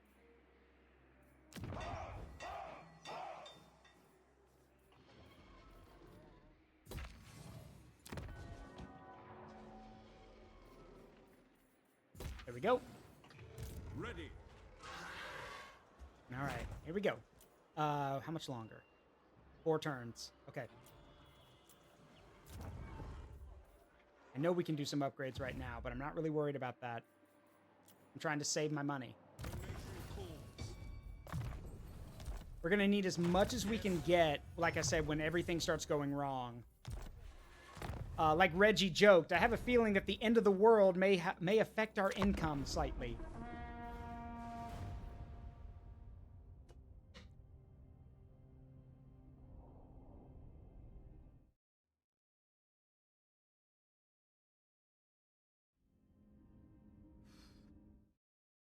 I will admit, I'm a little tense. Tenser than I probably should be. I mean, it is just a game, but I'm a little worried because a lot of these in-game crises, when I've done them before, have taken place in areas that were far away from me. But now, this is right on my doorstep.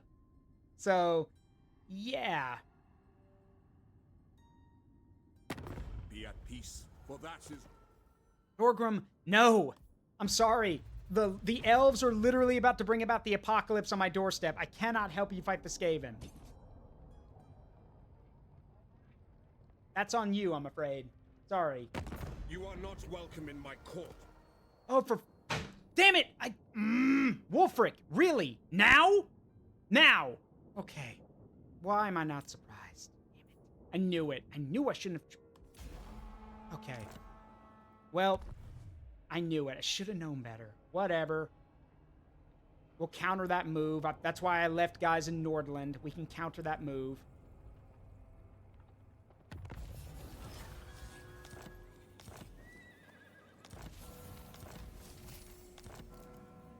Why am I not surprised? Are they already crossing? No? Oh, wait, why would you declare war if you're not even invading me yet? Alright, whatever. Alright, let's get those blimps. Oh, and the helicopters. So, crap, that's gonna take some time. How long do we have? 3 turns. Aha! But there is a solution. Hang on. I have a solution. To quote Vegeta, but wait, I have a retort.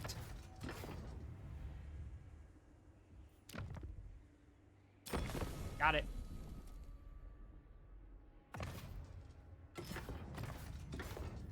What that does is now it'll take 2 turns to recruit those Zeppelins rather than 4. So they'll be ready just in time. Yes, the helicopters still refill their ammunition by landing. Yes, they do.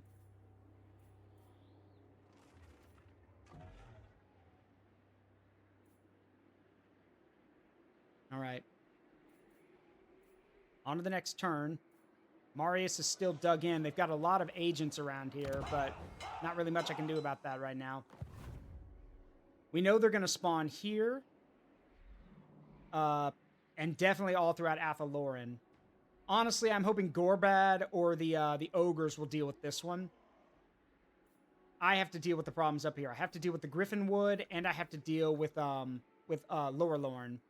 The good news is, once we've taken care of Lorelorn, we can send Colt Hall to watch Nordland, because, yeah, Wolfric's being a dick, as usual.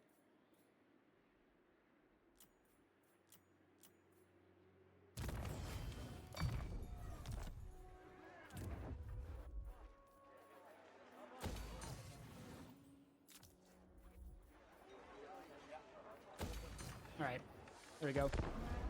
Anything that brings us more cash.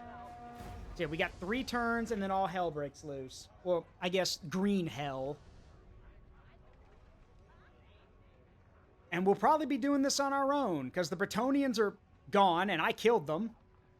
Yeah, the Bretonnians are gone and I killed them. Or at least pushed them off the mainland. And the dwarves are too busy trying to reestablish themselves, so... I mean, Angrund could probably help, but he's a little distracted at the moment. I can't get help from Thorgrim, because he's barely holding it together. Same thing with Ungrim. So my only hope, as weird as it is, my only hope really is that the extremities of this are wiped out by everyone else. We're going to have to be taking the main brunt of this, which also brings up a problem. Late game, during the late game, it is not uncommon for other factions to realize your weakness and then declare war on you. So,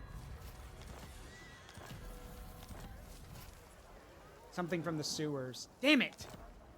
Uh-oh. What? Praise Sigmar. What is that? A dwarven mineshaft. Sure, that can stay. I will marshal the But we need to repair all of our buildings.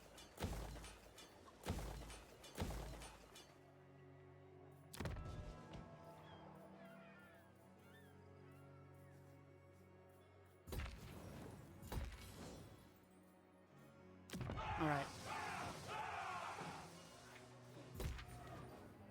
Okay. Next turn, these blimps will be ready to go, and then the turn after that, well, all hell breaks loose. The best thing we can do now is wait. If we do lose territory, we can take it back. What we don't want is them just to start rampaging everywhere. Which is why I'm a little worried, because there are certain areas that I wish I could reinforce more, but I can't. Who calls? Praise Sigmar.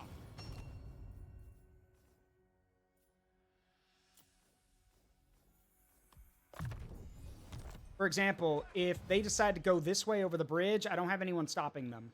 Because these are garrisons. They can't hold back anything. All they can do is just resist. And they don't really have a lot to do that with.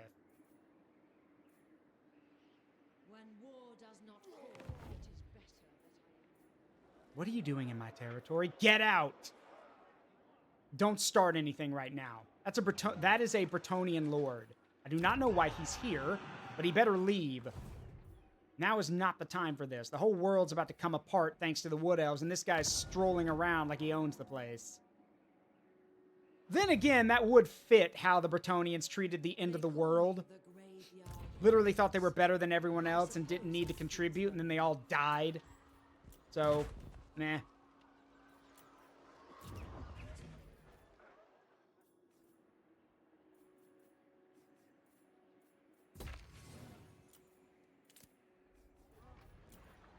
All right.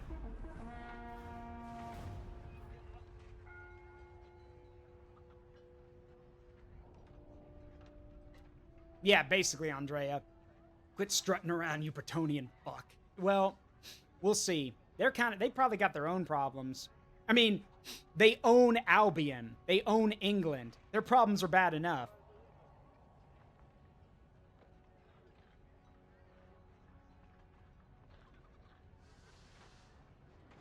So, we'll see how it goes.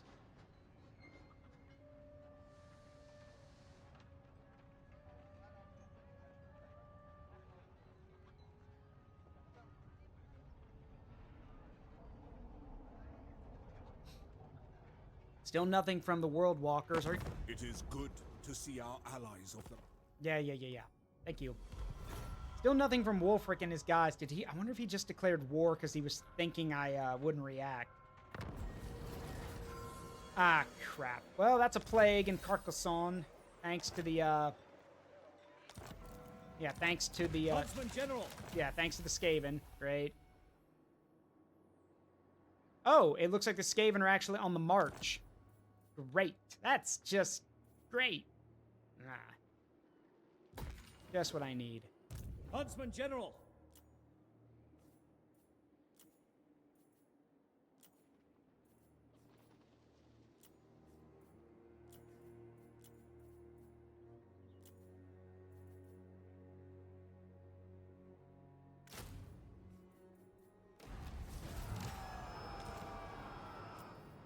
Yeah, this is just great. All right, all hell breaks loose on the next turn. Make sure I've got some men. Who calls? Yeah, that's what I have to do. The council is disappointed. All right, here we go. As soon as I hit that button, it all goes pear-shaped.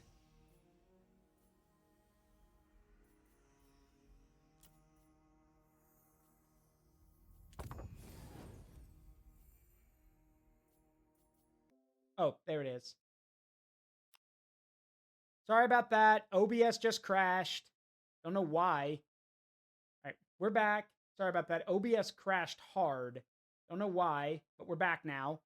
So, trust me, I'm not going anywhere till we beat this thing. So, sorry about that. All right. Well, here goes. This is going to be interesting.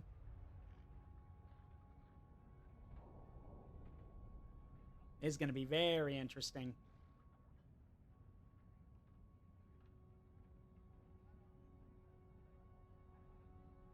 Skaven are always weird. Every time I play, the Skaven AI is either the best in the whole game or they die 2 to 3 turns to a rogue army.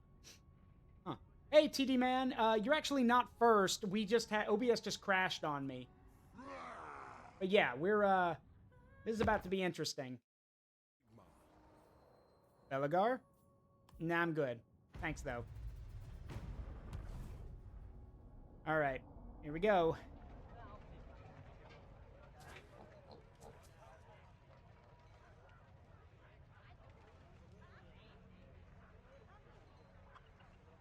So I imagine as soon as this pops up, everything's gonna go crazy.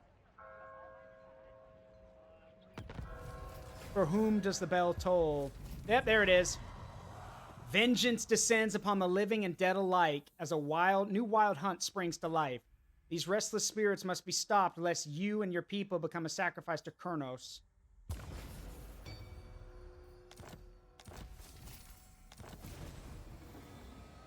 Control at least 4 of the following settlements, either by direct ownership or through vassals and military allies. Destroy or vassalize the following targets, and we win. So, wipe them out. Sure. Yep, there they are. That's a lot. That's a lot. All right, let's check the Griffin Wood first. Oh, over here. Oh, that's not that bad. That could be worse, honestly. I will marshal the men. But we still need to do something about it. By Sigma's right. Step to it. Move, gentlemen, move. We need to cut this off. Oh yeah, it's gonna get bad. All right, move, gentlemen, move. Yes. All right. Sound plan. Let's go. Where are we fighting? On mostly open ground. This is not really a fight I want to play out though. So die. I'll fight one of the other ones, but this one, not really. All right, so that should take care of Dryka. Yep. Oh, well, yeah, Wargrave of Woe, out of action. Good. So we've taken care of that. Next. Aha. Aha! Cast evil I do want to fight this one. We've got air power. So. Pyrrhic, it says. Yeah, probably. Oh, yeah, we can fight this. Let's do it. This is gonna be fun.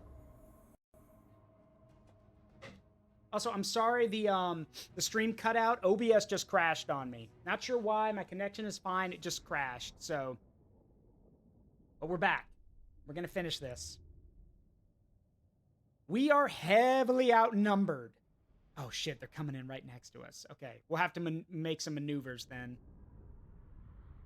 But we do have the artillery advantage, and we have air power, which is gonna help. They do have a forest dragon. That might be a problem. But as long as we can stop, you know, keep their archers from getting too close, we should be okay. It's the archers I'm worried about. All right, there are our war blimps, or war zeppelins. Got our bombers, too. All right, let's set up.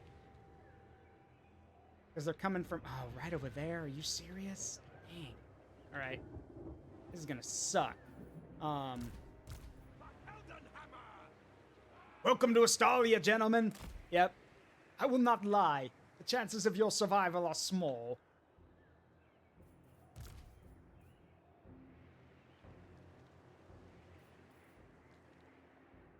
All right. We're gonna set up our troops like that. Set the artillery up like this.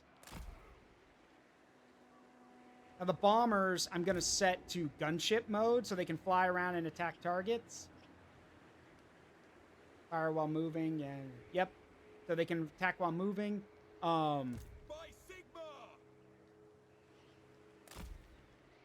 And then the Zeppelins I'm keeping over here.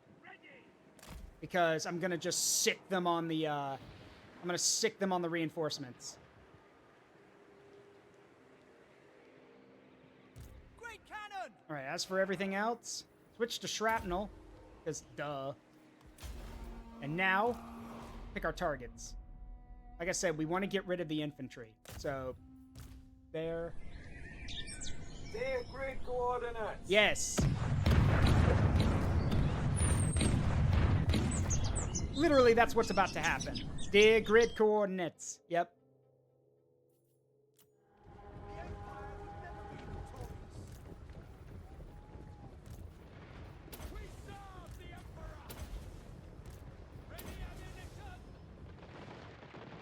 Are they just hovering? Okay, sure, why not? Just, okay, the bombers are just hovering in, okay. I think that might be a glitch, but okay.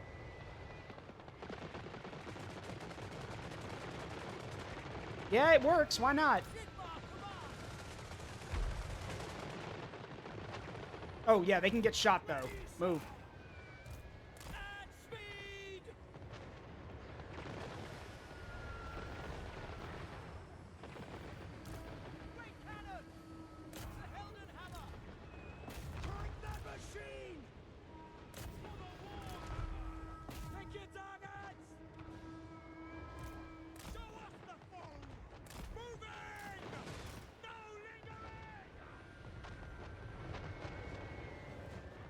Oh, here come here come the reinforcements.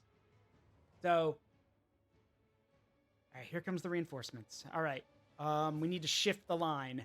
So, the artillery can keep firing. It needs to, because these guys, they're not dead yet. They're panicking, but they're not dead yet. Oops, wrong button. It's fine. I'll fix that in a sec.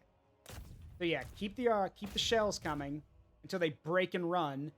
But we need to move, but the troops need to move. So let's angle the face this way. Yeah, this will work. Move to that position. And as for the Zeppelins,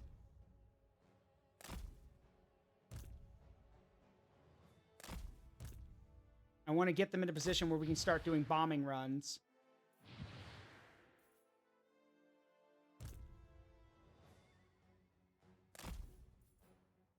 We can use gunship tactics where they just start shooting, but no, we got bombs, and I want to use the bombs, so...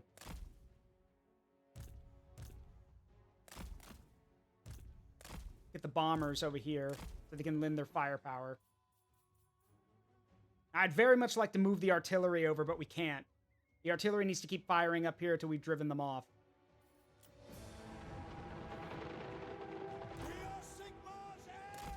Yep, here they come. What do you think?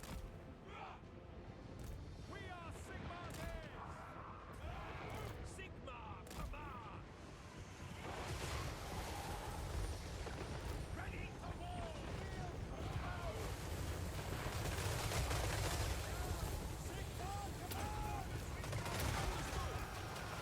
For the Warhammer!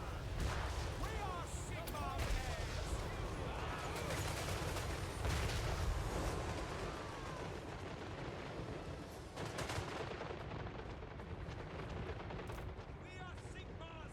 I mean, it's kind of working, but the blimps are getting shredded, and there's nothing I can do about it.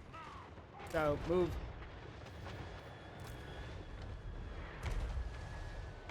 Why won't you idiots die? Seriously, everyone else I've laid into runs after a few volleys, but not these guys. Good grief. To quote a character from Star Wars, they've lost their minds!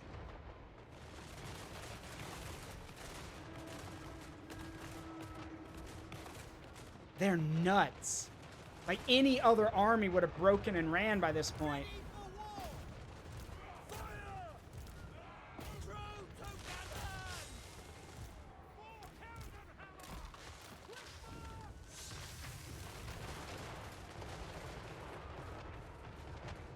Adjust the line, adjust the line. Shift the line. I'll drop artillery on them, but... Alright, we lost one of the bombers. Probably gonna lose another one, too.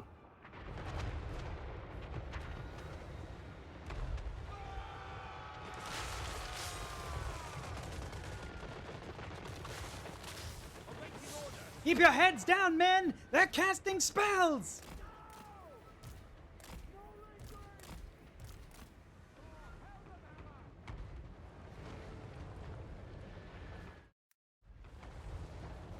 Oh, there goes one of the blimps. It's actually a really good death animation.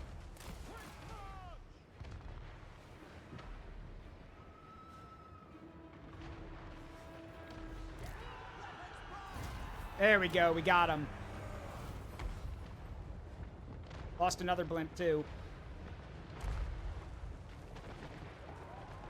But that worked. Awaiting orders for the Warhammer! Soldiers of the Empire! Now, some of them will get away, but that's fine. Having a mobile gun platform is useful like this.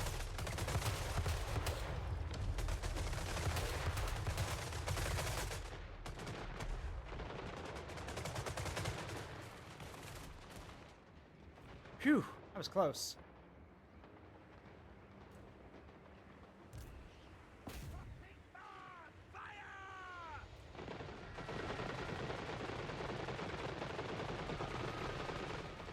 Also, I think there's machine guns on the flanks, and then they have auto cannons at the front for heavier targets, like that tree man.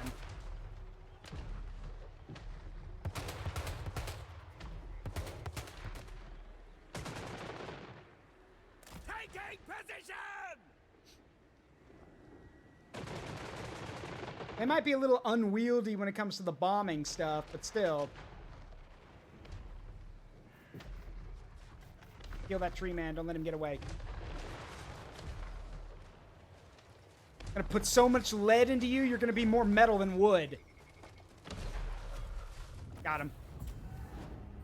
Okay. Very nice. And yeah, that's what that button does, Angry Halo. All right, so we lost 44 men. We lost 2 of the blimps, but damn, and 2 of the and 1 of the bombers. Like it matters. So the blimps, God, the blimps did work. So did the again, the artillery does most of the work, but we stopped them. They don't have much left. So if there are any survivors, we can roll in and crush them, which means with that, we can now shift our forces west to deal with Athaloran. Though I'm going to keep Colt Hall in Nordland to deal, in case Wolfert decides to do something. Yeah, pump that overgrown tree full of holes. The Rats of Order. No, what is that?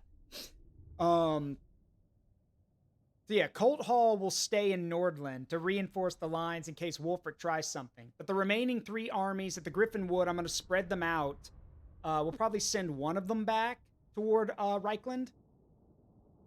And as for everything else, we're going to start sending them into Athaloran. So we'll see how that goes. Oh, that actually sounds cool. Mod that lets you recruit custom Skaven units for the Order Tide. Never known a Skaven that would be loyal to Order, but then again, what do I know?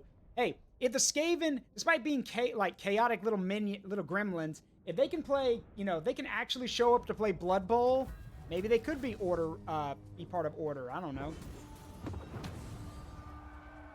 Ah, dang it, one of them survived. Guess I'm gonna have to finish you off then.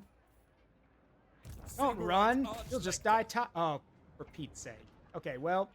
Yes, my lord. All right, they're probably gonna make a run for it, because I can't catch them right now. Your word is my command. Because they're at the edge of my range. What? And I don't want to pull a Helmut away from Dittelschaffen, so yeah, we'll wait it out. They can't get far. They won't get far at all.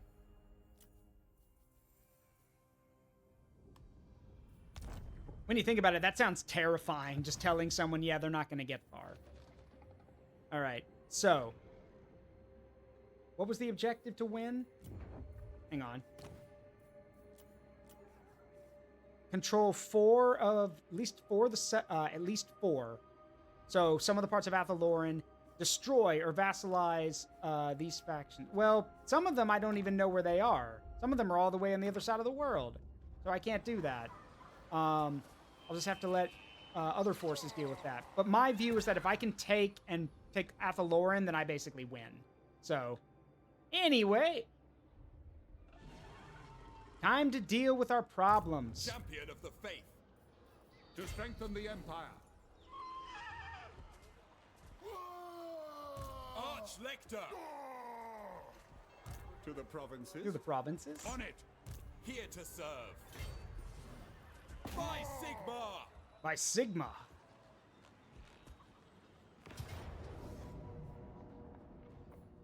Oh, is that Ariel? The living god Ariel? Who wants to murder a god? This is gonna be fun. What's the battlefield look like? We're on open ground. Yep. Let's go commit deicide. Let's go kill a god. You mean aside from Ursun? Well, okay, yeah, aside from Ursun. Ariel is a living god for the elves. And I'm going to kill her with heavy artillery.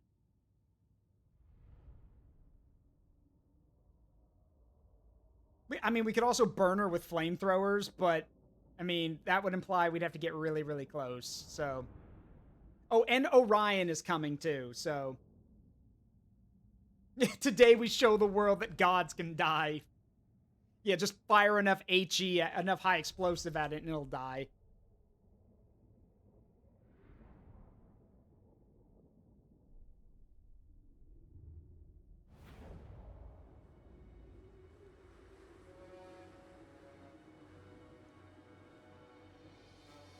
All right, I want us to have as much space as possible.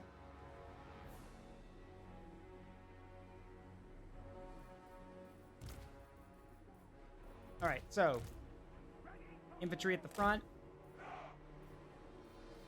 flamethrowers to the side. Yes, sir. Assault infantry, and then the machine guns.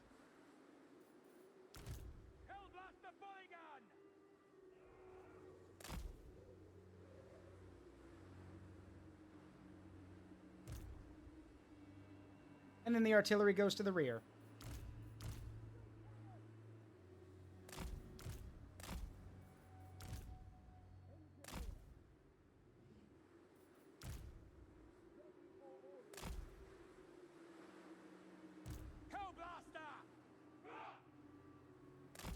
Oh yeah. This is not going to go the way she thinks. There she is.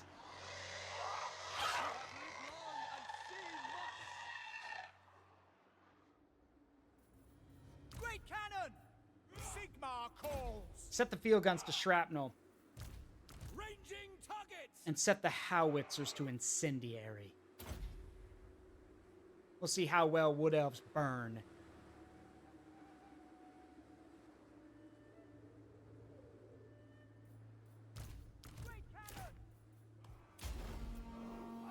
All right. Targets.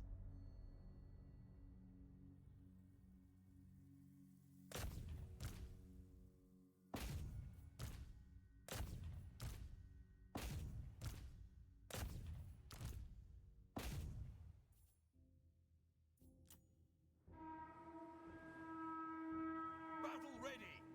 Near grid coordinates.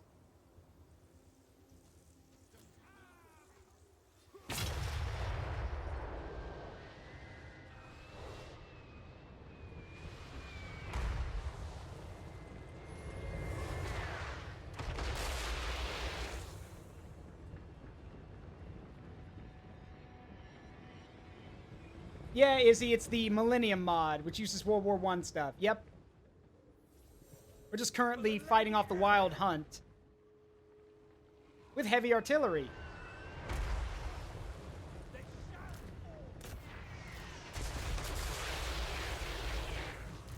Alright, that's enough incendiaries. Switch to HE.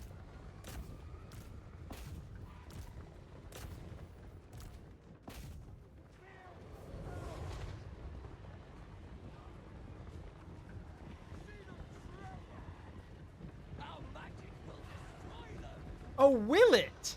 Your magic will destroy me. Only thing getting destroyed right now is you guys.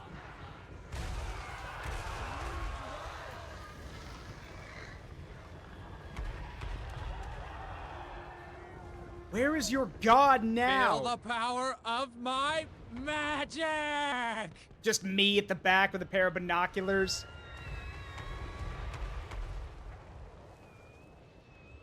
Where's your god now?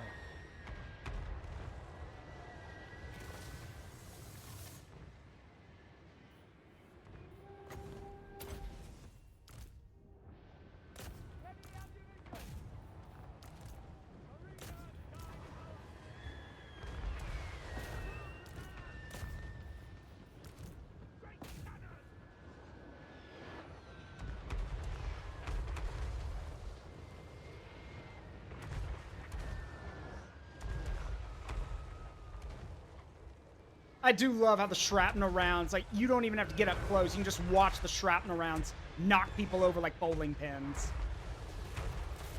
Like that.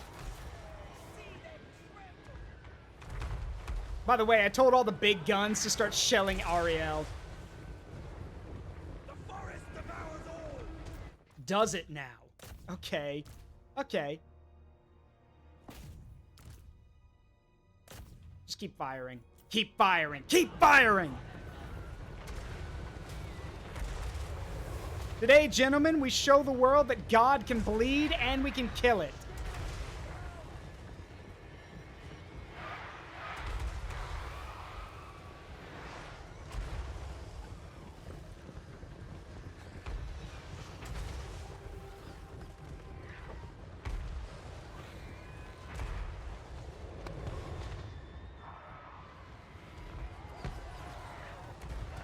That is a god.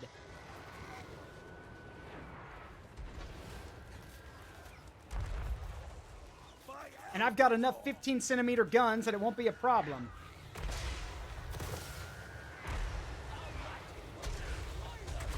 Yep, she's dead. Fire enough HE at a problem and it goes away, god or no god. Now pump that idiot full of lead for standing out in the open. Him and his bodyguards. Kill him.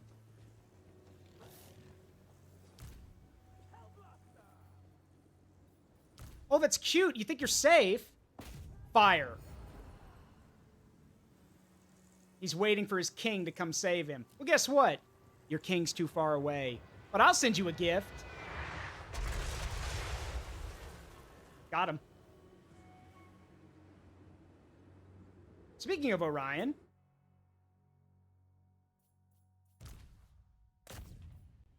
There he is right there. Now, we're going to cut Orion off from his reinforcements while I have the big guns pound him into submission. Fire. Also, by the way, this is napalm. It doesn't go away till the battle's over. Oh, so much for those guys.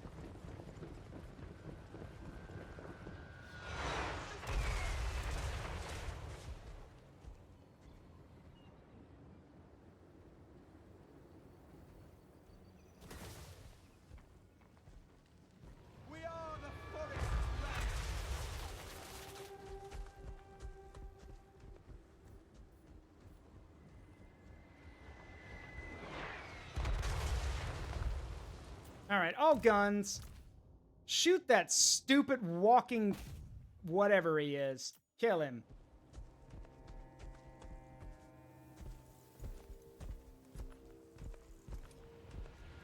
Incoming.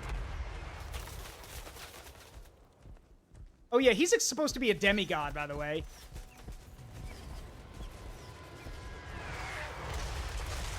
Yep. Even gods may die.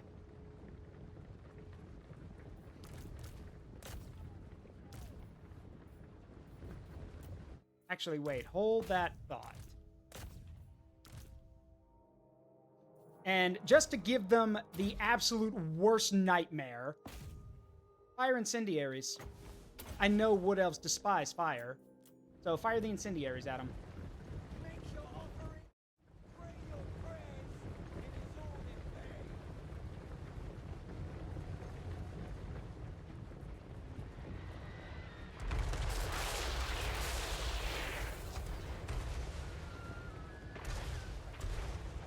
Welcome to hell, a never-ending nightmare that you will never escape from.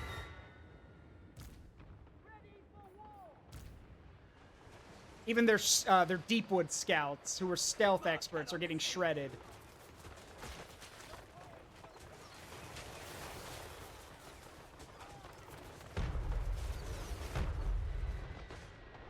Imagine being a Deepwood scout and managing to get very close to the lines, and you hear that resounding boom, and watch as these strange objects devastate all of your kin in the back.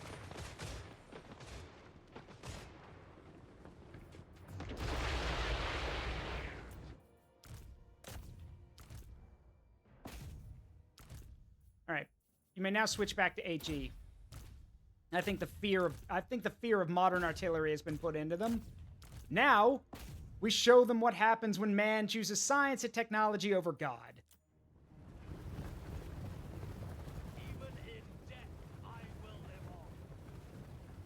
I mean, yeah, Izzy, but they look so cool. Look, they look so cool.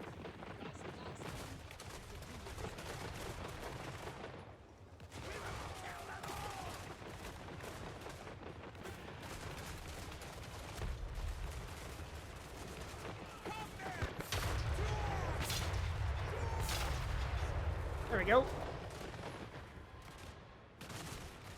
Cavalry on the right. Aim! We're ready!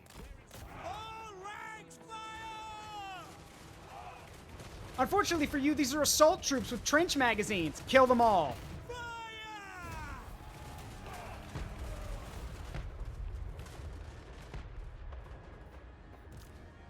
All guns. Continue to fire.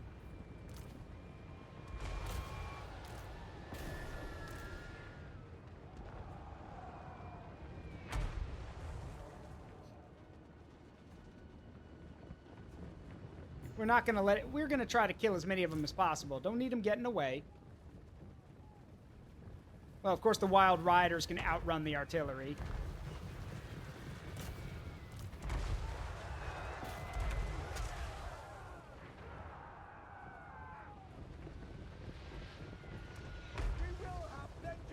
Oh, will you?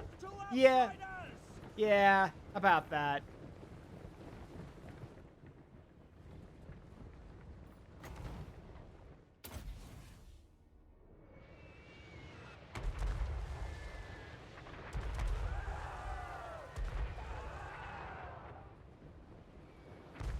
Well, not much for that.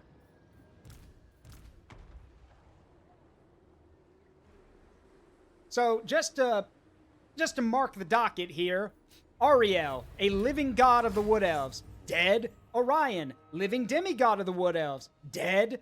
Let's see, what else? Oh yeah, over almost 3,000 Wood Elves, elite Wood Elves and Dryads and Treekin, dead. Extremely. By the way, the only guy who did any damage in Ariel's army was the main dude. That's it. No one else got close enough.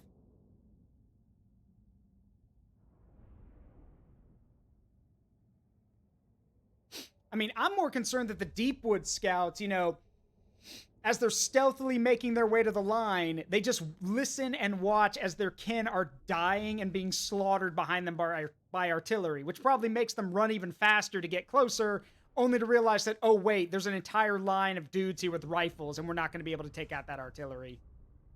Hey, at least they died quickly via gunshot. I could have sicked the flamethrowers on them. That would have been a slow and agonizing death. So imagine burning to death while you can literally hear your kin being slaughtered by artillery in the back because you failed your mission. Yeah, no, I think it was best that they just got gunned down like that. Yeah, by the way, the field guns, the ones with the shrapnel shells, killed over more than almost half the army. Yeah, more than 1,500 kills.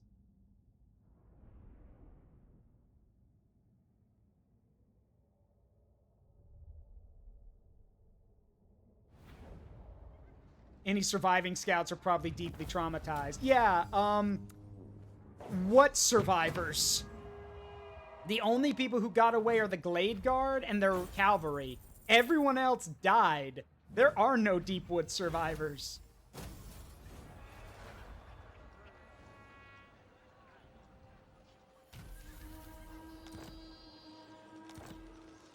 The Helm of don't know what that is. Oh well. In the meantime, Praise Sigma. Let's go and keep dealing with this. Ordered to serve. Let's see. What does the Emperor bid? Now, here's the deal. We do have problems. Mainly the issue that it's very unwise to go wandering into Athaloran and not be prepared. Because here's the thing, the moment you walk into Athaloran, you start taking attrition. So, we need to be careful.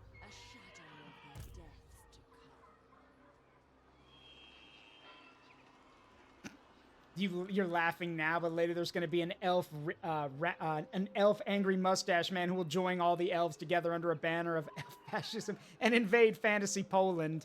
I mean, they could try, but fantasy Poland is Kislev, and they have giant ice bears and ride bear cavalry and, like, do a bunch of other crazy stuff. They also have trained snow leopards as attack animals. To the provinces. Sigma compels us. Awaiting orders. Got him.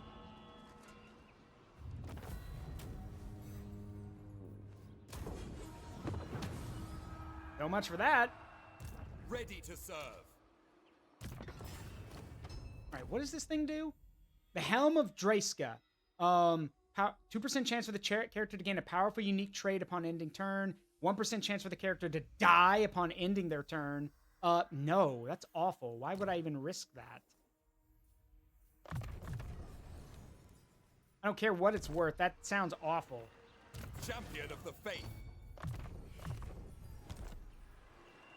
Yes, my lord. Now,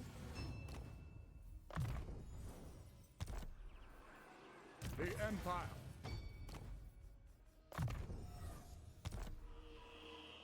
All right. So my plan is that we're going to take Quinelles. We can worry about this later. Might actually be able to take it now, I wonder. Marshal the men. If we gather up this force right here. It's not a lot, but it's something. Now, by grab enough dudes, we might be able, even if they are like regiments of renown, we might be able to take it. Give it a shot. To the provinces. Let us move. All right, so that takes care of that. So the northern front is being cleared. I guarantee Durthu's going to go on the attack next turn. But for now, Elspeth we go von on the attack. Draken. For Sigmar and Burn it. more will welcome. Just burn it. There is no new wisdom here. Destroy it. Thank you. For Verena and Nuln. I must study this. All right, Carl. Bring me to my men. Let's go teach him what's good. Actually, you know what? No, let him come to us. Because if they attack, if we attack now, we're attacking into Athaloran. Which is not a good idea.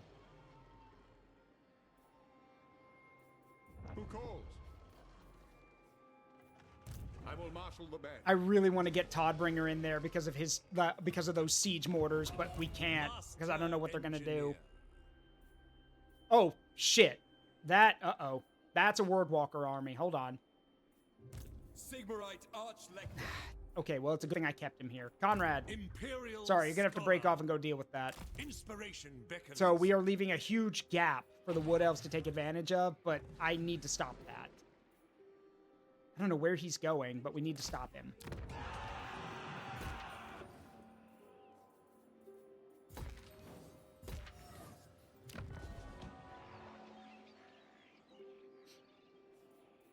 There we go. Praise Sigmar. Right, we can't do anything about this force right now.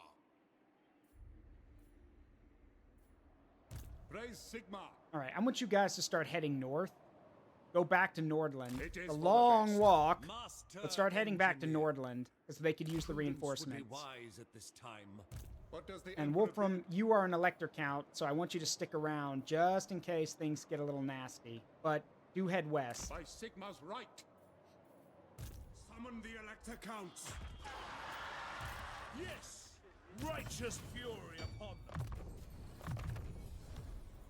To the provinces.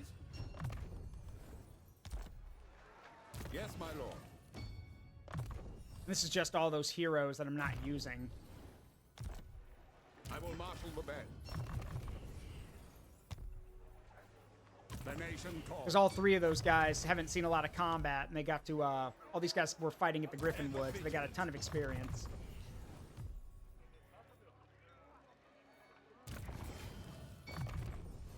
Ever upwards, eh? All right. What the hell?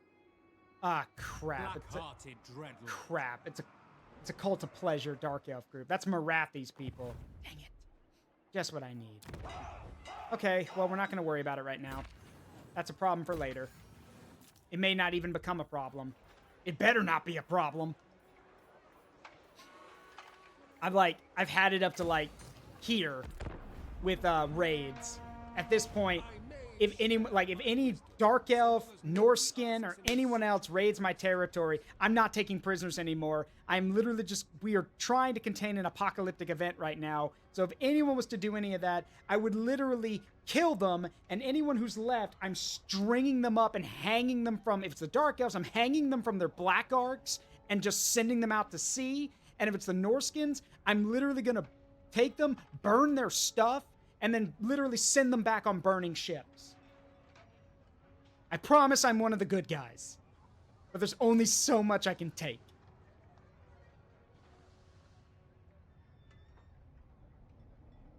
The wood grows around the walls of the Mansus. As every student of the histories knows, the Mansus has no walls. Alright, pull back. Oh, come. Oh, I was about to say, oh, come on, we could do that. That's 4 armies. What's the terrain look like? Nah, I can handle that. Let's do it. Hey, I don't think there's... You're the one with the World War I artillery piece. I don't think there's anything as a good guy in the scenario, however you spin it. They're literally trying to kill everyone. I'm trying to stop them.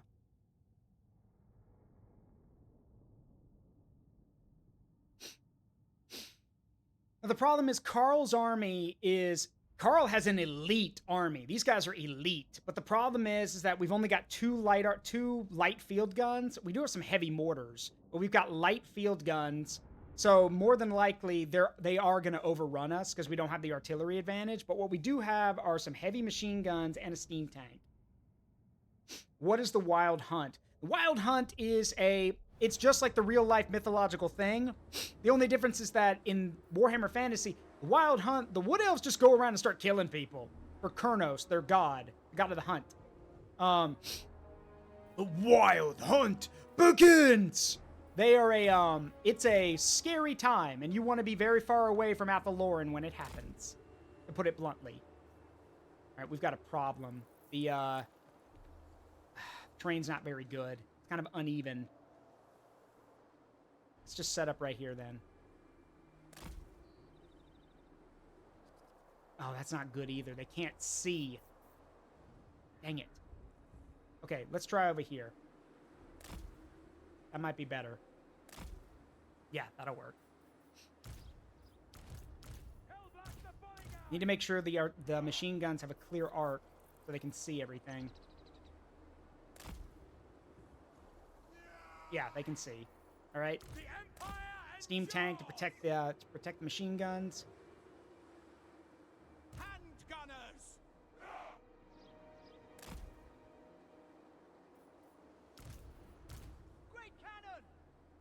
All right, set the artillery up. Now, the mortars don't have as long of a range as the field guns do, but these are mountains. These are 17-centimeter mountain mortars. They hit like a truck, which is what I want. Now, Theodoric is here. He's on defense duty, as is Carl and our life wizard. Now, I do want to highlight these guys. I pointed them out before. The Karaberg Trench Raiders. These dudes are in full plate with capes and great swords. And I love what it says. Some traditions are kept alive far past their advisability through nothing but the sheer stubbornness of man. So yeah, these guys are not modern at all, but damn if they don't look terrifying. I'm going to put them over here to basically guard the flank.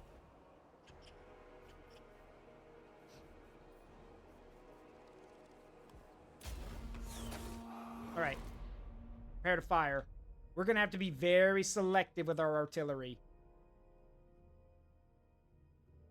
I want to hit, like, multiple targets at once.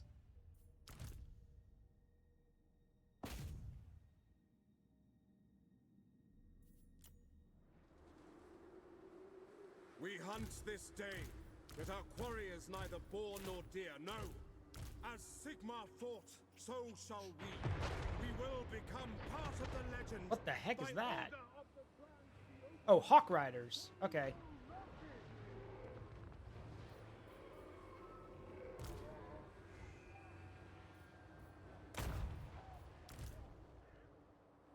They're waiting for reinforcements. So all we can do is just lob shells at them.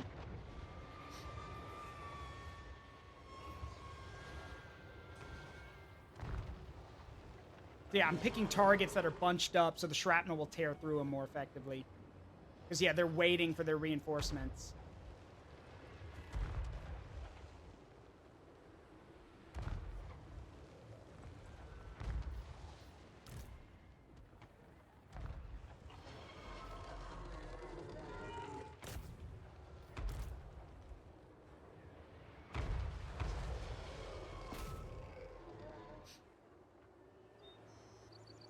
And the problem is we only have the light field guns. So we can do damage, sure, but we're not doing a ton of it. So by the time the reinforcements get here, they're still going to have a lot of troops left.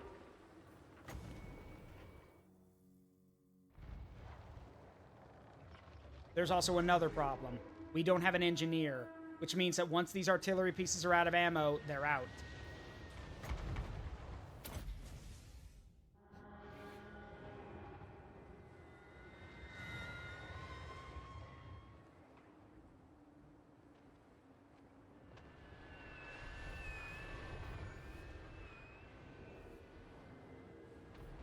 Oh, there's a target. Those are some... Wow, that's some good targets. Hang on. Those are some good targets.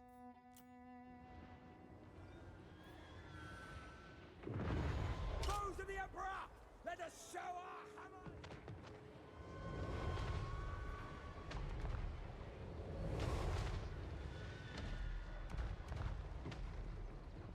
Yeah, it's working.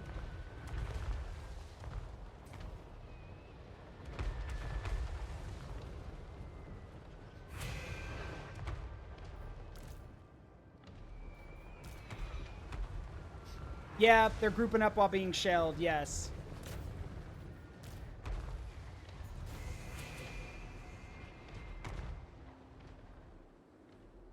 They're also waiting on more of their forces because the enemy can only have up to 20 or I think it's like, I don't know how many they're allowed right now, but like, that's why they're moving around like this. They're trying to get into a good position while waiting for their other, like, basically, as their units retreat, more will spawn in. This is stupid.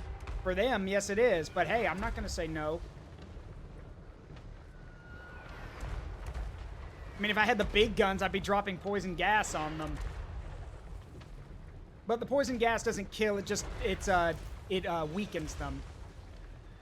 Lowers their stats, slows them down, etc., etc.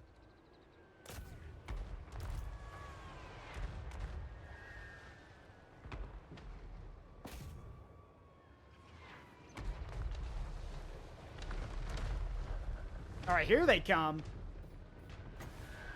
Or, well, they're going to try anyway. I see what they're doing. They're maneuvering to hit the weakest part of the line. Hang on. The comet ready! At speed!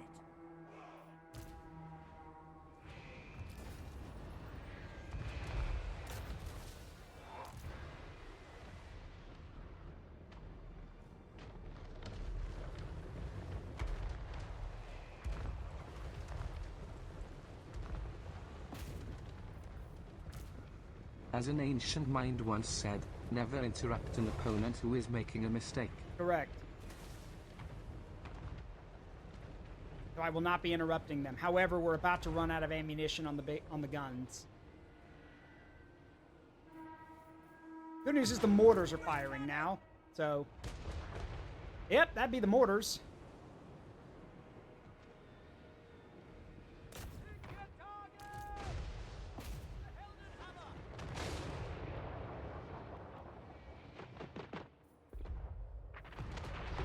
Yep, one of the units has used all the ammunition, so all the that gun's dry.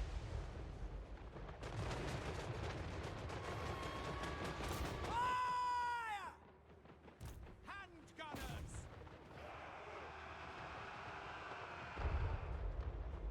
Breachers, use those shotguns. Take down those frickin' birdmen, or those riders. Thank you.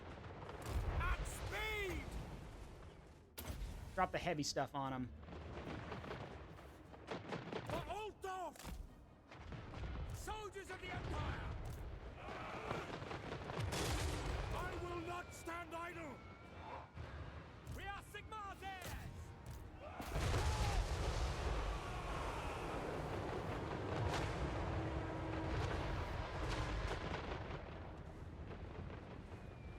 Prepare for combat. Swordsman!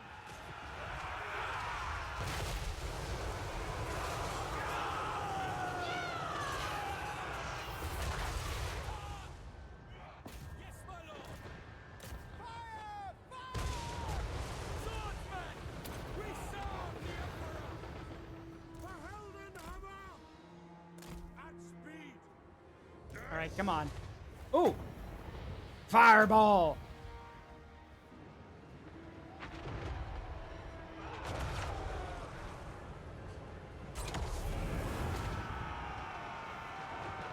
All right, they've reached one of the machine gun positions. Oh shit, the Wild Riders got around and are attacking the artillery. Damn it, I thought I killed all of them. All right, this ain't good.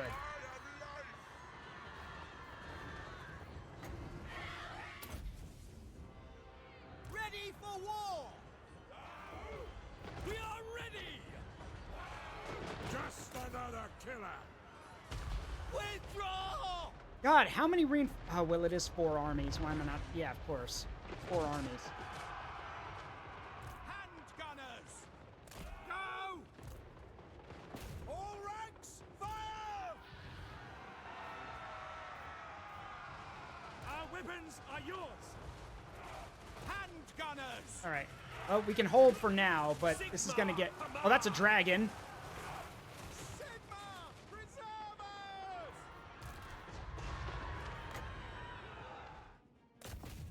Get them!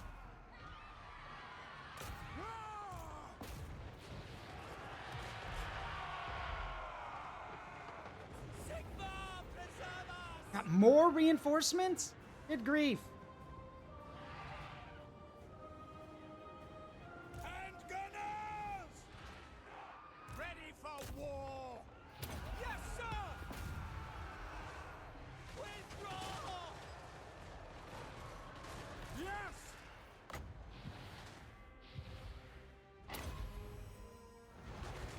We may have to form squares in a minute just to dig in.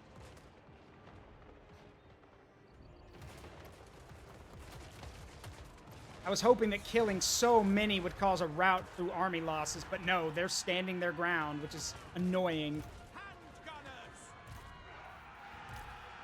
No, get the artillery out of here. Awaiting orders! Handgunners! Shoot the damn dragon. Shoot!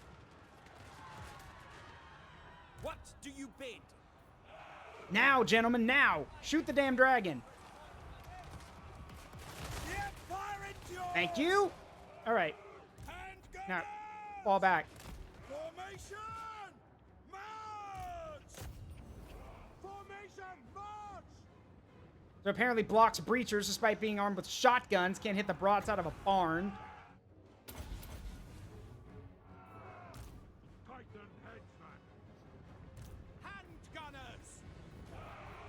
Weapons drawn! Swords. Or bayonets in this case.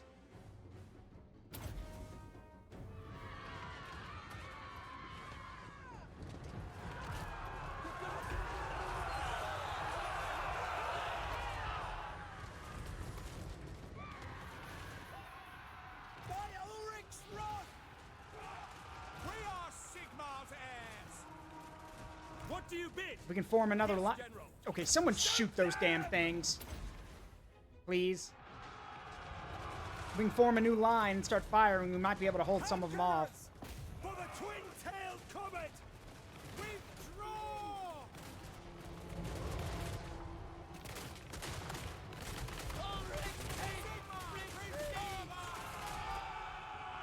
Oh, come on, guys. We could have... All right. We could have held a little bit longer. All right. It's also annoying to me that the freaking, like, freaking cavalry is somehow able to block bullets. But whatever. If we had more artillery, we could have turned that around. Yeah, of the armies that arrived, we massacred 2 of them. It's the remaining ones that were overrunning us. So Carl's going to have to fall back. That's fine, though. If I can get him back to Altdorf, I can give him a new army. One with more artillery this time. And better infantry. Because all these guys are like... recruits.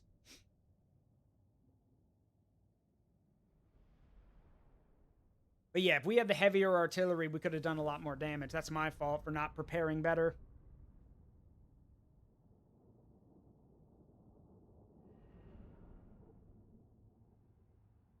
I'm also a little annoyed. We could have held a little bit longer, but these guys broke and ran for it. We could have held out and killed quite a few more, probably. And those mortars didn't do anything, which is, yeah, like nothing, which is extremely annoying.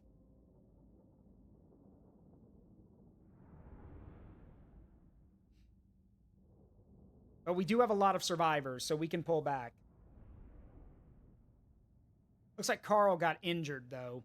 So he's going to be out of commission for a bit.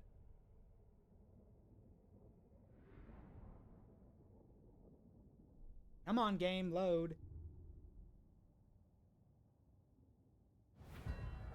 Yeah, valiant defeat.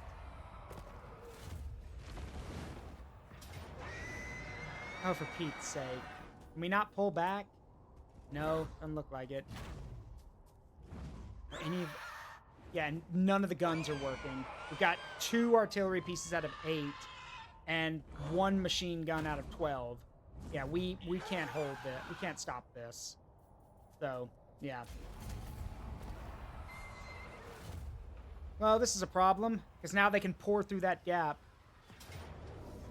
God, of course. Well, I'm glad I saw this coming. We may have lost the battle, but we will be back to fuck them up and slaughter them all. Yep. But first, I gotta get rid of Wolfric. Of course he's here. God. Okay. Greetings from... What do you want?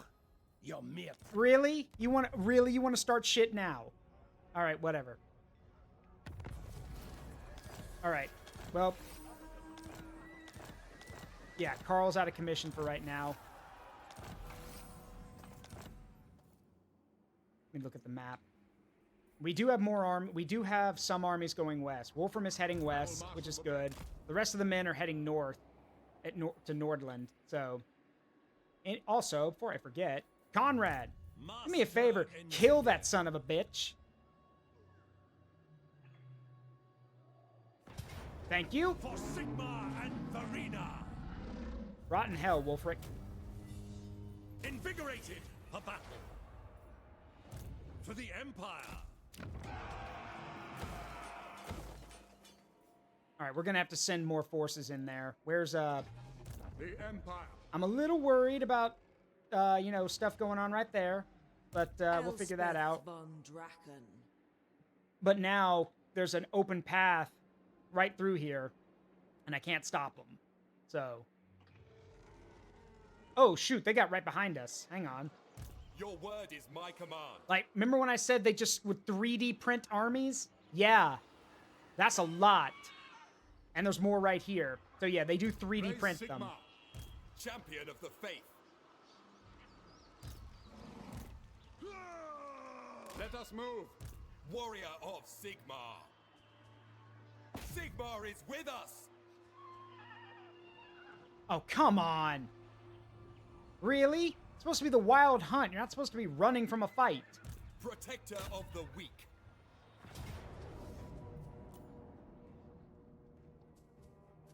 Oh, it's too easy. It's too easy. Okay, this will probably be the last battle for the night. And the next time we do this, we'll deal with the Wood Elves. Well, they may have stopped Karl's army, but they're not going to stop this.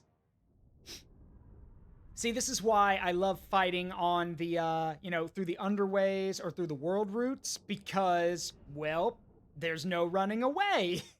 You're stuck here, out in the open. Now, granted, those guys are going to be spawning a little close for my liking, but we'll figure it out. So let's celebrate, you know, or handle our last defeat, which was a brutal one. I mean, we killed a lot of them, but not enough. But now we're going to slaughter everyone here. This is going to be fun. All right, so let's back up. By Ulrich's wrath! Great cannon! Command artillery! By Ulrich's wrath! Hellblaster! Oh, there will be blood. Don't worry. Skulls for the skull throne! Trust me, there will be plenty of blood. Watch the flank. And then the infantry can watch the center. Yes, sir. I'm keeping the flamethrowers in reserve. Mainly because, well, they're flamethrowers. Awaiting your command. Missile infantry!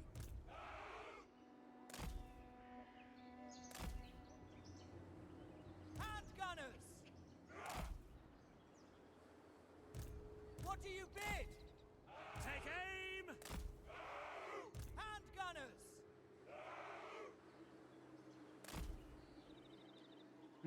Wait a minute. I actually want them up here on the ridge, the assault infantry, because they we can use them as spotters to call in artillery. Show no mercy. They work us.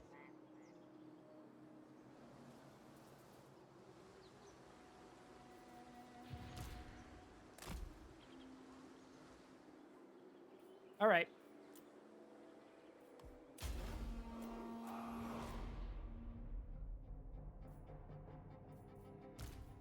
Gentlemen, load the heavy weapons and start firing, and don't stop until, you know, well, just don't stop. If it moves, shoot it. Shell it. I don't care. And if it screams in Elvish, shoot it, burn it, and blow it up again.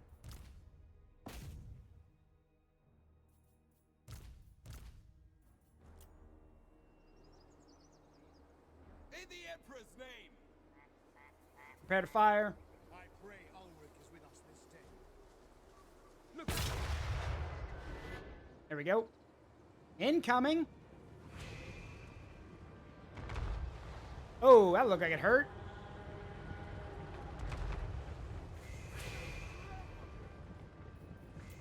You know what? Screw it. Why not? Let's fire a mix of everything. Mix of fire and poison gas. Shell everything.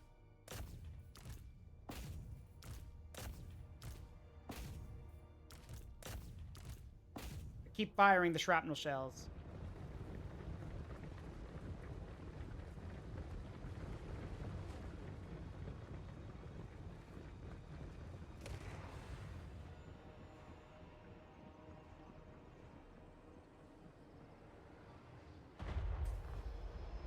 That's gas.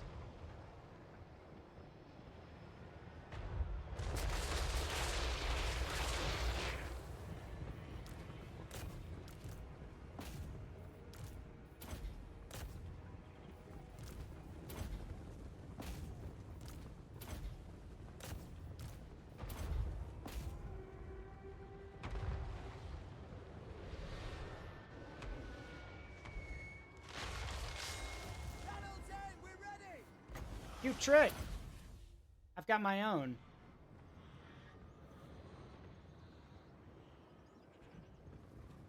That'll buy us a little bit of time to keep the artillery firing.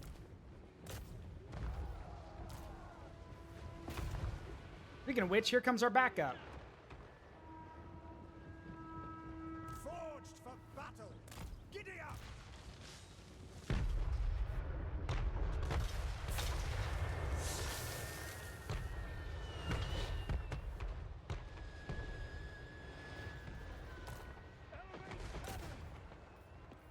All right, we can't hit them over there because they're out of position. So, just keep firing. I love that old saying. If it moves, shoot it. If it screams in German, shoot it again. In this case, if it screams in Elvish, shoot it again.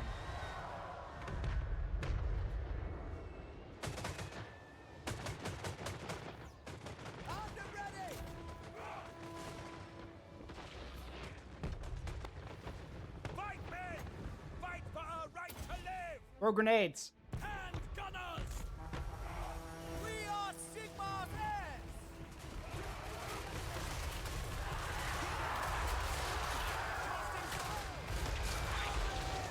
For Heldenhammer!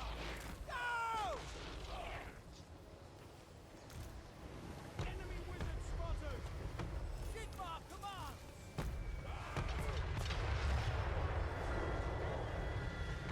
Where are you idiots going? I mean, that's fine. Form a line. You guys want to be up front? That's fine by me. Ranging target! Seeking enemy! Moving! You're off reporting. Yeah, get off reporting. Gunners! For Heldenhammer!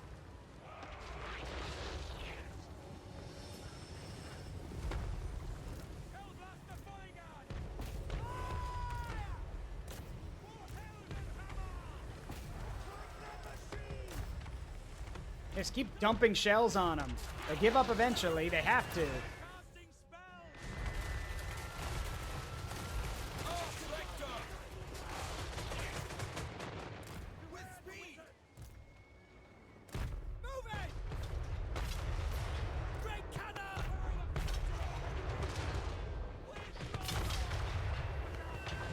The problem is this hill kind of gives them an advantage where, like, we can't really, like, get on the summit to fight back. Unless we, like, run up there and expose ourselves. But that's okay.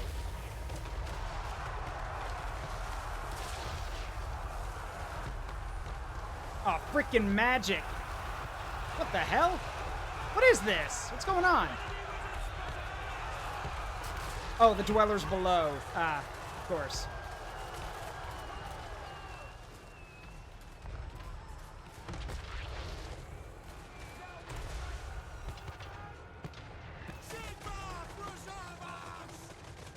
Ready for war!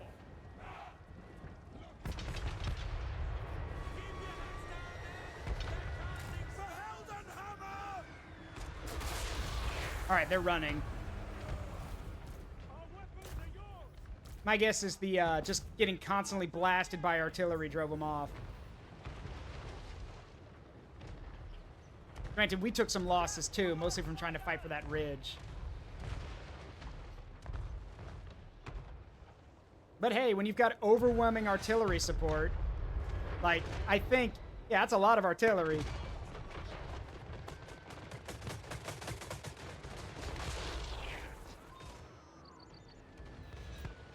There we go.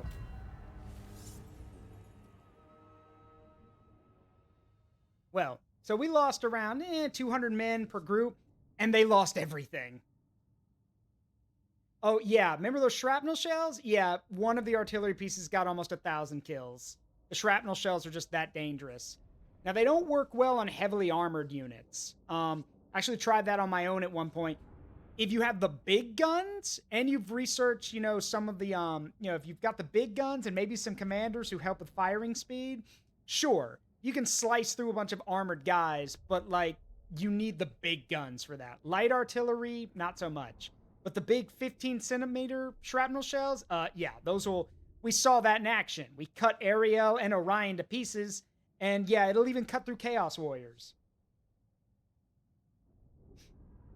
Well, see, that's the thing. Normal shrapnel rounds, no, Andrea, but the problem here is that these are being launched out of the, it's almost like a canister shot. So they come flying out really quickly. And some of them are armor piercing. That's why we saw, y'all have seen it like scythe through entire units.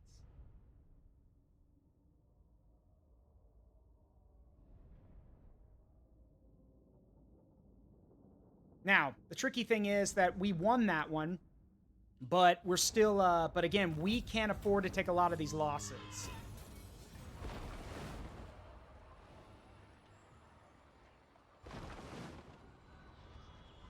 And I can't chase him into Athaloran.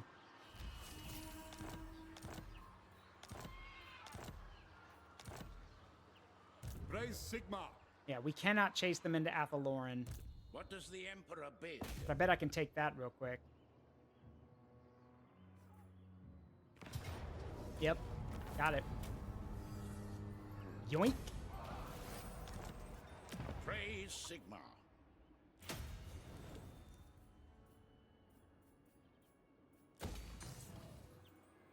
True servant of All right, Sigma. I'm gonna, let me just do a quick overview and then we're gonna head out for the night. Let's see. Okay, so we basically crushed all of the forces trying to get through the north of Athaloran. But the south, because Karl's army was devastated, we don't have a way to stop them from pouring out of the south. I'm probably gonna have to pull an army together and go stop that in time. Basically, we've had multiple tactical victories, but the strategic victory has eluded us because now they're just going to pour out of Athaloran. So yeah, multiple tactical victories, but the strategic victory and the sway of the battle is still in their favor because now they can because I wasn't able to contain them, they can basically move however they want. So Standard watch rotation. what's worse is that with this many forces, eventually attrition is going to take hold, where we just don't have enough men in the area. I underestimated how many there'd be. The good news is we can draft up a new army in time. We may have to draft up some micro armies too, but all in good time. For now, we know what's going on. The Empire is united, and we can at least... Even if we can't stop them from getting out of Athaloran, we've killed, like, what, 10,000 plus Wood Elves? Like, even if they get out of Athaloran, you lost so many that you're never gonna recover from that. So yeah, we've had but it's going pretty well, I think. But as of now, that's gonna be it. I hope you all had a great time. Tomorrow I'll be playing Dawn of War with a friend, so make sure you're here for that. And as always, it's been a privilege and a pleasure to entertain all of you. I hope you had a great time. I've been Taruk Windcaller, and remember, the memories we make in life, good and bad, make us who we are. Don't trade them for anything. And oh, one more thing. We are 8 followers away from 1,500. So tell your friends, tell the people you know. Let's get to 1,500 by the end of the year. Love you guys. Talk to you all later. Bye-bye.